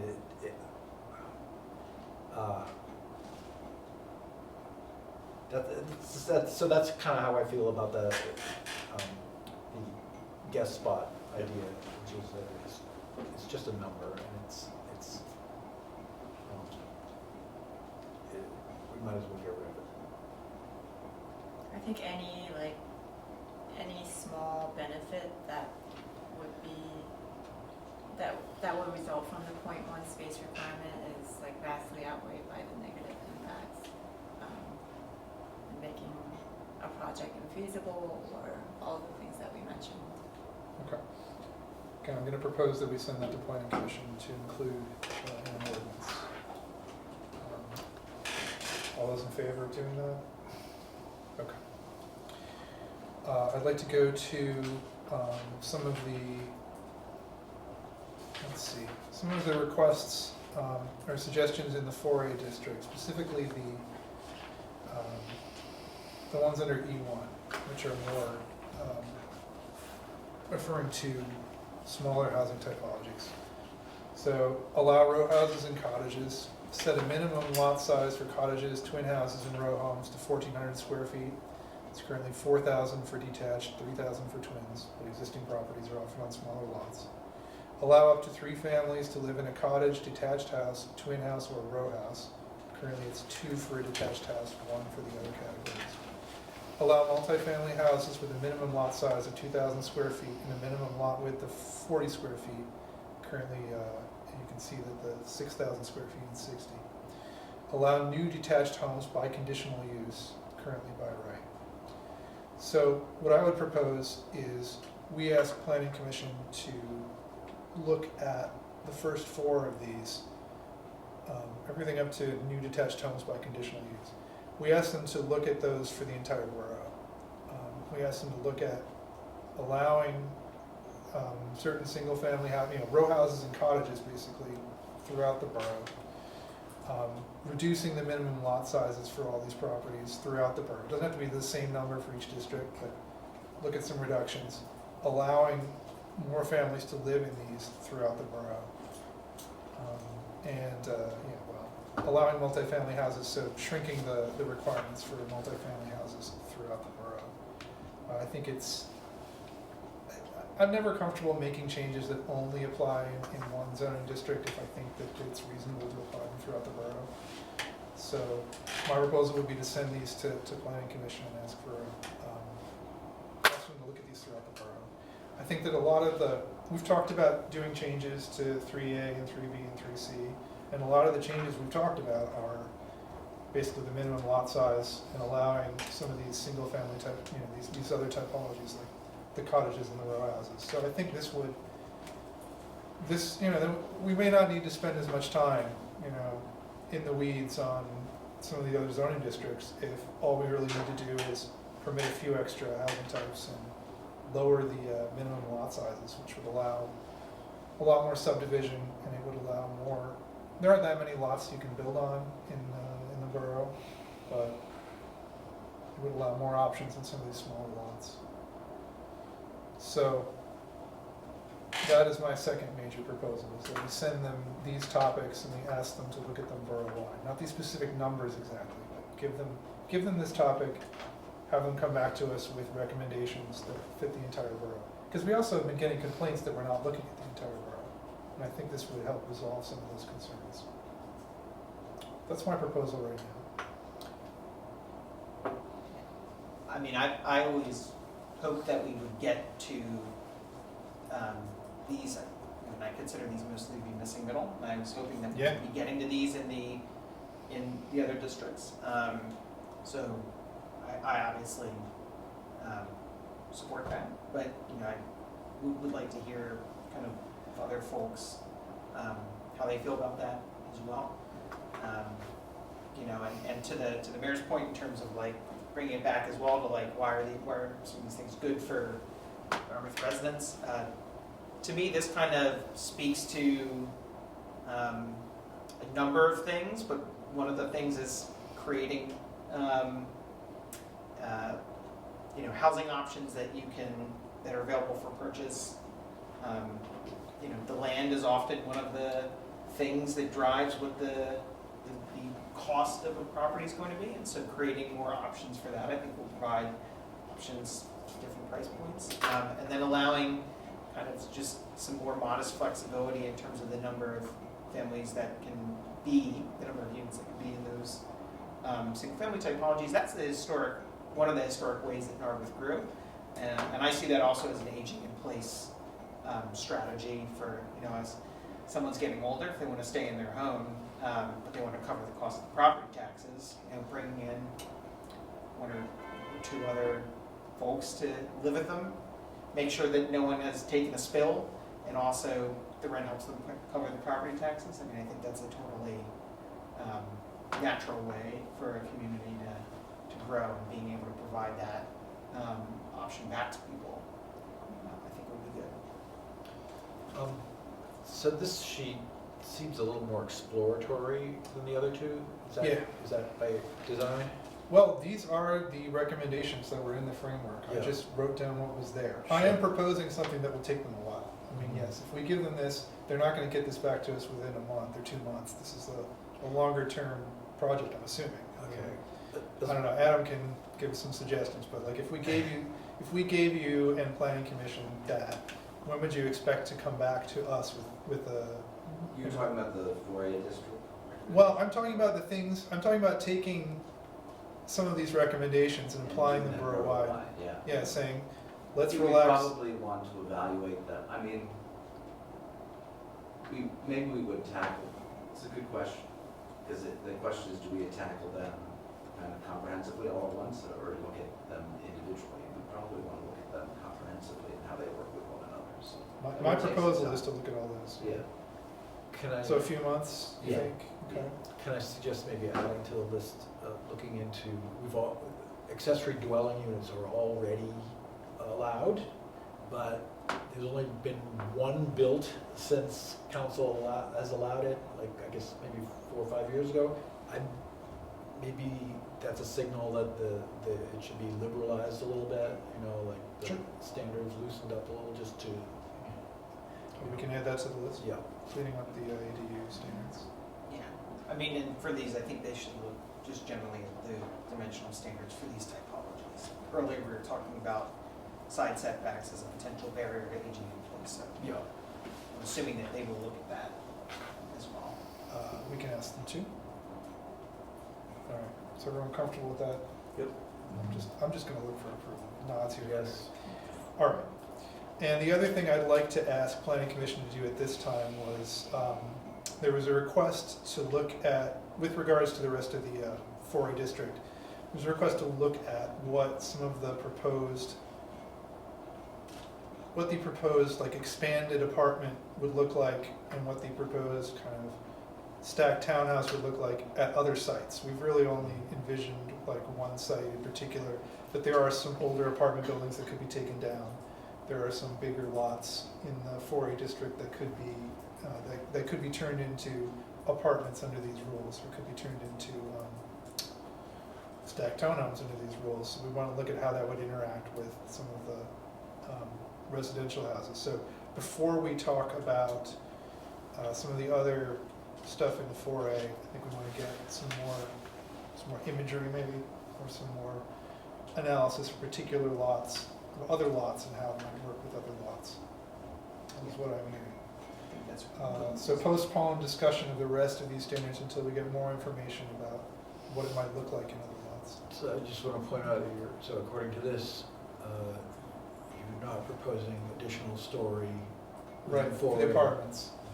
Right, but a fourth story for the stacked townhomes. So if we allowed stacked townhomes, the proposal right now that's in the framework is to allow 4-story stacked townhomes, 3-story apartments, but let the apartments go horizontal. So maybe get a little sense of what that would look like, what that would, how those would fit in context. That was a request that I heard, and I think it's reasonable. So, so we're giving you all a lot of work, but some of it is easy. Should not take as much time.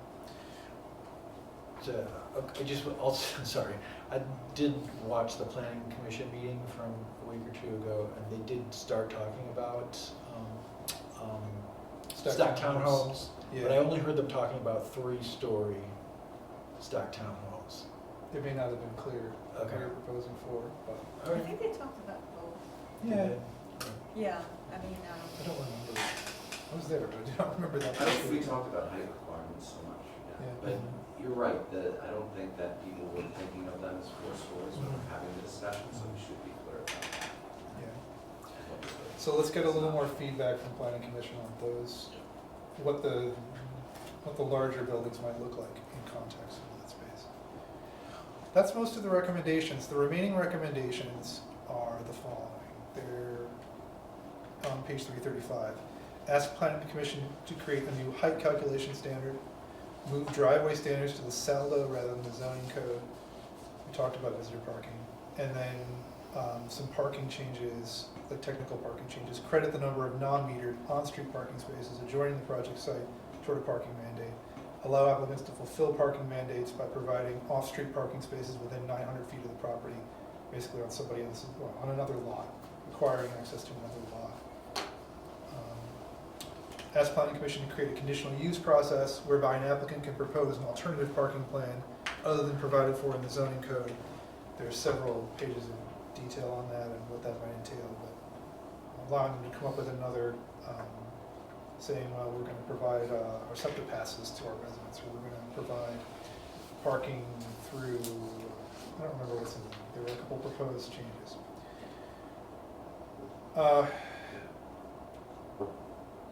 I mean, I would like to kind of see some of the other changes before these. I think these are still reasonable, but they're personally a little lower on my priority list. I think these are. I think the phasing that we've kind of like, we haven't specified phasing, but I think we were kind of discussing effectively as phasing. I think that makes total sense. Okay. These things. Wait a while. Yeah. So we'll put these on the back burner for now. What would moving driveway standards to the SALDA rather than zoning code, what would that do? So the thing is that like there's weird. I mean that one, if council is okay with the driveway standards one, then I would suggest maybe throwing that one back. But if folks feel strongly not to do that, then I'm not gonna. But the reason why that one is there's a difference in the 4A standards for driveways than there are in other districts. And putting it into the SALDO gives council the ability, when we're reviewing a development plan, to address requests for a waiver from a specific standard. Okay. When a standard's in the zoning code, you have to go to the zoning Hearing hearing board, board right. and Okay. prove a hardship, which is a different standard. With SALDO, we can kind of take a look at it and say, oh, I see this site-specific thing makes this infeasible here, and so we'll allow you to do that. And so Alright. it's just the driveway standards in 4A, I don't know why they are the way they are, but they're a little weird, and I think that they're different from the other districts, and that's why this had Okay. come up. And it complicates like the circulation, like it ends up complicating circulation and layout of parking spaces depending on the site. Let's come back to that when we come back to 4A. Yeah. Let's include that with the 4A proposals. If we're going to change to 4A. Yes. I want to make sure I got that. Are these sent in the planning commission? Yes. Do they design it and like check on the legal stuff around it, or do they actually come up with the business justification of why we would want to do this also? Or is this just like a concept and we're just saying go do this? These are both things. So we can tell them they're gonna generate, if we're doing a zoning ordinance, they're the ones that are working on the language of the ordinance. So when we're saying, okay, here's what we want in the 5B district, they're gonna come back to us with an ordinance. When we say, look at changing the standards throughout the borough, they're gonna give us a recommendation. So these are at different levels of what they're gonna do. So both is the answer. Both and, yeah. And then the driveway one, that is on the priority list, or did we just? We just moved it back, so we're gonna tackle it when we tackle the rest of the 4A stuff. I mean, that's my proposal, if anybody wants to suggest otherwise. Okay. So I think we have a plan for how to proceed, and we'll see how Planning Commission can work its way through this. Okay, thanks everyone. I think we're good here. Is that the last agenda item? Besides? No. Reports. Let's do the committee reports. So if we put them off, we'll just have to do the next meeting. It'll take a while. So finance and infrastructure, finance and administration. Combine them all. Yeah, let's see. I think we might have actually covered everything. Let me just check. We have an ongoing facility rentals discussion, which was bumped Thank you, last week. I'm glad you waited long enough for us to give you a whole bunch of new stuff to Yeah. work on. Yeah. Finish one thing. And That's right. Finish one giant task. Yeah, it's a thankless job. Oh, we thank you. We have some board and commission appointments coming in that we're working through. Okay. Yeah, speak that's up a all. little. Okay, everything else we dispense with tonight. Okay. Infrastructure. Chair's not here, so. I was also not at the last infrastructure Okay. meeting. Well, we'll postpone that. Yeah, thanks. Public health and safety. We had 2 discussion items. We had a traffic calming request for Conway and Sabine Avenue, and the engineer did an analysis for that and recommended a multi-way stop sign for that. And Okay. the committee did generally agree with that recommendation, so they asked staff to just take the first administrative steps towards that. We also had a request for Beechwood Lane and Berkeley Road, where they intersect Sabine Avenue, and the recommendation for that from the engineer was parking removal and vegetation removal. Yeah, those are kind of small and not very busy streets. So, Well, okay. it was following a crash that happened. Fair enough. And so that was the recommendation from the engineer. And also there was a discussion about possibly converting that road into a one-way, because it's pretty tight, and apparently there are some issues with congestion and emergency access vehicles being able to go through there. Berkeley and Beechwood, just make it a loop, like a Yeah. one-way loop. When you say parking removal, you mean like removing parking on one side of the street, or just removing No, parking at the just intersections? just to improve the sight lines at the Okay. intersections. So it would be Okay. maybe like 1 or 2, I don't know what the number On was. Sabine. Yeah. Okay. You put a bump out there? Cell tower? And- Cell tower? Yeah. Sabine's up too high. It's not a- And then not we a- also talked about intersection sight lines, and we just started that discussion, and we basically asked the staff to map out what site triangles would look like in example locations, so that the committee could take a look at that and then decide from there. So no decisions have been made for that, but All we right. just asked for more information. Okay. Thank you. New business? Old Should we business? will Chief give his police report? Oh, yeah. It's included. Okay, good, thanks. Okay. He'll be presenting during the executive session, I believe, right? Okay, comments for the good of council? Okay, we will have an executive session after this meeting to speak about, let's see, I'm checking my notes. Employee matters,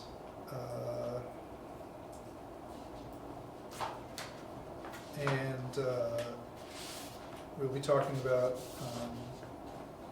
201 Sabine as well. I will take a motion, and we will not return in this session after this. Motion to adjourn. Motion to There adjourn, is- second. Or there's the only 2 things? Well, I'm not sure how to phrase the third topic. We have a third topic. Will be, Trying to see. the third topic I think is informational, so we won't have a council discussion on the third topic. Okay. And the third topic is merely informational. There will not be a deliberation of it. I mean, I don't think it's. It is informational. There's Okay. no, there's The third no topic action. is informational, so council will not be deliberating on that topic. Okay, motion to adjourn, seconded, any discussion? All those in favor of adjourning? Okay, meeting is adjourned, and yes, we will not return after this